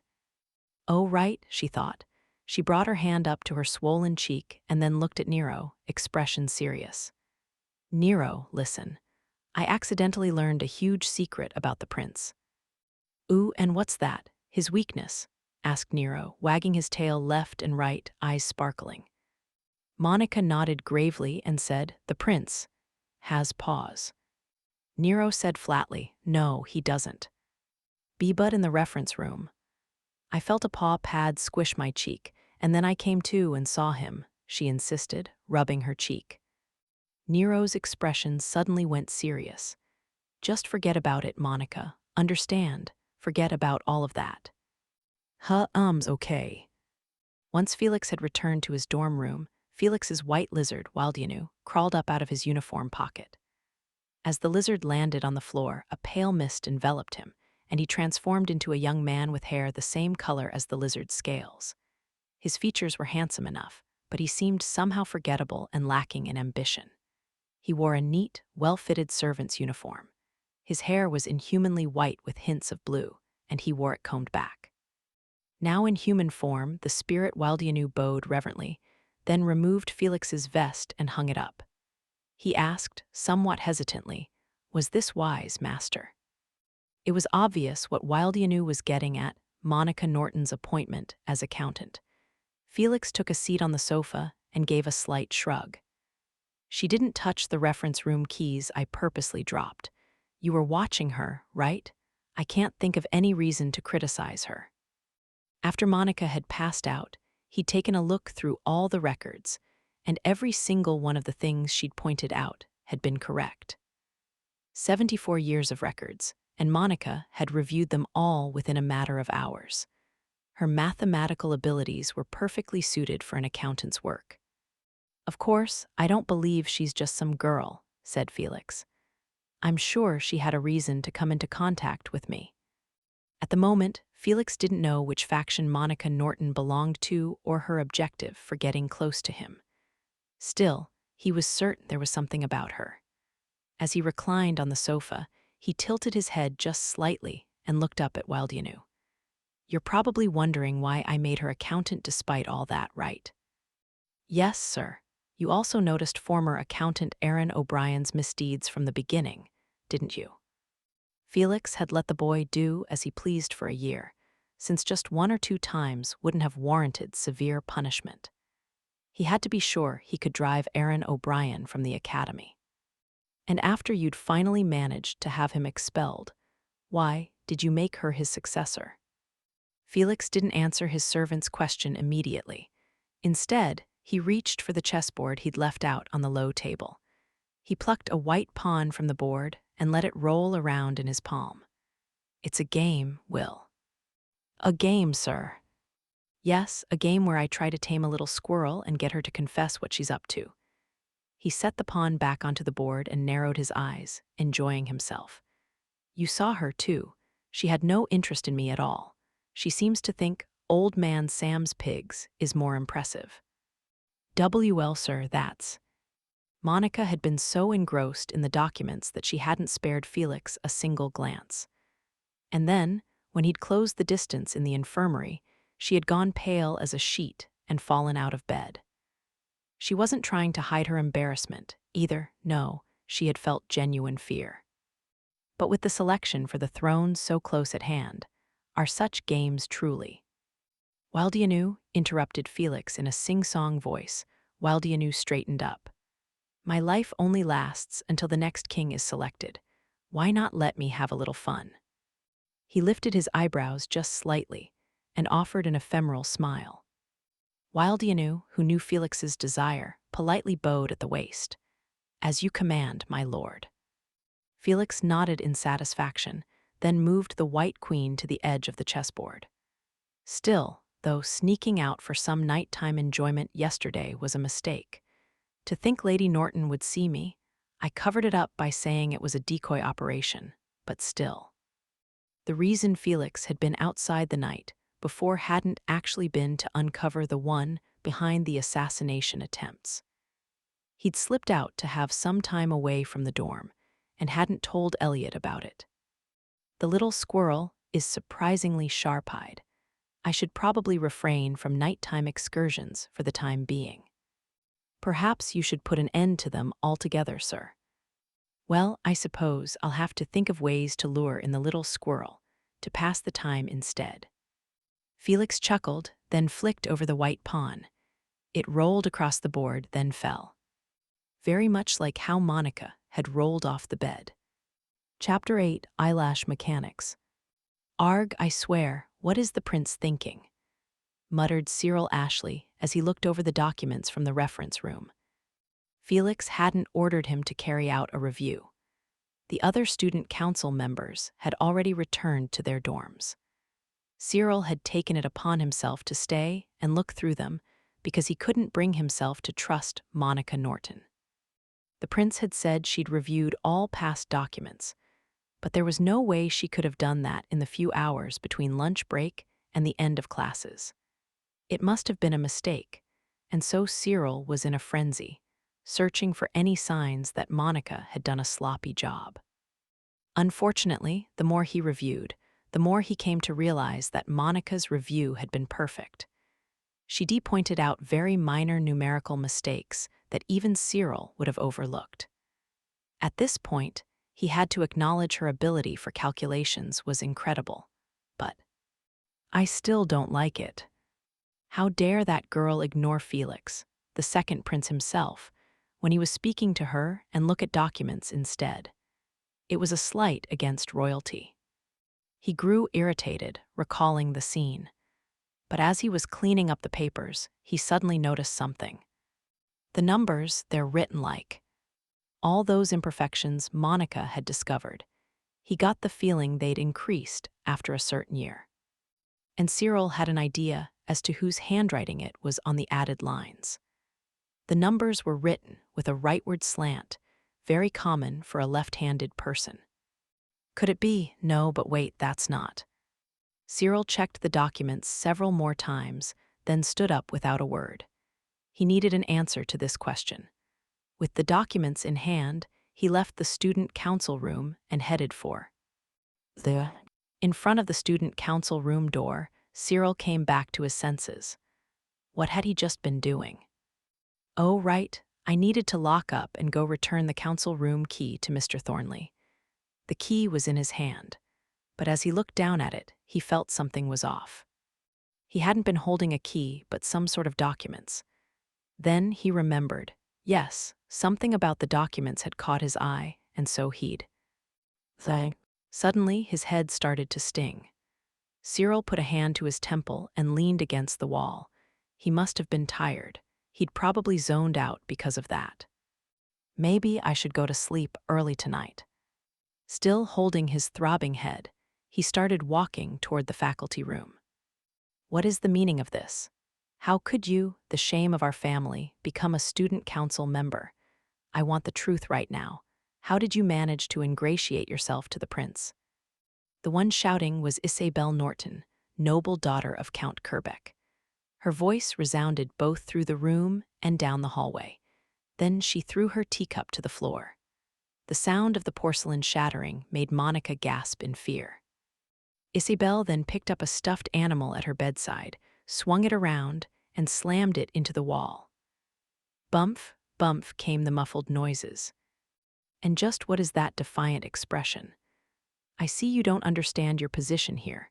In that case, I'll have to remind you of your place, said Isabel, slamming the stuffed animal into the wall with all her strength. Then, with a refreshed expression, she wiped the sweat off her brow. Her face was filled with accomplishment, like a craftsman who had just finished a job. How was that for a villainess? She asked. Stammered Monica. Then Isabel's maid Agatha, who had been cleaning up the broken teacup, smiled and nodded. That was wonderful, Lady Isabel. You played the part to perfection. Didn't I? That last line, I'll have to remind you of your place, that was from the latest book. Yes, I remember that. The Count's daughter lifts her fork, intending to injure the heroine's face, and then the prince swoops in and saves her. That's the scene. It was just so wonderful. Monica, who couldn't keep up with the excited chatter between Isabel and her maid, took a tiny sip of the black tea they'd prepared for her. Actually breaking the teacup. It seemed like a little much, she stammered, glancing at the remaining fragments. Isabel puffed out her chest. That's no problem at all. In fact, it was already cracked. I stocked up on defective dinnerware for this exact purpose. I see. The key is to get the sound to echo, so instead of using a rug, I have to throw it onto a hard floor. As Isabel detailed her pointlessly elaborate performance, Agatha gave a full smile and clapped her hands. Simply wonderful, my lady. You're a true performer. The night of her appointment as student council accountant, Monica had gone to her co-conspirator Isabel's room and filled her in on the development. She had figured, since they were on this mission together, it would be best to share information. But as soon as she had shared the news, Isabel practically jumped into the air, as excited as if she'd been appointed herself, and quickly invited Monica to a tea party in celebration. The affluent Isabel not only had her own private room, but 3 maids with her. The youngest was Agatha, who was apparently her reading buddy. She was happily cooperating with Isabel's pretend villainous act as well. Is she really fine with her own mistress playing the villain? Monica could not understand how they were both having so much fun with this. Anyone who happened to pass by this room would get the mistaken impression that Isabel was chastising or punishing her. Wouldn't that lower Isabel's reputation? Paying this no mind, Isabel returned the stuffed animal to its original location, then sat herself back down in an extremely elegant manner. Now then, she began.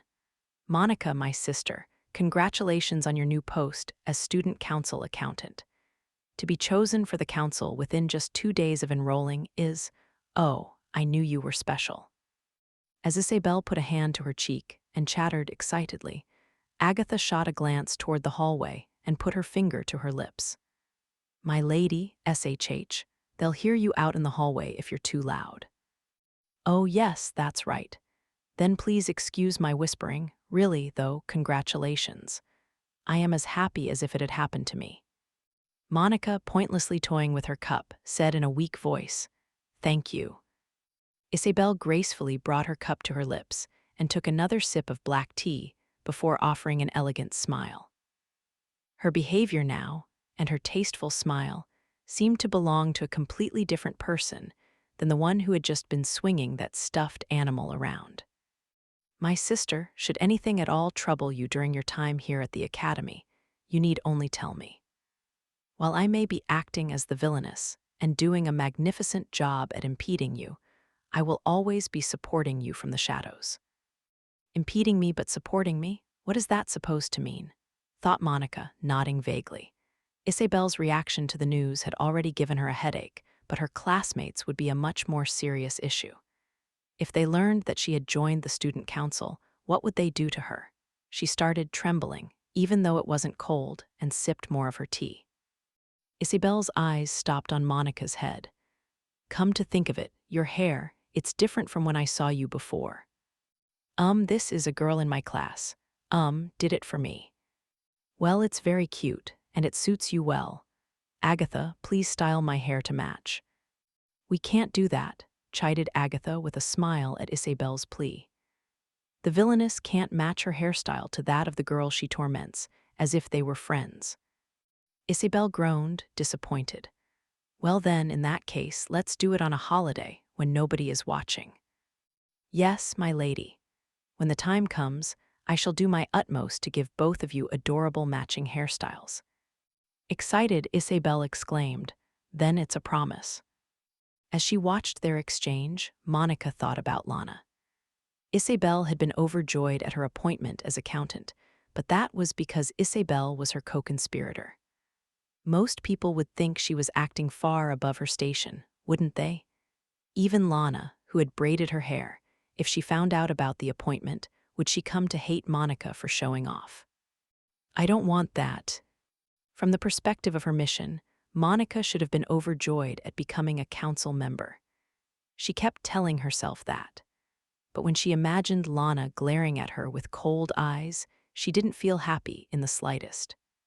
Just as she had expected, the day after she was appointed student council accountant, Monica was showered with curious looks from the moment she left her dorm room. Eyes followed her from the hallway into the classroom. It seemed the news had already made the rounds. As she sat down in her seat and started pointlessly rearranging her writing utensils, she thought back to the events of the previous day. Yesterday had been tumultuous, to say the least. Elliot had summoned her, then ordered her to find the culprit behind the flowerpot incident. While on that mission, she'd fallen down the stairs and met a beautiful girl in the music room. And then, once she'd figured out who had dropped the flower pot and joyfully reviewed the student council's accounting records, she had somehow wound up being named the council's new accountant. As the one charged with Felix's protection, becoming accountant had been an amazing stroke of luck. But with how much she hated standing out, Monica just couldn't be happy about it. Up until today, her classmates had seen her as a country bumpkin, and their stares had been ones of derision. But now, she could plainly see the shift to envy and malice. The hatred stabbed into her skin like knives. Whispered voices were colored by irritation and ridicule. "I want to go home," she thought, half crying, until all of a sudden, someone tapped her shoulder.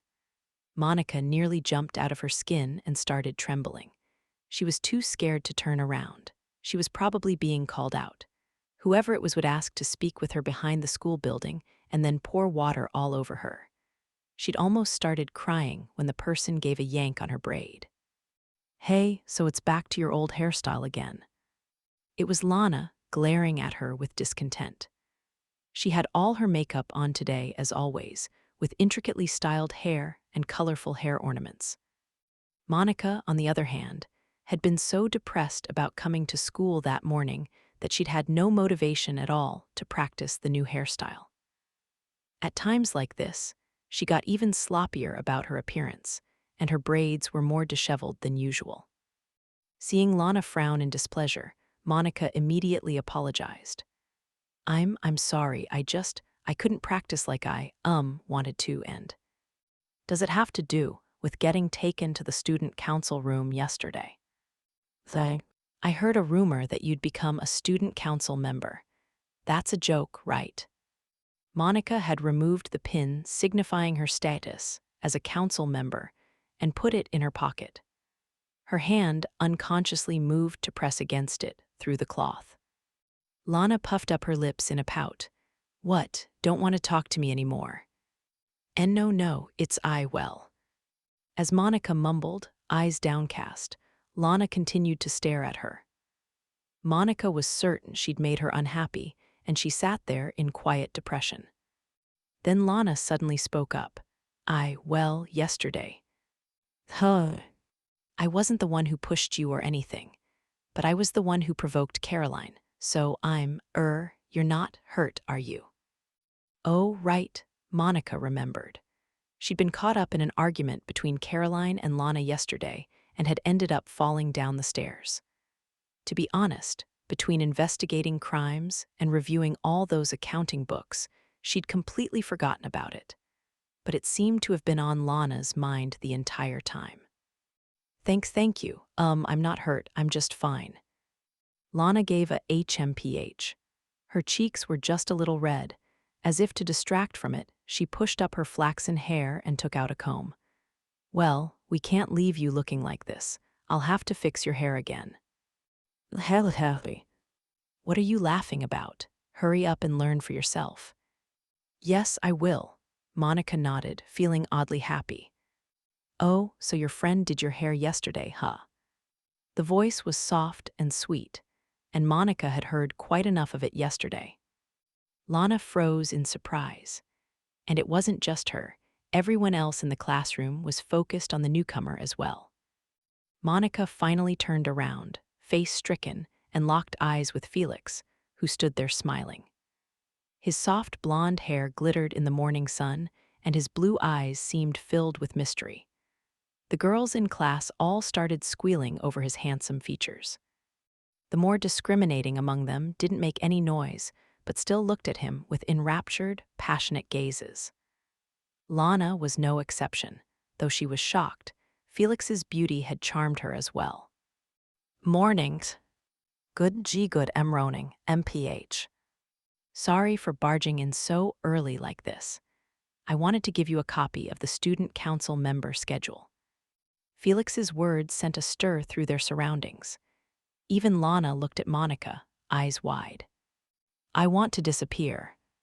Monica's face resembled that of a corpse as Felix handed her a piece of paper with the schedule written on it, then took his finger and ran it along her collar. "Oh, where is your pin? Did you take it off?" "Oh, Monica turned her head to the side to avoid the question, but he took her chin and forced her to look straight ahead. Why not take it out? Terrified, she took out her council member pin. He plucked it from her hand, then personally affixed it to her collar. "You have to keep it on, all right? You're a member of the prestigious student council, so you must always look the part." I don't want to be on the student council, but for this bodyguard mission, I have to." Still, the stares from those around her were so painful. "I'm scared." And now Felix was right next to her, way too close. To try and escape from reality, she started counting his eyelashes. 1, 2, 3, 4. His eyelashes were a slightly deeper color than his hair and startlingly long. How many matchsticks could sit across them? 2. No, you might even be able to get 3 on there. As she counted the eyelashes, she simultaneously started thinking about how many lashes would be needed to support the weight of a matchstick. The strength of each individual lash, their relative density, and their angle were all important. As she became lost in her escapist fantasy, the long eyelashes in front of her lifted, and those blue eyes flashed mischievously. "You're staring quite a lot. Why is that?" Matchsticks." I was thinking about the optimal eyelash angle for supporting a matchstick." Every one of her classmates, who had been watching the scene with bated breath, suddenly froze. Lana paled and began stammering, "Wait, no, you foolish." But Felix only chuckled, his shoulders bobbing, and released Monica's collar. "You should have your friend do your hair. It was very cute yesterday. The ribbons suited you well." He lightly stroked her hair with a finger, then gave her a wink. "I'll see you after school, in the student council room." Leaving her with that, Felix exited the classroom. Monica looked down and let out a long breath. She was tired. It was only morning, and she was already so tired. She wanted to go back to her room right now and hide under the covers. As Monica was thinking that, Lana took out various combs and hairpins and laid them on the desk. Her eyes were practically sparkling. You, said Monica, frightened, looking up at Lana. Huffing excitedly, Lana readied her combs. My skills have been acknowledged by the prince. I can't send you to him with anything less than a masterpiece. Prepare yourself, for I am about to give you the #1 cutest hairstyle trending in the capital. Monica was honestly overjoyed that Lana didn't hate her now, that she was a student council member.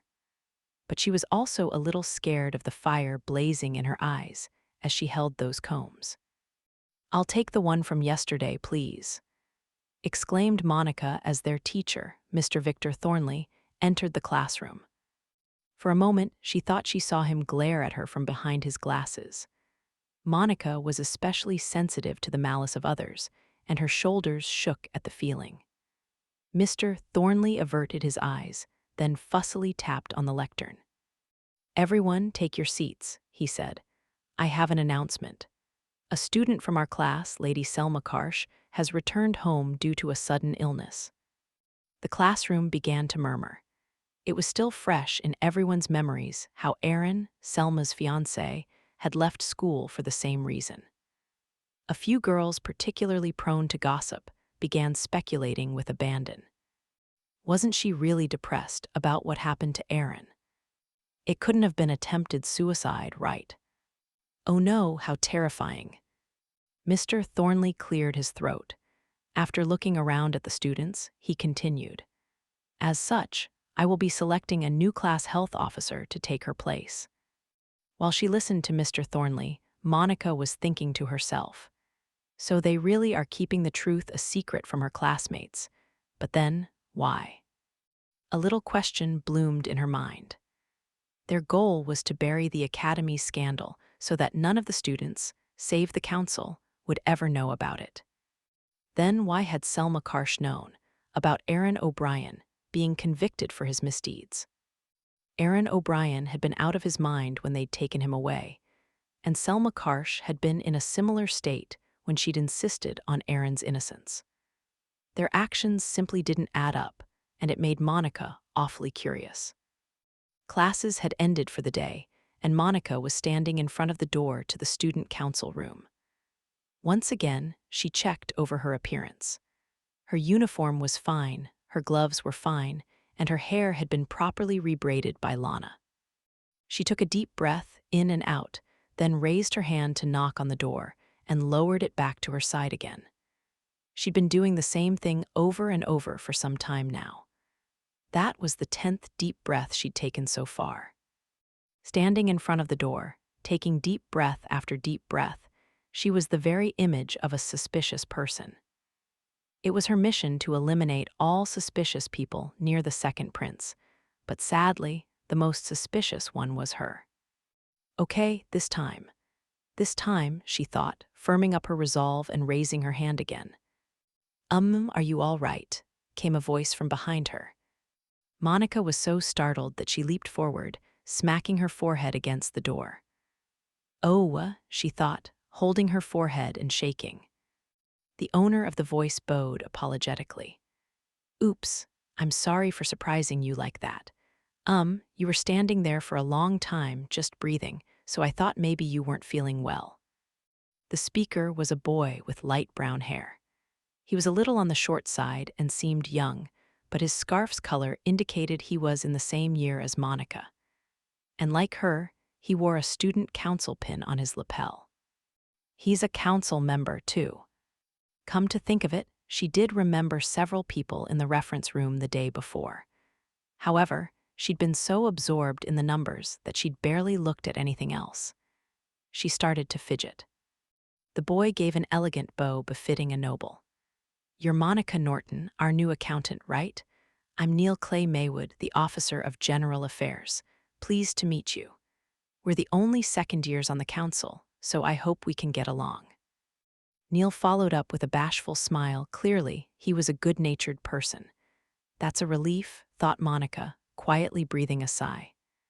Deep down, she'd been terrified the other council members would hate her, but here was someone nice already. Maybe I'll be able to do this after all, she thought, relieved. At that exact moment, they heard an angry exclamation from behind them. How long are you going to be talking in front of the door? Monica's shoulders jerked. She turned around and saw the silver-haired Cyril Ashley, vice president of the student council, crossing his arms and glaring at her. He tipped his slender chin up into the air, stared, then said bitterly, "Monica Norton, have you noticed that your prolonged nonsense is keeping me from getting inside?" Apparently, Cyril had seen her taking all those deep breaths in front of the door. Vice President," ventured Neil, "were you watching this whole time?" Cyril turned his glare on Neil, and the boy, who seemed weak-willed, quickly shut his mouth. The vice president gave a derisive snort, then looked back to Monica. "I don't know what you did to butter up the prince, but I, for one, do not acknowledge you as a council member," he growled, opening the door. Neil beckoned Monica inside, and she nervously followed after them. 3 people were already seated in the room. Felix, the president, sat at the desk in the middle. A droopy-eyed young man was at a separate conference table. Elliot, one of the secretaries.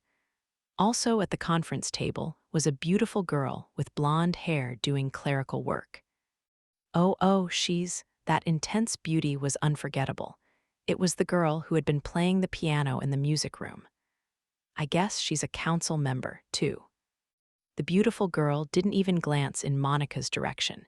She simply kept her feather pen moving in silence. As Monica was wondering whether to say something, Felix spoke up, voice calm. "Looks like we're all here." At that, everyone naturally gravitated toward the conference table, leaving open the seats at the head and foot of the table. The seat next to Neil, the foot, was probably Monica's.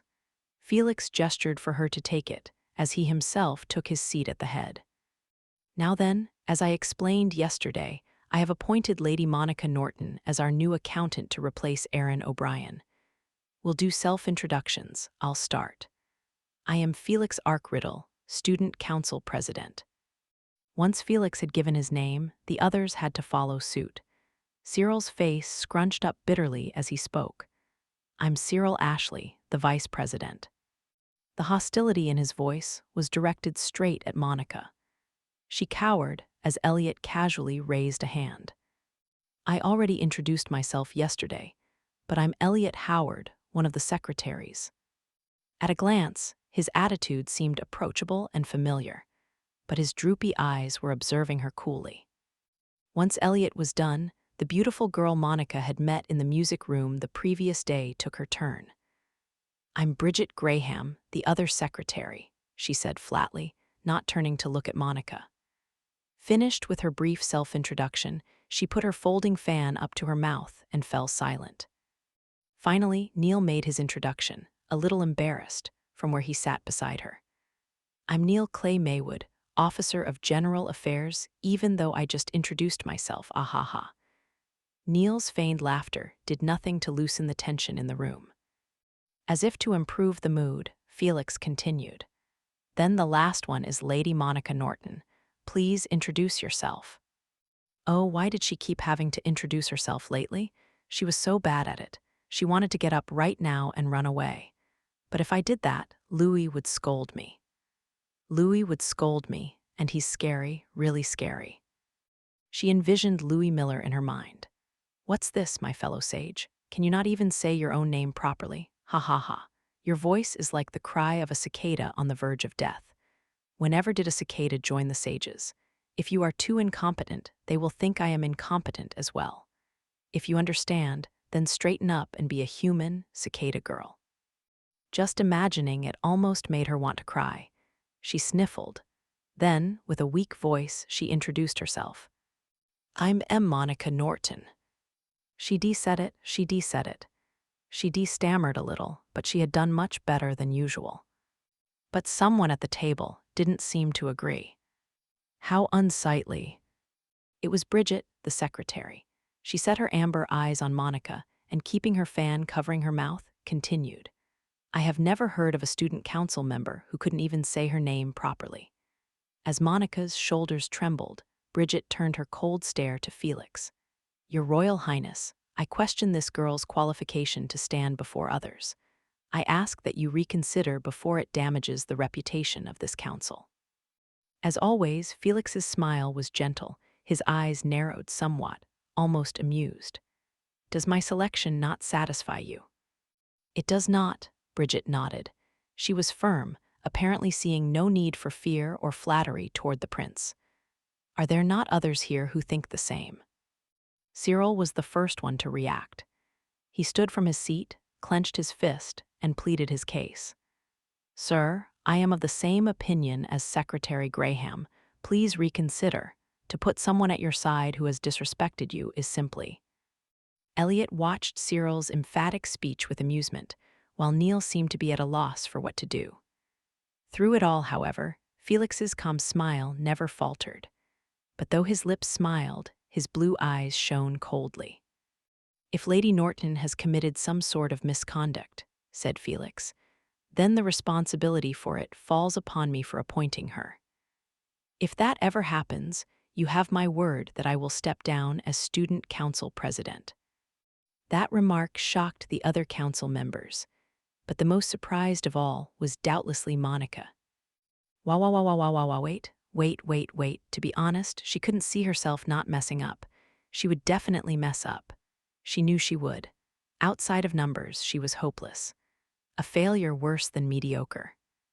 As she sat there and started to shake, Felix lightly clapped his hands.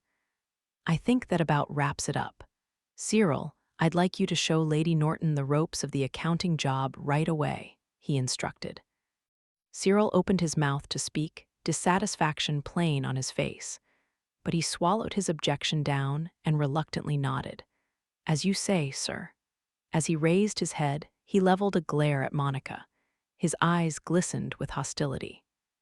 Of all people, why is it him teaching me my job? Trembling madly, Monica looked up at Felix. Excuse me, why the vice president? Cyril was the accountant before he assumed his current role. Felix paused, peering at Monica's face in what seemed like amusement.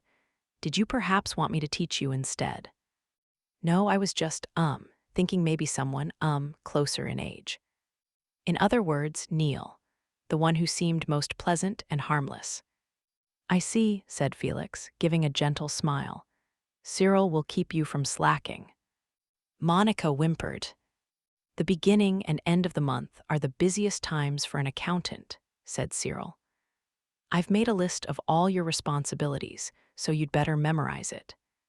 Cyril Ashley's attitude toward Monica was blatantly aggressive, but he did a good job of explaining her tasks. She was curious about one thing, though he'd placed a large glass on the table. Between parts of his explanation, he would chant a short incantation and drop 1 or 2 pieces of ice into the empty glass. She was understandably curious about this, so once Cyril's description had reached a break, she nervously asked, that ice, what do you use it for? It's for shoving into your mouth every time you make a mistake. Cyril fiddled with his brooch, maybe a nervous habit, and dropped another piece of ice into the vessel. Suddenly, Monica noticed something. She could feel a chill from around Cyril, the kind of chill that came with ice mana. But the chill was suppressed while he created the ice pieces. Wait, could that be why he's doing it? After finishing his explanation of the basics, Cyril shook the ice-filled glass a bit and snorted, sounding displeased. HMPH. If you had been slow to learn, I would have jammed these right into your mouth, but it seems that won't be necessary. Was that Cyril's version of a passing grade? If you have time to be distracted, spend it looking at the documents instead. Why, yes, sir, I'm sorry. Flustered, Monica began skimming the papers. Her task itself wasn't actually very complicated. Before coming here, she'd worked with things like financial records, revenue and expenditure records, product sales changes, and population reports. If it had to do with numbers, she'd had a hand in it. Compared with all that, this wasn't much work. As she read through the documents, she stole a glance at Cyril. During his explanation, he'd been collecting the old accounting records. Are those the records that, I reviewed?" she asked nervously. Cyril sniffed. "Yes, I'm getting them all together for Mr. Thornley to review tonight. He agreed to look them over while he was on the night shift." "I am sorry," apologized Monica reflexively. He scowled at her, confused. "What are you apologizing for?" "You each have more, unnecessary work to do because, I reviewed all the old records, don't you?" The day before, Monica had been so thrilled to work with numbers again that she'd gone through every past document. Because of that, she now felt bad for giving Cyril and Mr. Thornley more work. Cyril glared at her. "This isn't unnecessary work. It's quite necessary. Why are you so timid all the time anyway?" Well. You've already won the prince's trust, you know. You can be proud of that. Why do you insist on being so overly humble?" Those were words that Monica was used to hearing. Why do you humble yourself so much? You should be proud of your talents. If you put yourself down, what are those even less skilled supposed to think? Every person Monica knew had told her something like that, and their expressions made it clear they struggled to understand, just like Cyril now. The prince has chosen you, acknowledged your talents. Why aren't you proud of it? Don't be overly modest. Don't put yourself down. Have confidence. You're talented. When she'd learned to use magecraft without chanting, she'd been told such things endlessly. But Monica could never, ever nod and go along with it. She wasn't rejecting those who did have pride in themselves. Having pride in something was good. It was wonderful to be able to have confidence in your own talents. If that was something Monica could do, she would have done it. But it wasn't, and she couldn't. "I'm sorry," she muttered, shaking her head slowly. "I just can't have pride in myself no matter what. I just can't." Back when she'd gone to Minerva's, there had been only one person she was able to call her friend, a young man who was always trying to help the shy Monica. He would practice chanting with her since she couldn't speak well in front of others. It had made Monica happy. But when she learned how to cast spells without chanting and began to be lauded as a genius, that friendship had broken apart.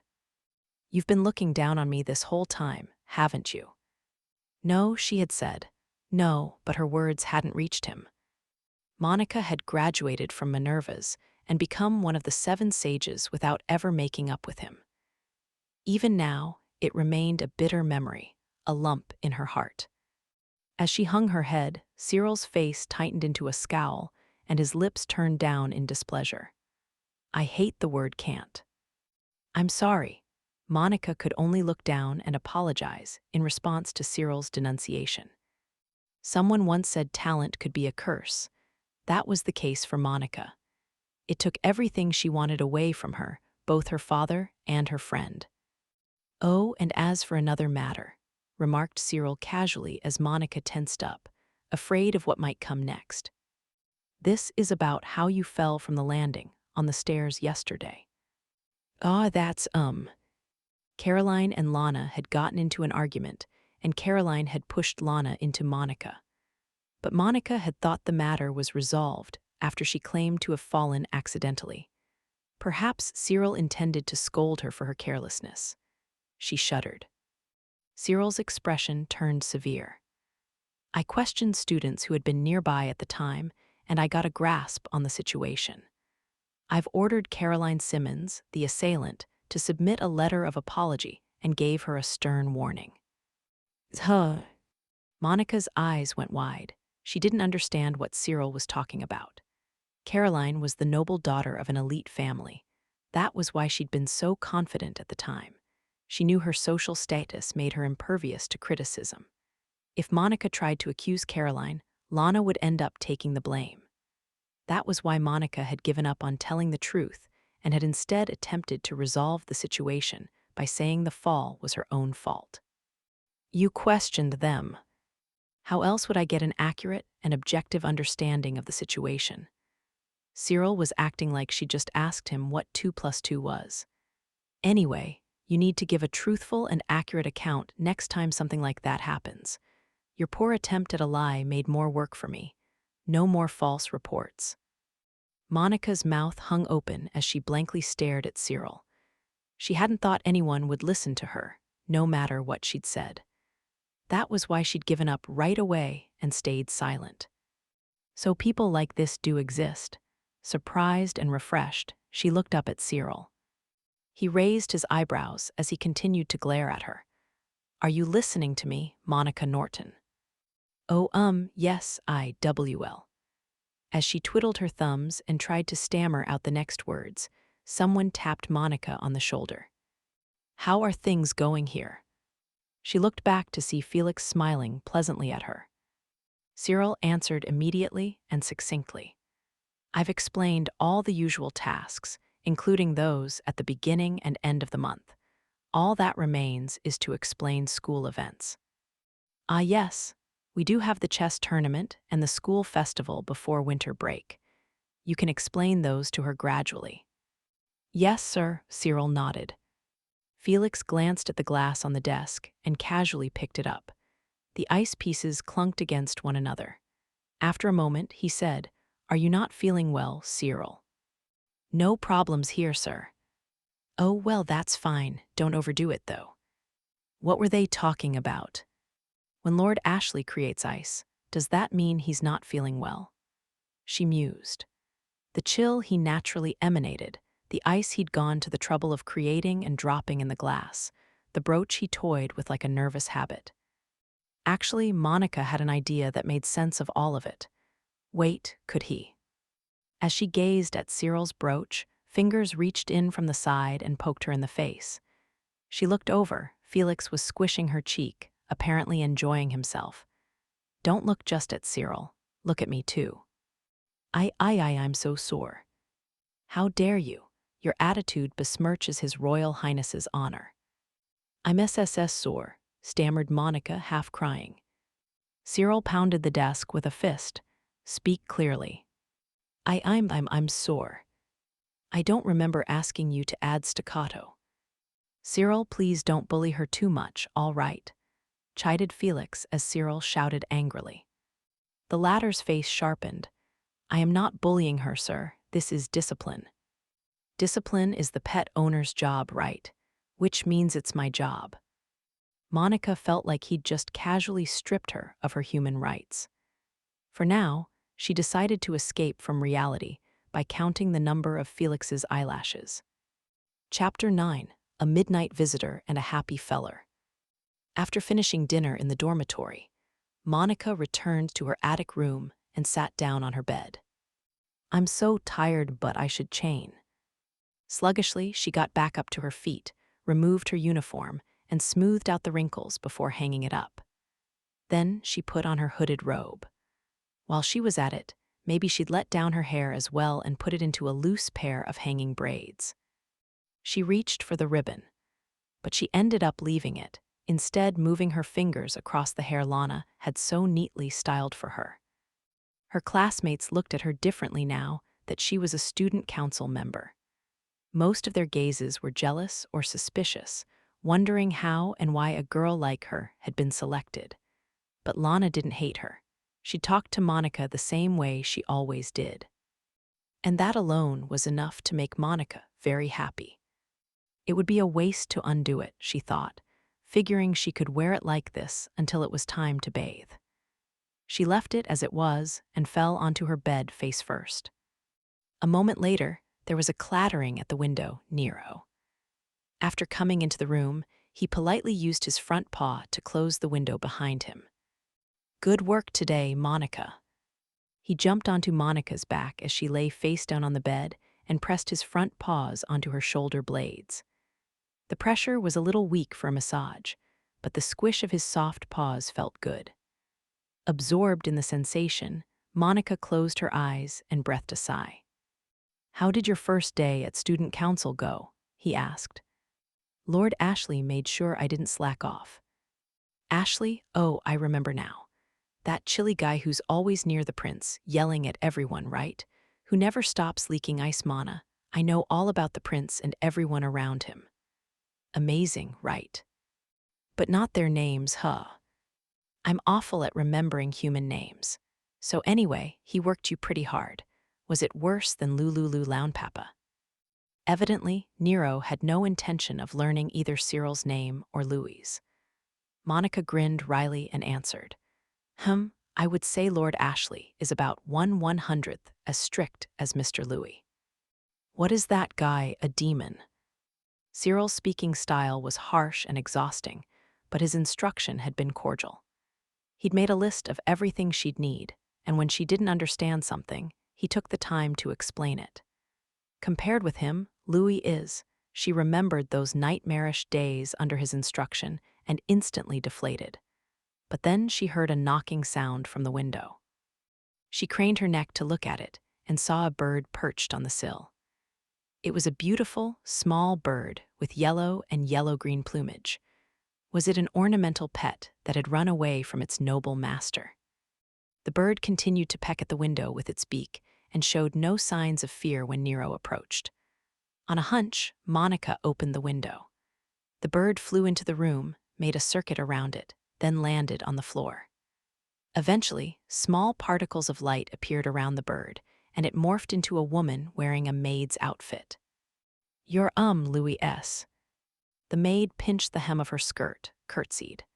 Then, in a monotone voice, she said, It is I, Rinsbulfade, contracted spirit of the barrier mage Louis Miller. Please call me Rin. Monica unconsciously straightened her back. They'd just been speaking about Louis being a demon, after all. Louis had probably sent Rin, his contracted spirit, to get a report on how the mission was progressing. You want a report on the mission, right? Yes, but first, I have a pressing message to deliver from Lord Louis. A pressing message. That meant it was something she needed to hear right away. What could it be? Thought Monica and Nero with bated breath. Rin opened her mouth, face still impassive. I, Louis Miller, am about to. About to, repeated Monica. Become a dad. Monica was at a loss for words. Who cares? Yelled Nero. Why is that important? It's just a personal message. Nero began punching the floor with his front paw, but Rin seemed unfazed. Yes, she continued. The mistress is now pregnant, and Lord Louis is quite the happy feller. Feller, repeated Monica. She hadn't heard that term before. Yes, a happy feller, repeated Rin, face serious. Apparently, in western areas of the kingdom, feller is another word for man. As such, a happy feller is a man brimming with cheer. I see. I have been wanting to use it ever since I saw it in a book. I'm quite moved to have finally gotten the chance. She claimed to be moved, but her face was still as impassive as always. Monica could never tell if she was joking. Well, please tell Mr. Louis and his wife. Congratulations. This is your chance to get angry, Monica. That wicked mage forced you to do this difficult mission, and now he's enjoying himself. Get as angry as you want, cried Nero, raising his paws to emphasize his point. But Monica honestly wished them well. Louis aside, his wife, Rosalie, had taken very good care of Monica during her stay with them. I shall inform them. Rin nodded, producing a sheet of paper from somewhere on her person. Now that the main issue is taken care of, Wait, that was the main issue, exclaimed Nero. Rin ignored him and unfolded the paper on the desk. On it was a message scrawled in Louis's handwriting. Dear Silent Witch, I am well aware of your incompetence regarding giving oral reports. Please record any important information on this paper and give it back to Rin. Her fellow sage knew her well.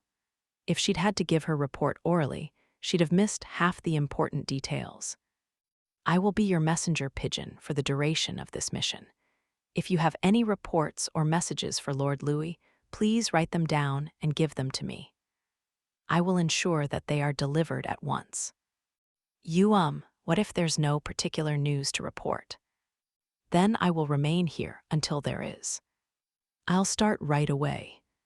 Flustered, Monica moved her lamp to the desk. Fortunately, she had quite a bit to report about how she'd resolved the flower pot incident and been appointed to the student council. These were both important developments for her mission, so she could probably include them with pride. Oh, and this, and that more and more came to mind. As she was thinking about what to write, Nero's whiskers twitched, and he turned toward the window. "Hey, Monica," he said, "there's something chilly behind the boys' dorm." Huh. Monica was confused, not understanding what he was getting at. Then Rin jumped in. "I am reading Ice Mana behind the boys' dormitory. It seems to be an uncontrolled outpouring of mana rather than a conscious usage of magecraft." Monica had a bad feeling about this. A chill ran down her spine. The words Ice Mana made her immediately think of the council's vice president, Cyril Ashley. Rin, you said the reading is coming from outside the dorm, right? Not inside." "Yes, it's coming from the outside, and slowly moving away from the dormitories." If the reading was coming from Cyril, did that mean a serious student like him had snuck out of the dorm this late at night? Either way, as the second prince's bodyguard, she couldn't overlook any unusual incidents near the boys' dorm. I'll go have a look." "Wait up, Monica. How are you planning to get out of the girls' dorm? You can't use flight magecraft, can you?" Nero was right. Flight magecraft required a good sense of balance in addition to excellent mana control, making it very difficult for Monica, who had disastrous motor skills. Experienced veterans could freely fly through the sky, but she could only jump a little higher in the air at most. As Monica stared uneasily down from the window, Rin made a modest suggestion. "In that case, you may leave it to me. As a wind spirit, flight magecraft is my specialty." Come to think of it, Rin had also been the one to carry her from her mountain cabin to the royal capital. "She's so dependable," thought Monica, looking up at Rin with admiration. With one foot already on the window frame, Rin said, "Regarding the landing method, I have recently devised something new called a hurricane landing. I highly recommend it, as it presents a chance to experience the wonders of centrifugal force with your entire body." That's you're joking, right?" asked Monica cautiously. Rin looked at her without saying a word. Her eyes, the color of fresh grass, were unclouded. They were so clear, in fact, that Monica was a little frightened. Snatching up Nero and holding him to her chest, she cried, "Please just make it safe." Felix was sitting in his dorm room drinking black tea. His spirit, Wildyanu, was currently in the form of a white lizard. He poked his head out of Felix's pocket and said, "Sir."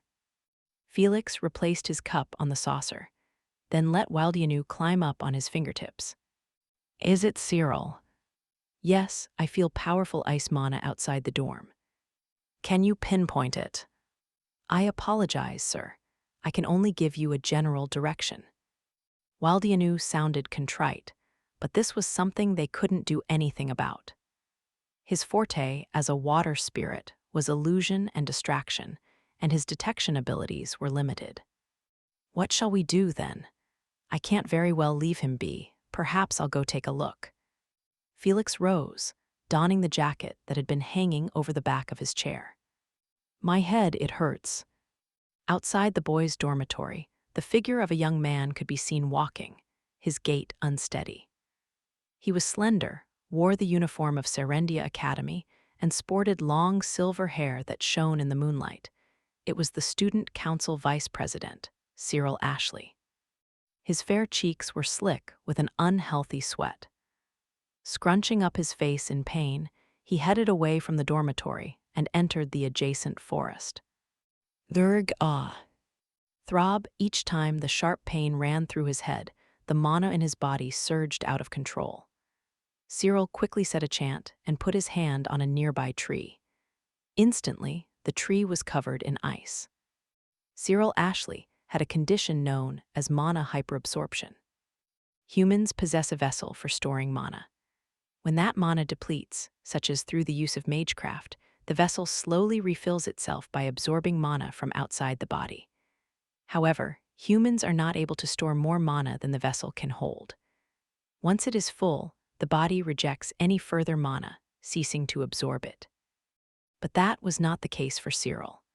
Even after his vessel had filled, his body still believed more mana was required and continued to absorb it. This condition was referred to as mana hyperabsorption. An excess of mana could damage the body and lead to mana poisoning. Therefore, every once in a while, he would have to release it. Groaning, Cyril clutched the brooch at his neck, which secured his tie. The brooch was actually a magical item that forcibly expelled the excess mana in his body. With its help, he should be able to go about his daily life without issue. But ever since the previous day, he had been feeling unwell. If he used magecraft, the amount of mana in his body would decrease.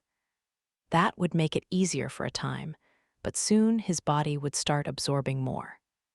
The absorption also appeared to be taking place much faster than usual. Too fast. No matter how many spells he cast, he couldn't seem to run out of mana. In fact, it seemed like he was absorbing it faster than he could use it up. He dropped to his knees, curled in on himself, and grasped his magical brooch like a lifeline. Marquis Hyon had given this to him. It was his treasure. Cyril wasn't originally from the Marquis's family. Because Marquis Hyon had only been blessed with a daughter, he had selected Cyril as the most talented of his distant relatives and adopted him. Though Cyril's family technically shared Marquis Hyon's bloodline, they didn't even have a noble rank. They were at the bottom of the bottom. Cyril had been chosen anyway. There could be only one reason: his talent. Cyril, who had been cooped up in his town, attending the local school, had been proud to be chosen for his talent.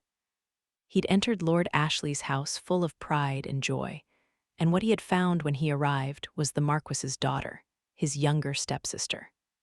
House Hyon was called the lineage of the wise.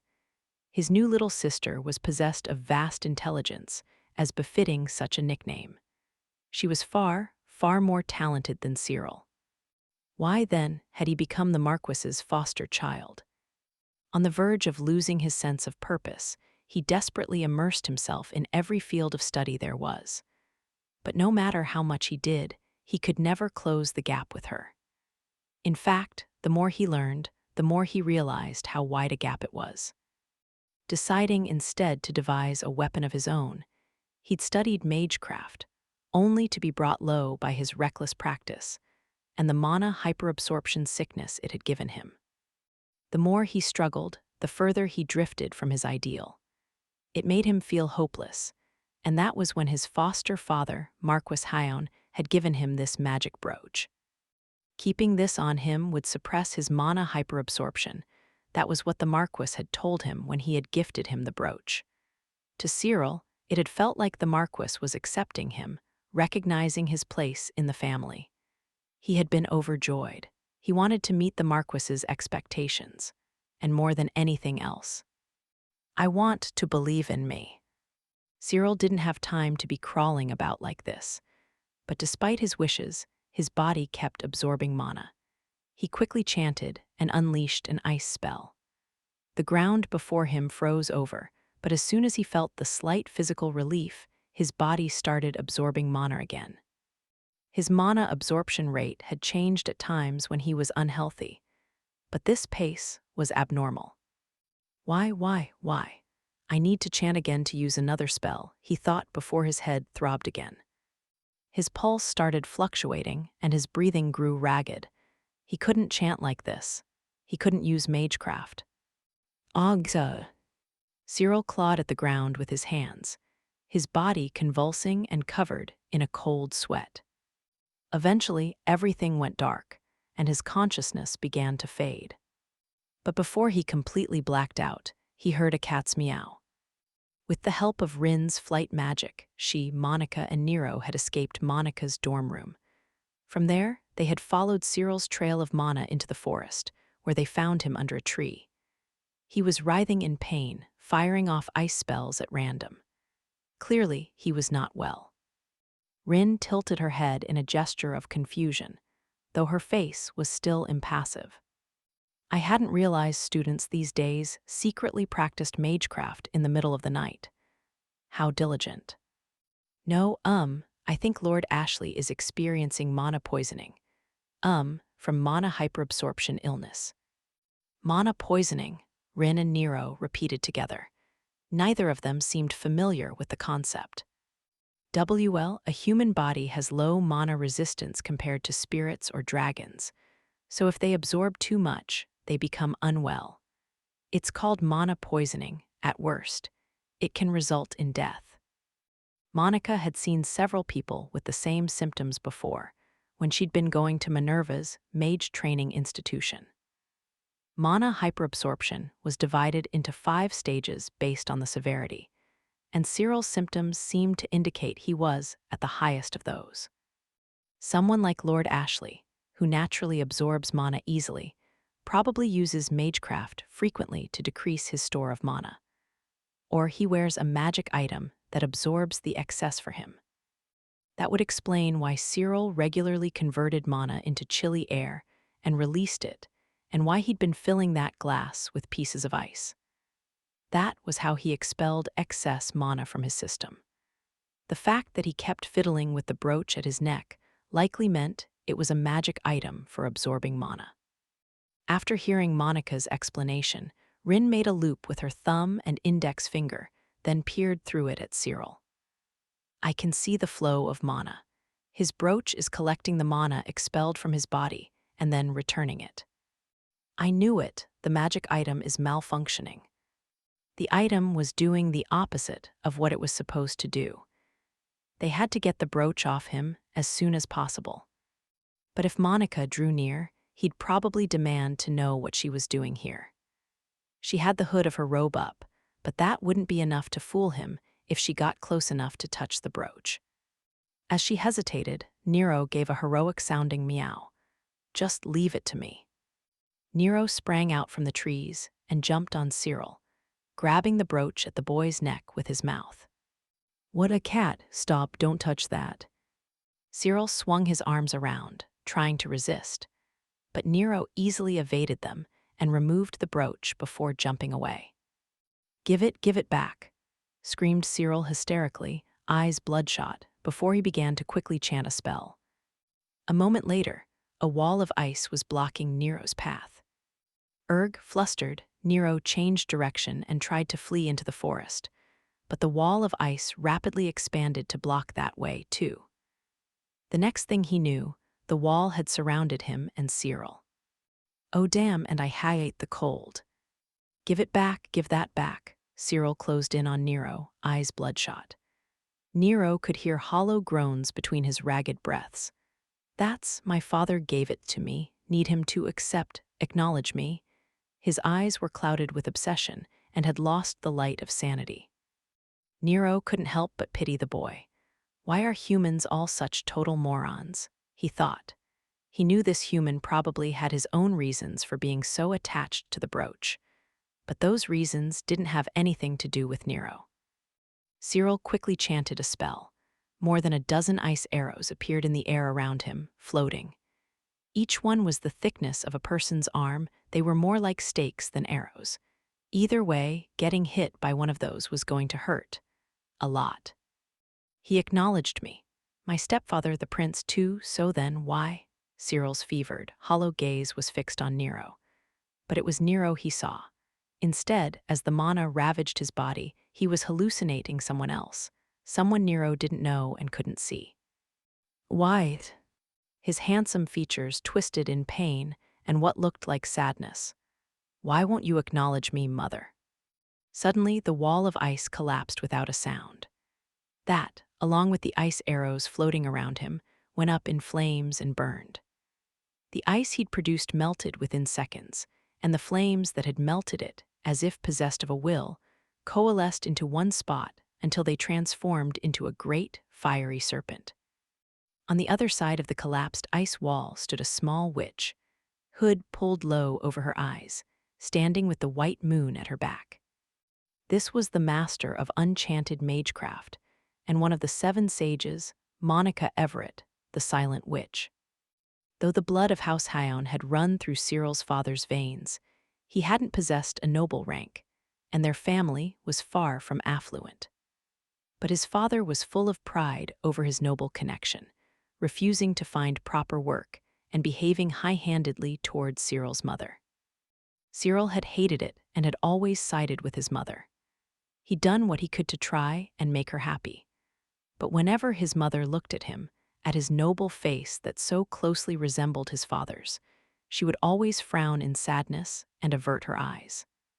Eventually, his father had drowned himself in alcohol and died. It was around that time that someone from House Hyon had come to speak with Cyril about his potential adoption. Cyril had jumped for joy. He could make things easier for his mother. He could make her happy. Seeing her son's innocent happiness, his mother had heaved a sigh and said, "You really are a noble, just as I'd thought." "No, mother, I'm your son." But he couldn't say those words, no matter how hard he tried. In front of Cyril stood a hooded figure. The figure was small. He couldn't imagine it was an adult. But when the person lifted their right arm, the flaming serpent that had melted his ice wall coiled around them. The black cat that had stolen Cyril's brooch gave a meow before running over to the hooded figure. The person picked up the cat, then plucked the brooch out of his mouth. "Does that cat belong to you?" growled Cyril. The hooded figure didn't look at him, however. They were focused on the brooch. Their attitude was making Cyril more and more irritated. "Give me back that brooch," he exclaimed, chanting a spell in his rage, one to create chains of ice. When Cyril snapped his fingers, his ice chains would wrap themselves tight around the hooded figure's limbs. But a moment later, his chains fell to pieces. The hooded figure hadn't done anything. They hadn't even chanted. And yet, the ice chains had shattered like brittle glass, their fragments glistening and scattering across the ground. Thinking he'd made a mistake with the formula, Cyril chanted the spell a second time. But the result was no different. They collapsed as soon as they materialized. Why, you, is this your doing?" The hooded figure remained silent and stared at the brooch, as though Cyril wasn't even worth a look. It was eerie. "Answer me," he demanded, creating arrows of ice and shooting them at the hooded figure. But right before they connected, they were engulfed in flames and melted away. Cyril assumed the person had a friend nearby. He couldn't explain it otherwise. After all, the hooded figure had never chanted anything, and there was no way they could have nullified Cyril's spells without doing so. Damn it. He created a lot more ice arrows this time, then fired them in random directions. If the hooded figure had an accomplice, he wanted to smoke them out. But the figure casually raised a hand, and with just that, the ice arrows burst into flame and melted away like they'd never existed. What is that?" It wasn't that difficult to use a shield to block randomly fired arrows, but to shoot every single one of them down. The level of technique required was unimaginable.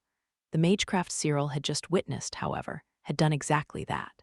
What's more, once the flames had melted the ice, they had disappeared without burning the nearby trees.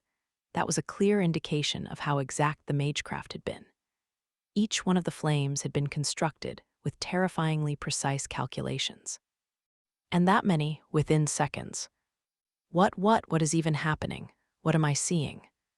Someone unfamiliar with magecraft would have been distracted by the giant flaming serpent, since it had such a flashy appearance. But anyone who had even so much as tried their hand at a spell would have known how unusual those tiny flames that had melted the ice arrows had been. Shields were the fundamental defense in mage combat, in other words, defensive barriers. But the person in front of him hadn't used a shield at all, suggesting an overwhelming difference in technique between them and Cyril. What are you?" Cyril abandoned the idea of delicate control. He converted all the mana he could into ice-cold air and rammed it into the hooded figure. "Freeze, freeze, damn you. I'll turn you into a silent ice sculpture," he wailed hysterically. The cold wave with Cyril at its center began to freeze everything in sight. The ground, the trees, and even Cyril himself. What did he care about frostbite on his limbs? He continued at full force. Then, however, he noticed it. The cold wave he had created with all his power was being pushed back. No, it was being diverted, straight up into the air. The hooded figure was redirecting Cyril's cold wave with wind magecraft. Simultaneously, the frost stuck to Cyril's limbs began to flake off and fall to the ground. A barrier had been cast on his body to protect him from the cold. Cyril had used this spell without concern for himself. It wasn't him creating the barrier. Then are they doing it? If the hooded figure was using a wind spell to redirect his cold wave, and a defensive barrier was protecting him physically. In other words, they were likely using two advanced spells at the same time. The hooded figure's accomplice was probably hiding somewhere nearby, quietly chanting their spells. That had to be it. But what if that wasn't the case? If that hooded figure was using this much magecraft by themselves, then they had to be some kind of monster. The color drained from Cyril's face, and he began to tremble. The feeling of excitement and intoxication that had come with using his spells had faded, and his skin grew pale. His vision hazed over, and his body went completely limp. He'd reached the end of his mana. No such thing as can't, I'm. Cyril gritted his teeth, trying to retain consciousness. But it was no use. His body became heavy, and his vision darkened. I need to live up to. Right before passing out, Cyril saw something, the hooded figure running toward him, hopelessly clumsy, before extending a small hand. Are you all right?" exclaimed Monica as she ran over to Cyril. She set his head on her lap and began to examine him. He was unconscious, and his pulse was a bit weak, but he would survive. A little rest, and he'd be back on his feet. Thank goodness. In its early stages, mana poisoning gave one a strong sense of excitement when using magecraft. At later stages, it could cause hallucinations, heart palpitations, and dizziness, and at worst, the mana would eat away at a person's body until they died. The fastest way to cure someone's mana poisoning was to have them use magecraft until their mana ran out while still in the early stages of illness. Excellent job. Rin appeared. She'd been watching from the shadows and looked at the brooch in Monica's hands. Is the item malfunctioning, as you expected? Yes, a flaw has appeared in the formula. I don't think it had a protection formula on it. Magical items were extremely sensitive. They were, quite literally, items that guided the flow of mana. If the mana wasn't being guided by a correct formula, then it would likely malfunction. Therefore, generally, one would overlay a protection formula in order to protect it. However, Cyril's brooch had no such measure. Magic items without a protection formula frequently malfunction when the bearer receives a strong magical attack. So it's a defective product, cried Nero, waving his tail in irritation. Geez, so who was cutting corners? There's a maker's mark engraved on the back of it. Monica flipped over the brooch and read the name. Her expression soured. Emmanuel Darwin, the gem mage. Who's that? Anyone know him? As Monica struggled to answer, Rin cut in, her tone matter of fact. He, like the silent witch, is recorded as one of the 7 sages. Not a friend of Lord Louis, part of the Second Prince's faction. According to Lord Louis, he is a money grubber. After a few seconds of silence, Nero spoke up. Do any of the 7 sages have their head on straight? The remark struck home. Monica put a hand to her chest and groaned before overriding the brooch with a new magical formula. This sort of spell, which bestowed mana upon matter, was called imbuement magecraft. Monica hadn't done any focused study on this subject, but the formula on this brooch wasn't very complex in its construction, so she had an easy time revising it. In contrast, the brooch Louis had made for Felix was an extremely advanced magical item. Not only did it track the bearer's whereabouts, it would also detect danger and create a defensive barrier if the wearer was to come under attack. On the other hand, this brooch was made only for absorbing and emitting mana. Maybe I'll add in a self-regulating formula to control how much mana is absorbed based on how much he has in his body at any given time. Whenever Monica saw magical formulas like this, she got the urge to improve them. It was a bad habit. Still, if the brooch's functions changed significantly out of nowhere, Cyril would be confused. So Monica corrected the flaw in the magical formula, embedded a self-regulation formula, and stopped there. Then she overlaid 2 protective formulas. That should prevent future mishaps. As she put the brooch back on Cyril's collar, Nero looked up at her mischievously. "Why do all that for nothing, You could wring a couple of gold coins out of him just for repairing it, right?" "Well, that's—" Monica paused to get her words in order. She couldn't help but be a little bit jealous of Cyril. He was so proud of the fact that someone else had acknowledged him, and he worked diligently to gain that acknowledgement, sparing no effort. Having mana hyperabsorption comes with various issues, but if you learn to control it, a mage can turn it to their advantage. If a person's rate of mana absorption was high, that also meant they could restore mana quickly. And faster recovery could grant an advantage over other mages during prolonged battles. Actually, there were even mages who tried to induce it by purposely putting themselves through grueling training to try and raise their mana regeneration rate. In other words, this condition of Cyril's could easily be considered a talent. I didn't want him to see his talent as a curse. Monica was never able to take pride in her own abilities. She couldn't help but think of them as a curse. But she didn't want Cyril to end up like her. She wanted him to be able to puff out his chest and be confident, to have enough pride to make up for Monica's lack of it. "Hey, by the way," said Nero, poking Cyril's cheek with his front paw. "Now what? Leave him here to sleep it off." He had raised a good point. Though it wasn't yet winter, Monica hesitated to leave someone in his condition out sleeping in the forest. As she was wondering what to do, Rin raised her hand. "I can use a gust of wind to blow his body back into the boys' dormitory. I'd rather do something a little less violent. Then I'll engulf him in a tornado and send him flying back to the dorm." That sounds even worse. Still, even if Rin was to sneak into the boys' dorm using flight magic, she wouldn't be able to find Cyril's room. Monica was at a loss. At last, Nero gave a dramatic sigh and leaped into the air. He did a flip before landing, and a moment later, he was a black cat no more. In his place stood a young man with black hair and golden eyes. "I'll go carry him to the gate of the boys' dorm. If I leave him lying on the ground close by, someone's bound to notice, right?" Monica groaned. "Do you really have to leave him lying there?" "Wouldn't make sense for me to sneak inside and get us both caught, would it?" said Nero, roughly lifting Cyril's body and throwing him over his shoulder. Nero, can you at least put him on your back?"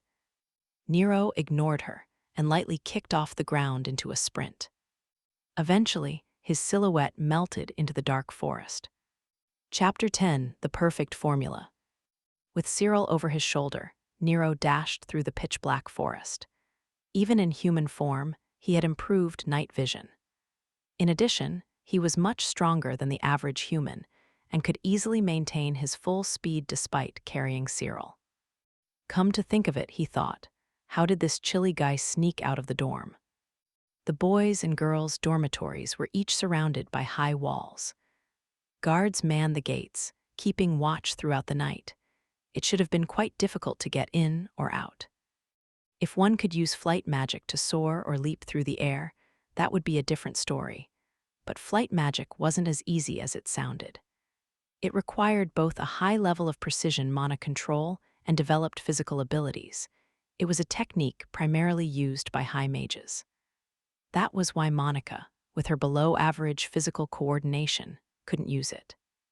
In my expert opinion, this chilly guy has some standout ice magecraft, but he doesn't seem to be particularly skilled at anything else. A person's elemental affinity was determined from birth, and most average mages were only able to manipulate a single element. Monica's ability to easily handle advanced magecraft without regard to element was in many ways unusual. Though Nero found it easy to forget at times, she was one of the 7 sages, the greatest mages in the kingdom, after all. Chilly Guy probably can't use wind spells then, though it's still pretty amazing that he can use ice magecraft so well at his age. How had Cyril, who couldn't use flight magic, snuck out of the boys' dorm? The answer came to him the moment he arrived at the rear entrance to the dormitory. There was a large crack in part of the wall surrounding the building. Cyril must have slipped through it. For an elite academy, muttered Nero, that's sure some sloppy maintenance work. Apparently, generations of students have used that crack to slip out of the dorm and take a breather, came a voice from behind Nero. He turned back, Cyril still over his shoulder, and saw a familiar male student standing behind him. With a tall, slender body, a pleasantly handsome face, and golden hair that shone softly in the moonlight, it was the second prince of the kingdom of Riddle, Felix Riddle. He was wearing his school uniform and holding a rather large board. As Nero looked at the board, Felix stood it up against the wall so as to cover the crack. Normally, we conceal it with the board like this, but it would seem Cyril wasn't able to do so at the time. Ah, thought Nero, so the prince is also a regular customer, too. Nodding to himself, Nero lowered Cyril from his shoulder. I'm a traveler who just happened to pass by. This chilly guy was out of control with mana poisoning and collapsed in the middle of the forest, so I brought him back here for you. What do you think? I'm so kind, right? Hurry up and thank me. Yes, thank you for your efforts. Whatever he says he saw, tell him it was all a hallucination due to the mana poisoning. Got that? Everything he saw was a hallucination. Felix glanced at Cyril, then immediately returned his gaze to Nero. His expression was calm and gentle, but his blue eyes were guarded as they watched Nero's movements. Would you mind giving me your name, perhaps, kind traveler? Oh, I'm no one important, but since I'm so nice, I'll tell you anyway. The name's Bartholomew Alexander. Faced with Nero's braggadocio, Felix put a hand to his mouth and snickered. That's the same name as the main character in an adventure novel. Wait, you know Dustin Gunter? Nero asked, excitement in his voice. He felt his fondness for the prince increasing slightly. It was his firm belief that anyone who liked Dustin Gunter had to be a good person. Felix shrugged.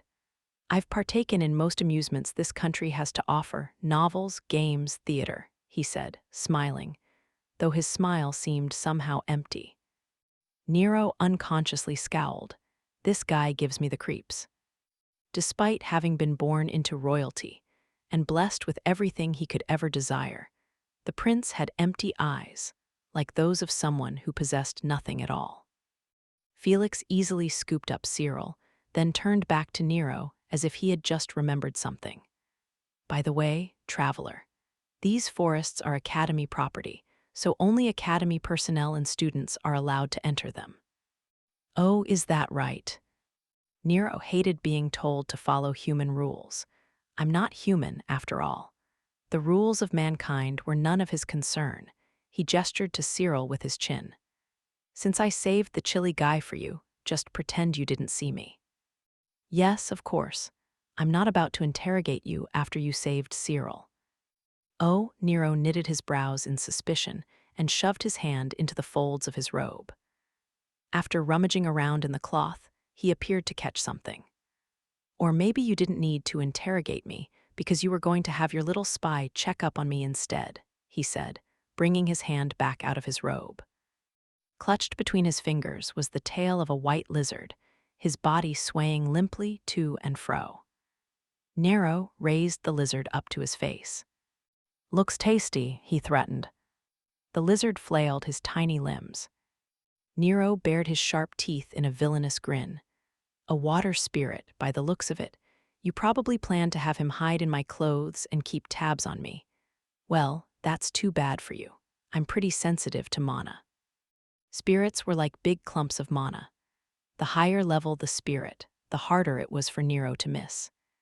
This white lizard was a high water spirit, presumably contracted with the prince. Even presented with the white lizard, however, Felix maintained his calm smile, and that just made him even creepier. Nero had been hoping for a bigger reaction, like "WH what?" or "Who in the world are you?" Unfortunately, the prince showed no sign of agitation whatsoever. Bored, Nero tossed the lizard to the ground and turned his back on Felix. "See you." Before leaving, Nero cocked his head a little and took one last look behind him. Felix said nothing, just stood there smiling quietly, watching him leave. "Look, you sparkly prince," he said to himself. "I don't care how bored you are. You keep your hands off my favorite, got it?"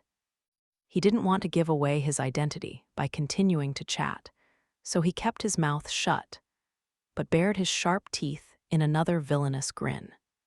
"If you break Monica, I'll rip you to shreds and devour you." After being tossed to the ground, Wildianu moved over to Felix and pressed his little head to the dirt in apology. "I'm terribly sorry for my lack of strength, sir.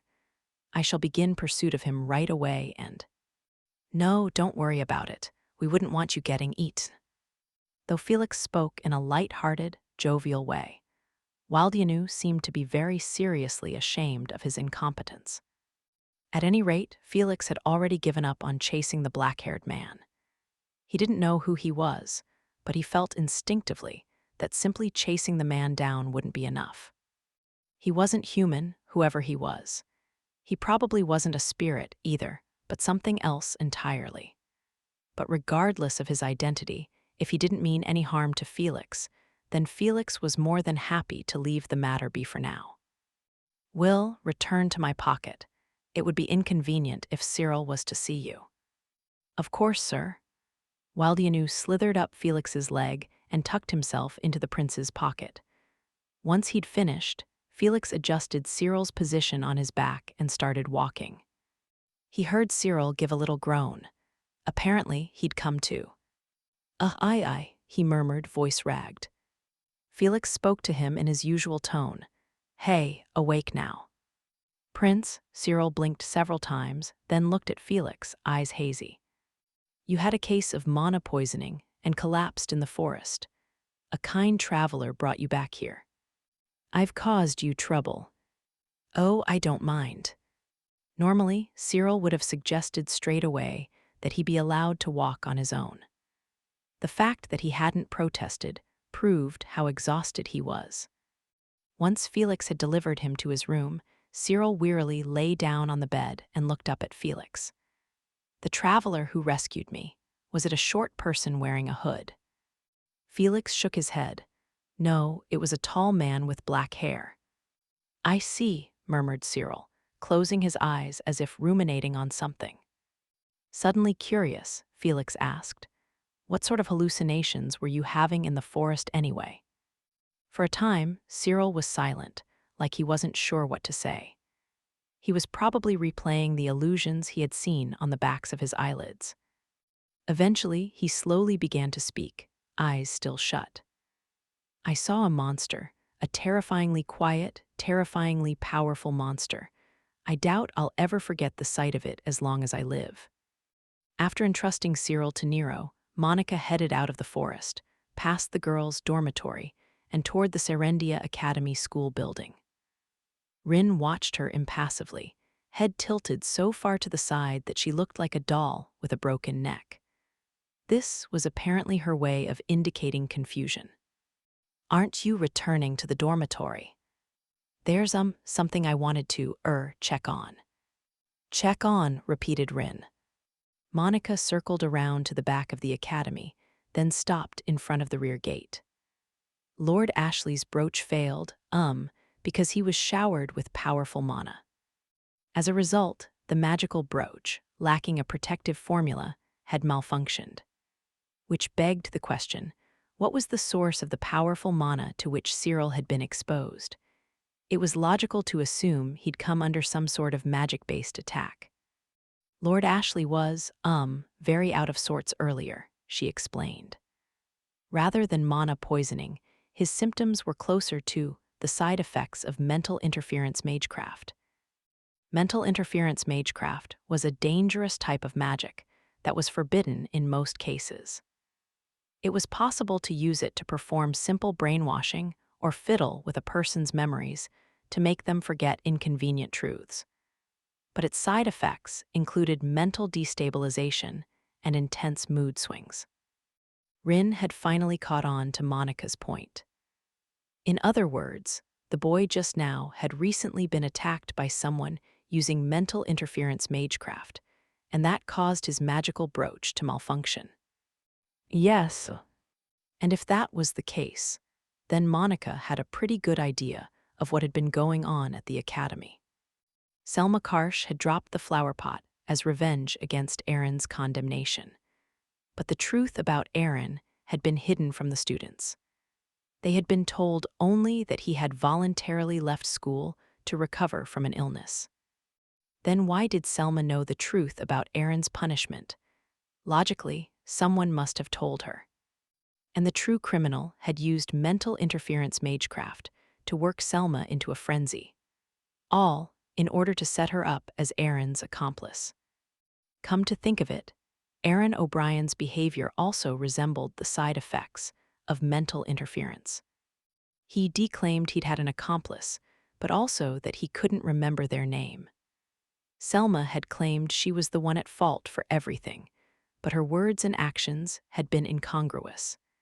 And now Cyril had been thrown into chaos and his mana out of control. What if all three of them had been affected by a mind-altering spell? Who had the means and the motive? Miss Rin, please hide for a moment.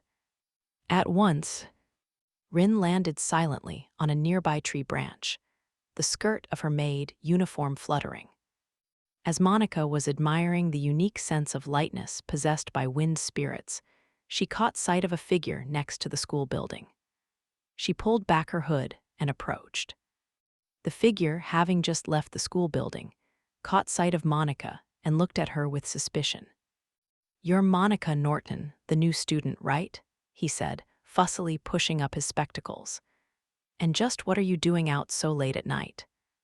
It was Monica's homeroom teacher and the advisor to the student council, Victor Thornley. In his arms, he clutched a thick sheaf of paper as though it was very important. Monica stared fixedly at the papers, and Mr. Thornley frowned. "I'm sure curfew was quite some time ago. Going out this late without permission is grounds for suspension." "Those," said Monica, interrupting him, pointing at the papers Mr. Thornley held. "Where are you taking those?" For a moment, Mr. Thornley seemed embarrassed and at a loss for words. Behind his spectacles, his eyes shifted away ever so slightly. "It's no use switching them with something else. I've memorized all the numbers in every document I've seen." "Switch them? What are you talking about?" asked Mr. Thornley, his cheeks drawing back and his voice unnaturally high-pitched. Until now, Monica's youthful face had always trembled in fear, but now that fell away. It was just like when she'd been grappling with numbers in the student council room. A light shone deep in her green eyes as she peered at the documents in Mr. Thornley's hands. "The student council's accounting records have been a mess for quite some time now," she told him. Every year, revenues and expenditures had failed to match. Ultimately, they'd been sloppily manipulated just to make the numbers line up. It had been a kind of tradition for the one in charge of accounting, the advisor, or whoever else to falsify them. But Monica had noticed something during her review. 5 years ago, she continued, the way the numbers were falsified became more sophisticated. And what's more, the amounts of money began to get larger and larger. After Aaron O'Brien had become accountant 1 year earlier, the amount of money had only further increased. 5 years ago was when you were appointed as advisor to the student council. What does that have to? Aaron O'Brien's accomplice in the embezzlement was you, Mr. Thornley. Rustle, rustle. The papers slid against one another as they fell from Mr. Thornley's hands. While Monica was distracted by this, Mr. Thornley immediately closed the distance between them and grabbed her right wrist to keep her in place. He glared at Monica with hateful eyes and spat lowly. For a failure of a student, you're awfully sharp. Please let go. Monica tried to shake him off, but the more she resisted, the angrier Mr. Thornley got. His eyes, as he looked down at her, burned with a dense, concentrated hatred. Magecraft research takes money, you know, and my research is so excellent, well, a mediocre girl like you would never be able to understand it, even if you tried for your entire life. Mr. Thornley gripped Monica's wrist so hard, he almost broke it, then used his other hand to cover Monica's face. She heard a soft chant. The formula was for mental interference. Once Mr. Thornley was done chanting, a white light poured from his hand. Burn this into your eyes, my perfect formula. Monica's vision went white. Each of the particles of light was formed by tiny magical symbols. The flow of the light was itself one single magical formula. Monica stared right at it without averting her gaze. You saw nothing, and you'll forget about the numbers in the accounting records, understand. Mr. Thornley's suggestion was like a wedge pounded into a person's head. Attempting to go against that suggestion came with intense pain, like trying to rip the wedge back out. But before it could gouge into Monica's mind, the wedge dissipated. What? Mr. Thornley's magical formula collapsed, and the particles of light lost their glow. Monica looked up at him quietly, his eyes were wide. On that young, innocent face of hers was an expression of clear distaste. Monica very rarely got angry about anything. No matter how much others made fun of her, no matter how many times they called her clumsy or stupid or incapable of doing things normal people could do, she could only hang her head because they were right. But numbers and magecraft, those were different. The act of sullying perfect, beautiful equations and magical formulas was the one thing she could never bring herself to tolerate. Mr. Thornley's magical formula was just like the altered accounting books. It was a far cry from the perfect, beautiful formulas that Monica so loved. This isn't perfect in the slightest. Mr. Thornley glared at Monica, eyes bloodshot. Normally, Monica would have cowered in fear and looked down with tears in her eyes. But Mr. Thornley's unsightly formula had lit a fire in her heart. It had offended her pride as a mage. She continued, mental interference spells require delicate mana control and a complicated, precise understanding of magical formulas. Yours is full of holes, far from perfect. Nonsense, it's perfect. And yet, someone like me was able to block it. Silence. Mr. Thornley once again began to chant. His first formula was meant to seal a piece of a person's memories, but this chant was more vicious. It would utterly destroy the person's mind. He raised his glowing white palm. A fool like you who cannot comprehend my excellence is better off as a mute doll. The moment his right hand touched Monica's head, she used her own mana to interfere with his magical formula. Such a move was extremely unconventional and possible only if the user had a very high level of skill. Monica managed it with ease. First, she deciphered the formula Mr. Thornley had woven, then dismantled it, pulling it apart like a mess of knotted string. That much was the same as when she'd nullified his first spell. The white light burst and dissipated, the glowing particles scattering around them. But this time, after dismantling it, she kept the spell active and rewove it into something of her own, something more complex, more precise, and more beautiful. Something perfect. The scattered particles of light began to swirl around her. as though each had a mind of its own, eventually forming shapes. "What is this? What's happening?" thought Victor Thornley, gasping in shock. The light particles, whose shapes had previously been meaningless, had transformed into shining white butterflies. They left behind trails of glittering scales as they flew about in the darkness. It was a fantastic sight, beautiful enough to send a chill down one's spine. However, anyone with even foundational knowledge of magecraft would be awestruck. Each one of those butterflies is a magical formula, and they're so incredibly advanced. According to older magecraft texts, truly perfect mental interference formulas took on the form of butterflies. And right now, dancing before his eyes, were beautiful butterflies constructed only of magical formulas. This was the perfected formula he'd never been able to reach, despite resorting to crime and pouring all his passion into the effort. And the one who had woven this formula so easily, without even chanting, was a little girl for whom he had felt nothing but disdain. She was seedy-looking, certainly not suitable for this academy. And yet, not only had she seen through Thornley's embezzlement, she'd negated his magecraft. She demonstrated, as a mage, just how wide the gulf of ability was between them. It's not possible. It's just not, how could you, of all people, have such a perfect formula, and without chanting? As he spoke, realization dawned. Humans needed to chant to use magecraft. But there was just one person in this kingdom who had made the impossible possible. A girl genius who had been selected as one of the 7 sages 2 years ago at the young age of 15, as one of the pinnacles of magecraft.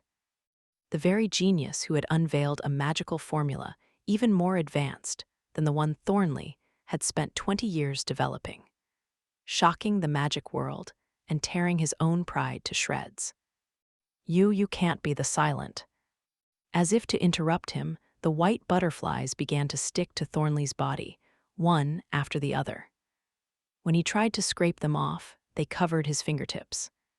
"Stop this, please." The white butterflies covered both his shrieking mouth and his flailing limbs. Finally, no longer able to move, Thornley used his right eye, just barely showing through the cocoon of butterflies, to burn into his memory the image of the witch who had done this to him. A small girl, skinny, with young features. Her green eyes, with a touch of brown in them, stared at him, emotionless and glittering like jewels in the light of the white butterflies. And that monster in the form of a girl, the silent witch, spoke quietly and mercilessly. "The spell will last for 24 hours. You'll dream of." Victor Thornley was standing in a grassy field. He knew these fields. They were the plains of his homeland. But why was he in this empty countryside? He was too good to end up buried in a place like this. Money, not enough money. Magecraft research takes money. With money, I can do even better research. And then I can reclaim the dignity the silent witch stole from me. To do that, he'd instigated the foolish Aaron O'Brien and dipped his hands in the vast wealth of Serendia Academy. And yet, that sharp-eyed prince had noticed Aaron's embezzlement.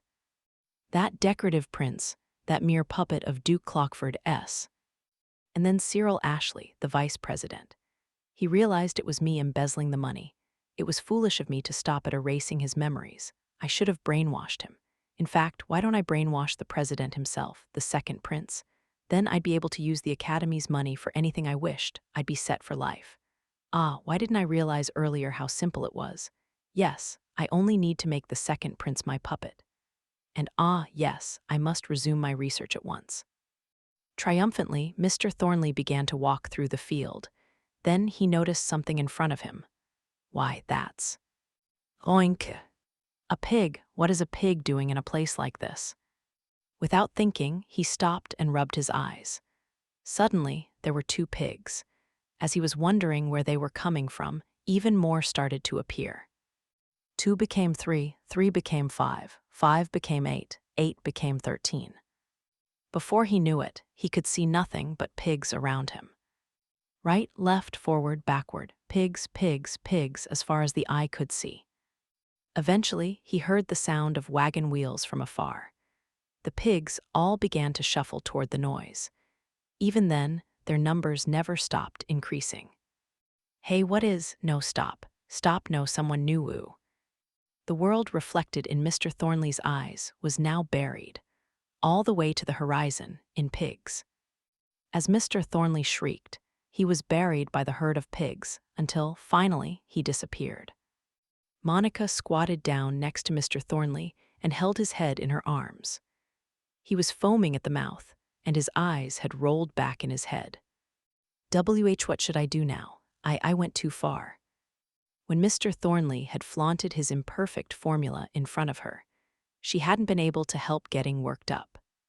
In the kingdom of Riddle, the use of mental interference magecraft was allowed only in examinations of those accused of serious crimes, or in times of national emergency, with the permission of the Mages Guild or the Seven Sages. I suppose I could say Mr. Thornley committed a serious crime since he was indirectly harming royalty. And members of the Seven Sages get a special exception, so this probably won't be considered a violation of the law. But what if it is? Louis is going to be so mad at me. Wait, does that mean I'd be executed? As Monica muttered to herself, half in tears, Rin came up behind her and tapped her on the back. I believe Lord Louis would say something like this. And then she put a hand to her chest and continued, anything goes as long as nobody knows. Monica could practically see Louis Miller's handsome, malicious smile before her eyes. She wiped her tears on her sleeve as Rin easily lifted up the wide-eyed Mr. Thornley. I shall deliver this man to Lord Louis. I believe he will interrogate him, then dispose of him as necessary. Yes, thanks. Leaving aside Victor Thornley's role in all the embezzlement, using a mental interference spell, a forbidden technique, without permission, meant his disposal would fall to the Mages Guild. There might be confusion at the academy over the sudden disappearance of a teacher, but Louis would do something about that too, probably. Monica breathed a sigh of relief. On Rin's shoulder, Mr. Thornley was muttering to himself, the pigs, the pigs. Confused, Rin asked, what sort of dream is he having at the moment exactly? Well, Monica fidgeted with her fingers, then smiled just a little and said, he's dreaming of a very beautiful sequence of numbers. Epilogue, the little hand in his memories. By the time Monica got back to her dorm room and finished writing a report to submit to Louis, dawn was breaking. When she'd lived in her mountain cabin, she had often pulled all-nighters. But now that she had been on a regular schedule for a little while, her head felt heavy with lack of sleep. She walked to her classroom on wobbly legs, listened to Lana criticize her hair, and sat through the lesson, barely registering the buzz about Mr. Thornley's sudden disappearance. Her classes that day were a battle against drowsiness, and once they were over, she stifled a yawn and dragged her heavy legs over to the student council room. When she got there, the place was empty. Apparently, she'd been the first to arrive. She did some light cleaning as Cyril had taught her, then some restocking. Finally, she opened the account books, but while looking at numbers would have normally perked her right up, today she found they just wouldn't stay in her head. Oh yeah, I used so much magecraft yesterday. I must need sugar. Indifferent to food, Monica only ever ingested the bare minimum required. Her breakfast had been coffee and a piece of bread left over from dinner. She'd brought her own berries and water with her for lunch. Normally, she could make do with that, but when she used a lot of magecraft, it was no longer enough. Spells required energy. Because of this, it was said that many mages were partial to sweets. Louis, for example, would always sneak baked goods made by his wife, Rosalie, into his pocket, occasionally stuffing them in Monica's mouth when she ran out of energy. I wonder if I have any snacks with me. Monica fished around in her pockets, but they were empty. She'd eaten all her berries for lunch. Telling herself that she only had to make it until her student council work was over, she eventually succumbed to drowsiness, and her face fell onto the desk. While Monica was sleeping face first in the accounting records, the door to the student council opened. It was the student council's vice president, Cyril Ashley. He had arrived second after Monica. When he noticed Monica sleeping at the desk, his eyebrows shot up. He opened his mouth to yell at her, but then stopped. Cyril unconsciously quieted his footsteps as he approached the desk and looked down at Monica. She was a thin, meager little girl. With her small, seedy-looking body, she certainly didn't appear 17. Her face was pale, and those eyes behind her long bangs were always looking down in hesitation. She was a plain, boring girl, the kind you could find anywhere, without even a shred of the elegance or beauty expected of nobles.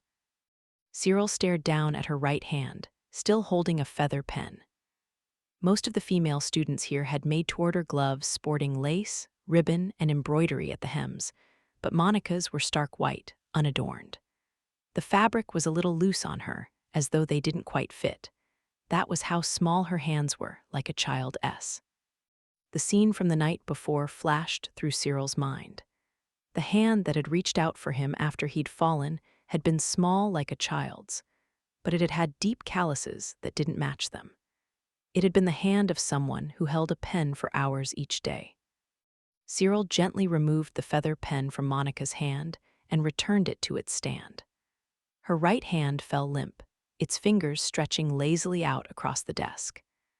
As if to measure how small her hands were, he covered her right hand with his own, then reached a finger toward the edge of her glove. "Oh, Cyril, you're here already." At the sound of Felix's voice from behind him, Cyril immediately jumped back from the desk. "Your Royal Highness, this isn't what it looks like. This little brat is taking a nap in the sacred student council room, and I was just thinking of slapping her awake." "Wake up already, you lazy runt." Cyril awkwardly raised his right hand and gave Monica a couple of smacks in the head. Monica raised her head off the desk, muttering to herself, her sleepy eyes going up to Cyril. "Lord Ashley, HHMPH, do you have any idea how silly you look right now? You are in the presence of His Royal Highness. Straighten up." Cyril grabbed her shoulder and shook. Monica continued to stare up at him, and eventually, she gave a crooked smile. "You're not cold, that's good." His deep blue eyes sprang open. He stopped shaking her and reached unconsciously for his brooch. He worked his lips, trying to say something, when just then, Felix reached in from beside him and pushed a cookie into Monica's mouth. She began to chew on it, still dozing. Felix pushed the cookie forward as it disappeared into her mouth, then eventually brought out another one and moved it close to her.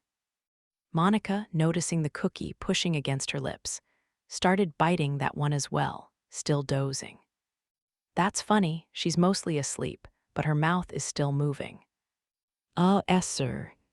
"Wanna try, Cyril?" The offer sounded like someone asking if he wanted to play with their pet. Cyril shook his head and said he'd rather not. When Felix picked up a third cookie, Monica's head swayed to the side, and her eyes opened just a little. Appearing as if she'd just woken up, she rubbed her eyes, then muttered something incomprehensible under her breath. Though Cyril had no way of knowing, Monica was currently writing a report in her dreams. Reports were one of Monica's least favorite tasks. She never struggled to explain numbers or records, but having to use sentences to explain a series of events was something she just wasn't very good at. "Where do I even start?" She groaned to herself, racking her brain. "I don't know." Meanwhile, Louis, who had appeared from out of nowhere, smiled at her. "Now then, my fellow sage, you do know what you should write, don't you?" "If I don't write this report properly," she thought, "Louis will be mad at me. But where in the world am I even supposed to start? Oh, I know. There's one thing I definitely need to tell him." Remembering something very important, Monica looked at the person in front of her and said, "Congratulations on your wife's pregnancy." "Who the hell are you talking about?" yelled Cyril. Felix put on a perfectly serious face and turned to him. "Cyril, who's the lucky lady? You better take responsibility for what you've done." "What, sir? That's not it. It's a misunderstanding. She's just asleep and speaking nonsense." Cyril blushed, paled, and blushed again as he desperately tried to defend himself, not even realizing he was being teased. All the while, Monica dozed on, trying to think of a good gift to present to the child of House Miller once they were born. About a week after Monica had handed Mr. Thornley over to Louis, his name appeared in the newspaper. Serendia Academy teacher arrested for using forbidden magecraft. The newspaper was printed by a large company in the capital, so the incident became a topic of conversation even at Serendia Academy. Monica's classmates were especially shaken, since Mr. Thornley had been their homeroom teacher. "I can't believe Mr. Thornley was doing such things. How scary, Monica, your right braid is coming loose." "Huh, oh no." Monica, who had been braiding her own hair under Lana's supervision, quickly pressed her hand to the loosening braid. Her efforts, however, were in vain, and the whole braid fell apart in her hands. She'd have to do it all over again. It was easy enough to coarsely divide her hair in two and make a loose braid with it, but braids that went along the side of your head were quite a bit different. "Ugh, this is so hard." Lana had said it was cute when braids were gently loosened, but when Monica tried to do it, they just fell into shambles. Loosening them on purpose and having them naturally fall apart were entirely different things. Hanging her head glumly, Monica started over on her side braid. "Come to think of it," remarked Lana, "the newspaper said the one who arrested Mr. Thornley was one of the 7 sages." "Who what?" The clump of hair fell from Monica's hand. Lana sighed and rested her cheek on her hand, without noticing the way Monica's face had tensed. "It was Lord Louis Miller, the barrier mage. Have you heard of him? I saw him once at a party in the royal capital.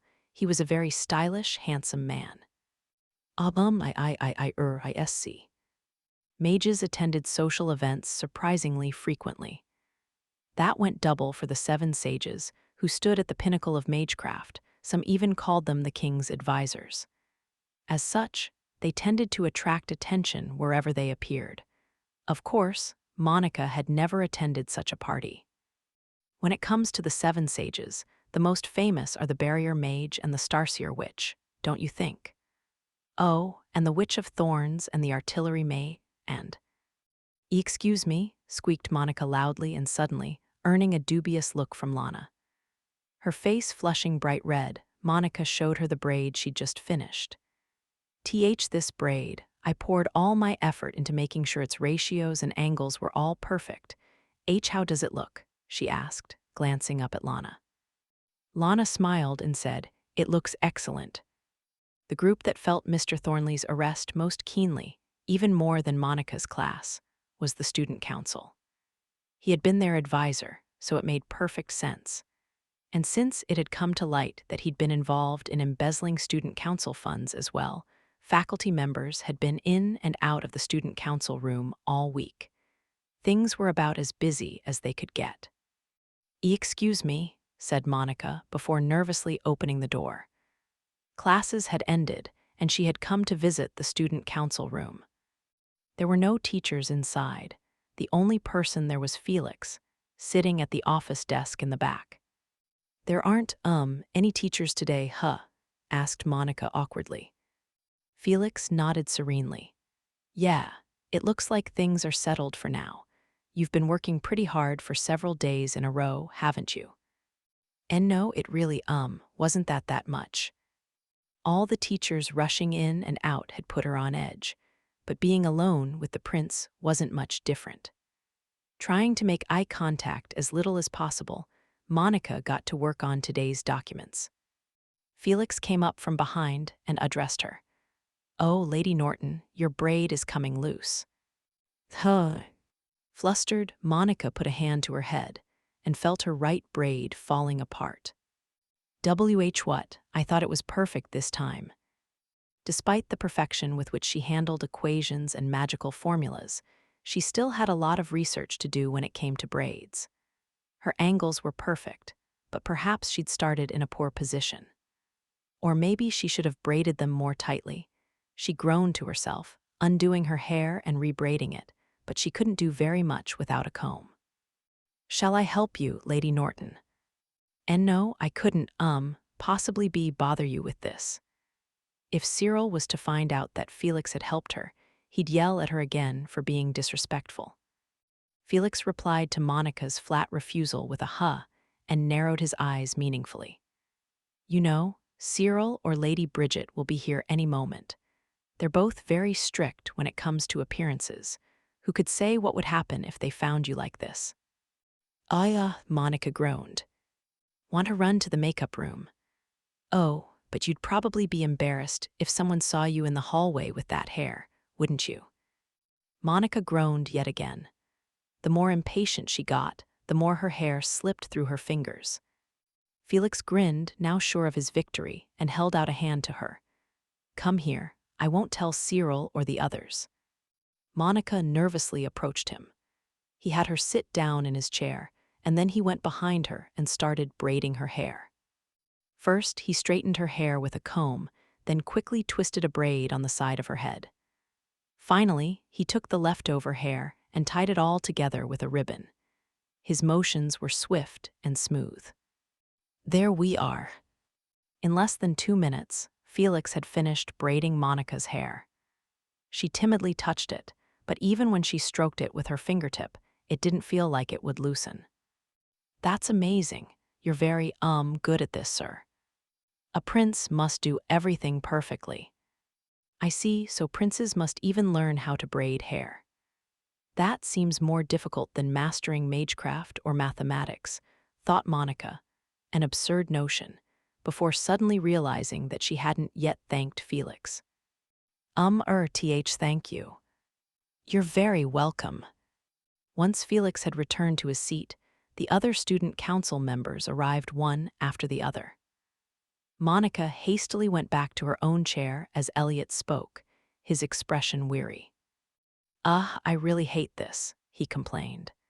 "We've been cleaning up after Mr. Thornley for days. And did you hear that he wasn't only embezzling student council funds? Apparently, he even used forbidden magecraft." Neil answered him. "They say he was using the embezzled money to research magecraft, which is pretty expensive." "Was he really that broke? Where does Mr. Thornley's family come from?" wondered Elliot. "Lubin," said Bridget simply. When he heard this, Elliot's face filled with recognition. "Oh, I see. That's not a very wealthy area, and it suffered a lot of dragon raids this year. Well, that's just what happens when you try to reach above your station. You reap what you sow." He smiled thinly, his drooping eyes narrowed. Cyril was next to speak, documents in hand. "First, former accountant Aaron O'Brien is caught embezzling, and then Mr. Thornley, our advisor, is arrested. Trust in the student council is at an all-time low. We'll need to be extra careful with our work from here on out." The room tensed at his words. Felix looked over at Monica for some reason and said in a gentle voice, "Yes, Cyril's correct. And that's how it is, Lady Norton." "What does he mean, that's how it is?" wondered Monica, straightening up. "Why, yes, sir." "Would you mind," said Felix, "going around to all the club leaders and saying hello?" "Saying hello?" Our new accountant still hasn't made her debut. It'll be very important for building up our trust with the club leaders." Felix thrust a list out toward Monica. It included the names of all the major clubs at Serendia Academy. Unlike the other student council members, Monica had joined at a strange time, so naturally, nobody knew her yet. Because the accountant dealt with budgeting, she was bound to have especially frequent contact with club leaders. Accordingly, she needed to introduce herself. Unfortunately, greeting and introducing herself for the first time was one of the things Monica was worst at. And now, she had to do just that for more than 20 clubs. Her face tensed and froze as Felix placed the list in her hand. Then, as if to encourage her, he covered her small hand with both of his and smiled softly. "You'll be all right. You look incredibly cute today. Go introduce yourself and have confidence." Both his actions and words seemed aimed at encouraging her, but Monica could hear a voice in her head finishing his sentence. "I braided your hair myself, after all." Of course, this perfect prince would never say anything so condescending. As she sat there petrified, the list was plucked from her hand. It was Cyril, who was now looking it over for himself. "If you want to make it to all of these, you'll need to start immediately. I'll go with you." Monica wasn't the only one surprised at that. Elliot's droopy eyes widened as he looked at Cyril. "That's very kind of you. What's the occasion?" "I've seen Monica Norton's work this past week, and I've decided that she's worthy of being introduced as our new accountant. That's all." Monica gaped. Every time Cyril had seen her this past week, he'd scolded her for not being respectful enough to the prince, or for stammering too much, or for something similar. She'd been sure Cyril's constant anger was because he didn't think she was suitable for her position. Cyril glared at her as she stood in shock. "You heard me," he said. "Let's get going. Surely you won't say you can't, will you?" Monica's mind went back to what had happened that night a week ago, to what Cyril had said just before passing out. "No such thing as can't. I need to live up to." This young man wanted so badly to live up to someone's expectations that he tried to hold his head high until right before he'd lost consciousness. Even while Mana was eating away at his entire body. She'd honestly thought it was incredible. And such an incredible person was now acknowledging her as his accountant. Monica played with her fingers and did her best to squeeze out her next words. "You and me are, I'll do my best." Only to stumble at the finish line. Her face went red and she looked down. Cyril's eyes widened just a little bit before he snorted proudly and quickly started off. "Very well, then.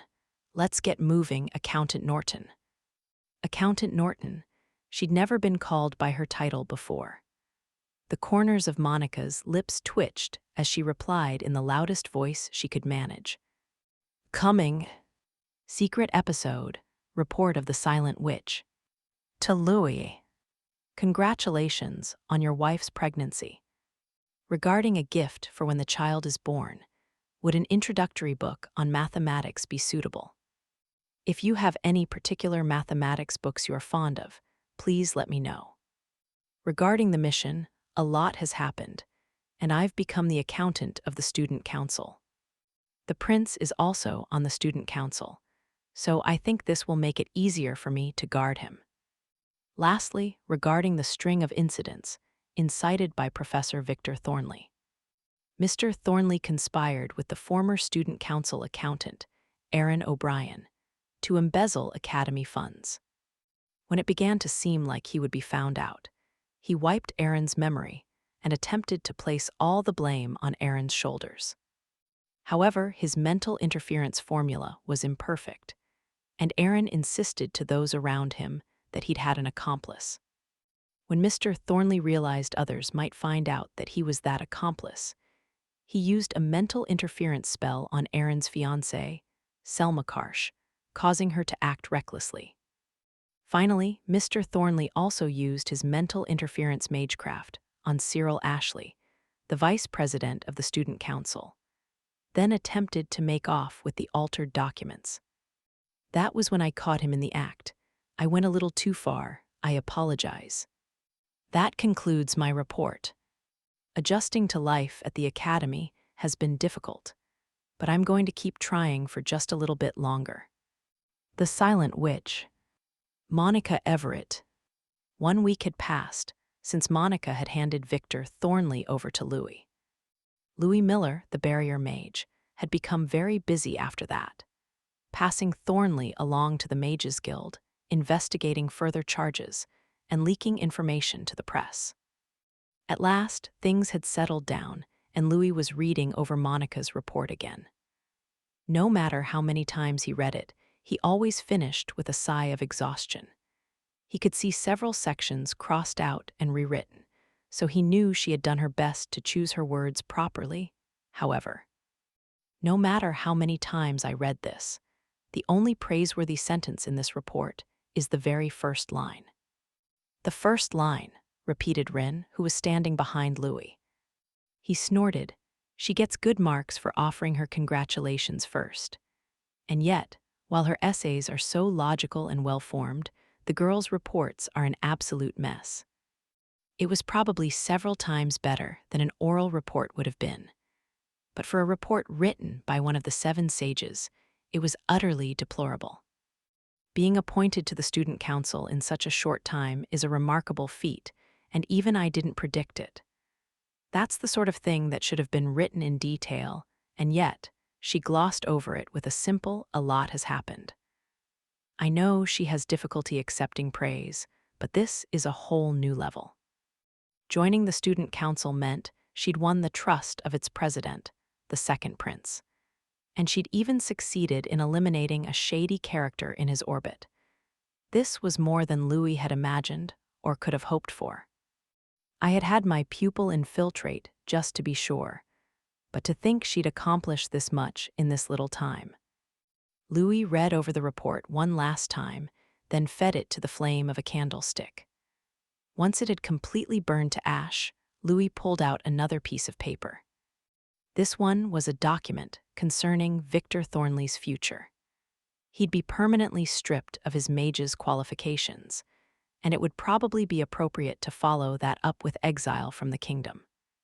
Apparently, his pride as a mage completely shattered, Thornley was cooperating with the investigation without trouble. For some reason, however, he kept mumbling, the pigs," to himself over and over. "I wonder what sort of dream that girl showed Victor Thornley," he mused. "She claims it was a song about pigs belonging to a man named Mr. Sam," replied Rin. Louis frowned. "That's a song about pigs being sold off. A rather vulgar song for a girl who seems like she wouldn't hurt a fly." He never could understand how Monica Everett's brain worked.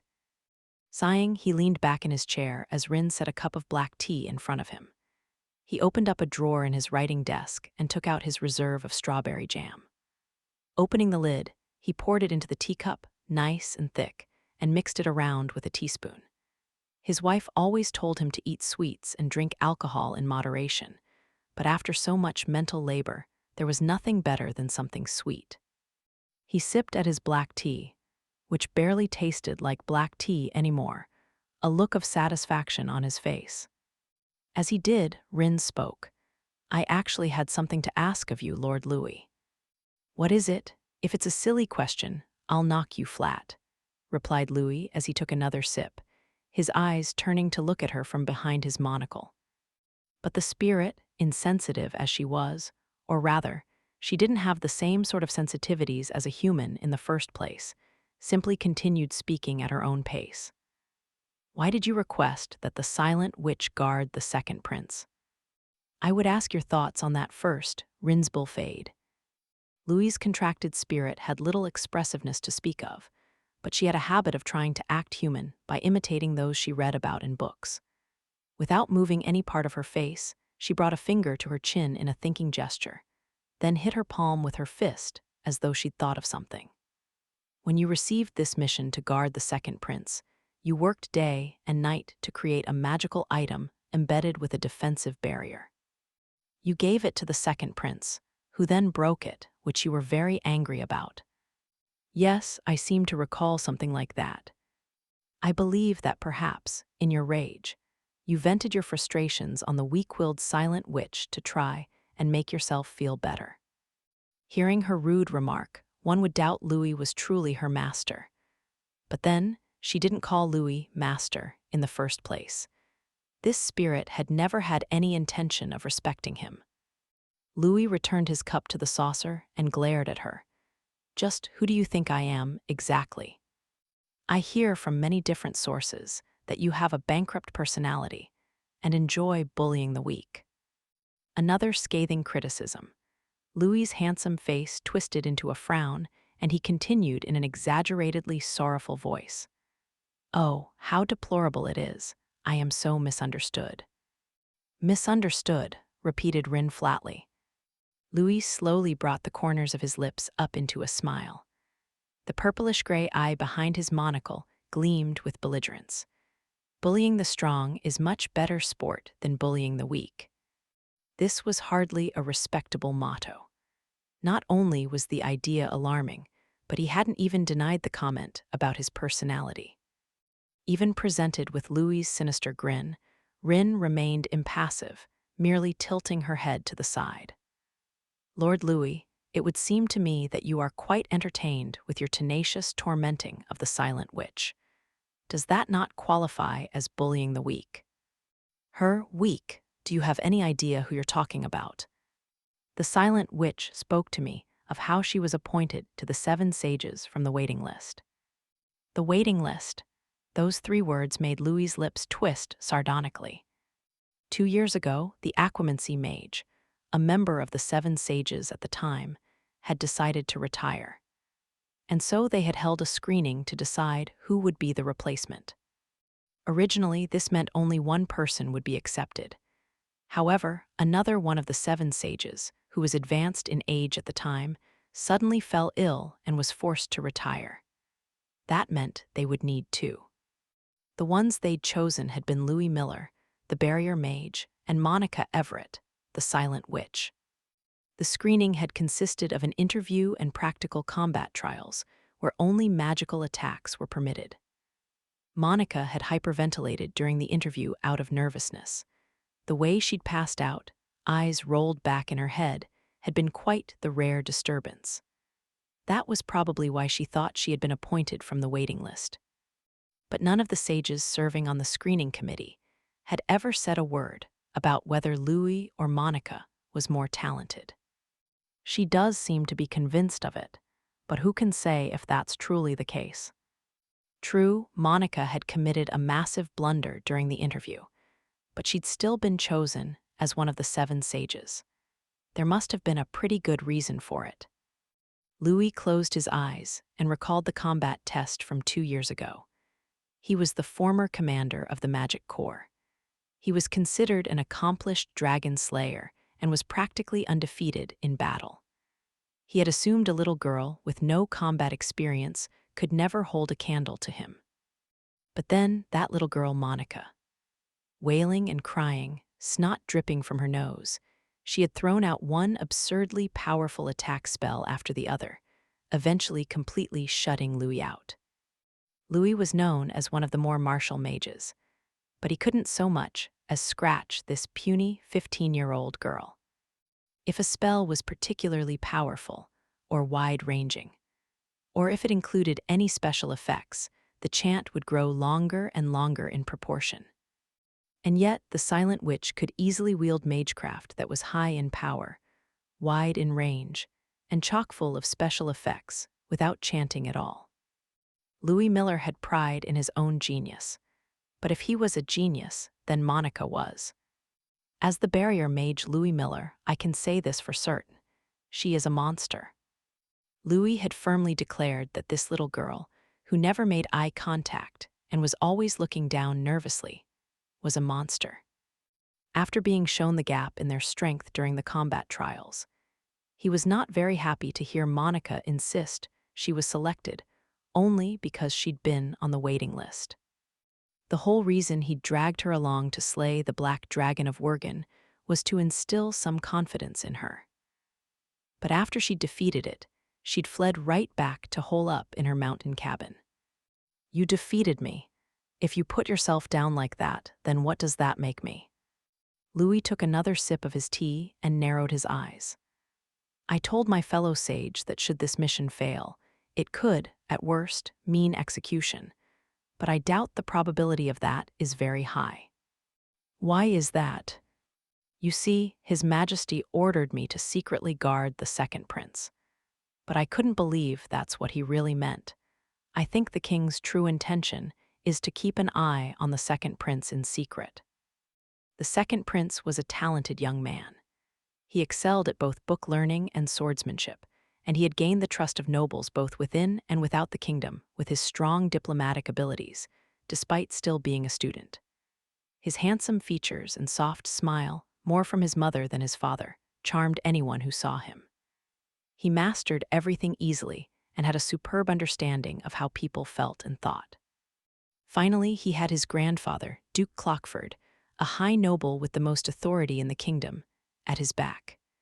Felix Arc Riddle had a lot going for him. And yet, he remains mysterious. Louis always got an eerie feeling from the young man. It was like something disturbing lurked beneath that soft, friendly smile. But when Louis had attempted to pry into what was making him feel that way, Felix, with that soft smile of his, had passed it off and deflected. The second prince is quite the con artist. We won't be able to outwit him without thinking outside the box. That was why Louis had chosen Monica as his collaborator. Nothing about her added up, with her monstrous talents and shy personality. Like I said, I want to bully the strong, not the weak. In other words, you want to bully two strong people at once, the second prince and the silent witch. Louis simply offered a handsome smile, without confirming or denying. Finally, he turned his back on her to signify that the conversation was over, before putting some more jam into the teacup, which was about half empty at this point. It was pretty much just jam now. Rin watched him impassively, then gave a firm nod. I understand. I shall revise my personal estimation of you to man with a morally bankrupt personality who enjoys bullying the strong. Revise the part about my morally bankrupt personality. 2. You failure of a maid. While Louis Miller was enjoying his jam-filled tea, the second prince in question, Felix Arc Riddle, was in his dorm room. He was also drinking some black tea, prepared for him by Wildanu. He, of course, wouldn't do anything so nonsensical as put an entire jar of jam into it. No, the prince melted only a single cube of sugar into his cup. I suppose we've mostly finished sorting out the Thornley affair, he said calmly, as he drank. And it seems the introductions to the club leaders have gone over without issue as well. Although Monica was extremely shy, she had managed to greet everyone before the day was over, then returned to the student council room with Cyril. Felix smiled a little as he thought leaving Monica in Cyril's hands had been the correct choice. Despite how he sometimes seemed, Cyril was a helpful person who was good at taking care of others. Most importantly, he was able to fairly judge a person on their abilities rather than just their social standing. The trouble was that he was so loyal to Felix that he went a little out of control sometimes. It seems neither Elliot nor Lady Bridget has accepted Lady Norton just yet. But well, the new student council shouldn't have any problems doing its job, at least. And that meant things were just about wrapped up. As Felix finished his tea, Wildanu, who had transformed into a servant, offered a modest comment. I am somewhat surprised. I had thought Duke Clockford would criticize you. That's true. When something goes wrong at the academy, it means my management has fallen short. Duke Clockford was Felix's maternal grandfather and one of the most influential people in the kingdom.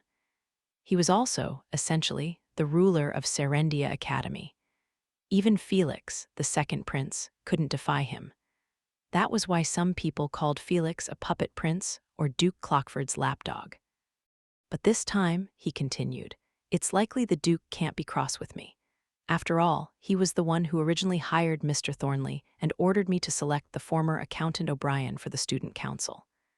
The barrier mage, the one who had arrested Mr. Thornley, was surely in Duke Clockford's bad books now. Still, it is a shame. I would have liked to hand down judgment personally on Mr. Thornley like I did for Aaron O'Brien. Were you aware of his involvement in the embezzling? Yeah, I was thinking he would give himself away soon, but it looks like someone beat me to the chase. The barrier mage has been sticking his nose into my business lately, after all. He probably caught on to Mr. Thornley's crimes in the process. His voice cold, Felix took a small brooch from his pocket. It was a gorgeous brooch, once embedded with a large sapphire, but the sapphire inside was cracked and coming loose from its gallery. Felix plucked the cracked sapphire up and held it to the light. When he focused, he could see magical formulas engraved in the blue jewel. This brooch had been imbued with magecraft. It was what they called a magical item. Louis Miller, the barrier mage, had told the king it was to protect him, and the king had passed it to Felix. And it had indeed been imbued with a defensive barrier that would activate if he came under attack. But that wasn't the only effect it had been imbued with. As long as I wear this brooch, the barrier mage knows exactly where I am. It has a formula embedded within it to tell him. Yes, that was why Felix had given the brooch to Wildanu to destroy as soon as he'd received it. To everyone else, Felix appeared an amateur when it came to magic. Even Louis probably hadn't expected him to notice the surveillance tracking formula inside it. The barrier mage is watching me. But is it at the behest of the First Prince's faction or His Majesty? Either way, he knew it would behoove him to act with care for the time being. He leaned back on the sofa and gave a long sigh. Well, if they were going to assign one of the 7 sages to monitor me, there's someone else I would have preferred. And who might that be? Asked Wildanu dubiously. Felix's face broke into an enchanting smile. The hero of our kingdom, the one who defeated the Black Dragon of Worgan, as well as an entire horde of Terra Dragons, in one fell swoop. The only person in the world who can use enchanted magecraft, the kind of genius who only appears once in a millennium. As he spoke, his voice grew more passionate, bringing a touch of scarlet to his handsome white cheeks. He seemed almost entranced, as though he was speaking of someone very dear to him. The silent witch, Lady Everett. Afterword, thank you very much for purchasing Secrets of the Silent Witch. The web version of this book comprises 16 parts in all, and I wrote it imagining it would be a single story from Chapter 1 through Chapter 16. With the novelization of the story, the first book will contain Chapters 1 through 3. However, this volume would have lacked the excitement and coherence to stand alone if I'd kept the web version as it was. So I thought hard about what edits and retouches to make so that this volume could be enjoyed as a single book. I hope both those who are reading the story for the first time and those who have already read the web version enjoy this novelization of Secrets of the Silent Witch. The retouching work was a battle against character limits. Writing is so incredibly fun for me. Keeping my eye on the remaining character count, I'd find myself getting greedy. I'd want to write this and that, and also this other thing, and even more of something else. It was honestly a lot of fun. If I wanted to, I could easily write plenty of scenes about Monica's daily life in her mountain cabin. But then she'd never make it to the academy. And then I'd write pages and pages of Lady Isabel praising her elder sister. But then they'd never make it to the academy. Just the scene where Louis Miller rubs in his boundless love for his new wife in front of Monica threatened to fill up half the book. But then they'd never, well, you get the point. I think the biggest problem to tackle was how to best set the pace leading up to their arrival at the academy. During the retouching, I revised the web version to be kinder to Monica in general. This was because the editor, a very kind person, is fond of Monica and always calls her cute. If Monica should ever get into an even more terrible situation than in the web version, please think to yourself, the writer must have insisted on this. The editor is very kind to Monica. The writer is the one who is unkind to her. Finally, thank you for the exquisite, warm, beautiful illustrations, Nana Fujimi-sensei. I looked at them many times over while writing and always grinned and chuckled to myself. I'd also like to thank everyone at Kadokawa for working so hard on the novelization, as well as my editor, who gave me, someone who barely knows right from left, a lot of good advice. And I'd like to once again thank everyone who has read this story, as well as anyone who has even been remotely involved with my creating it. It's thanks to the efforts of many, many people that this story was able to reach the world in book format. I cannot thank you all enough. I'm also incredibly grateful that this book will be getting a continuation. I'll continue to do my best with my writing, so please look forward to the next volume as well. Matsuri Aisora,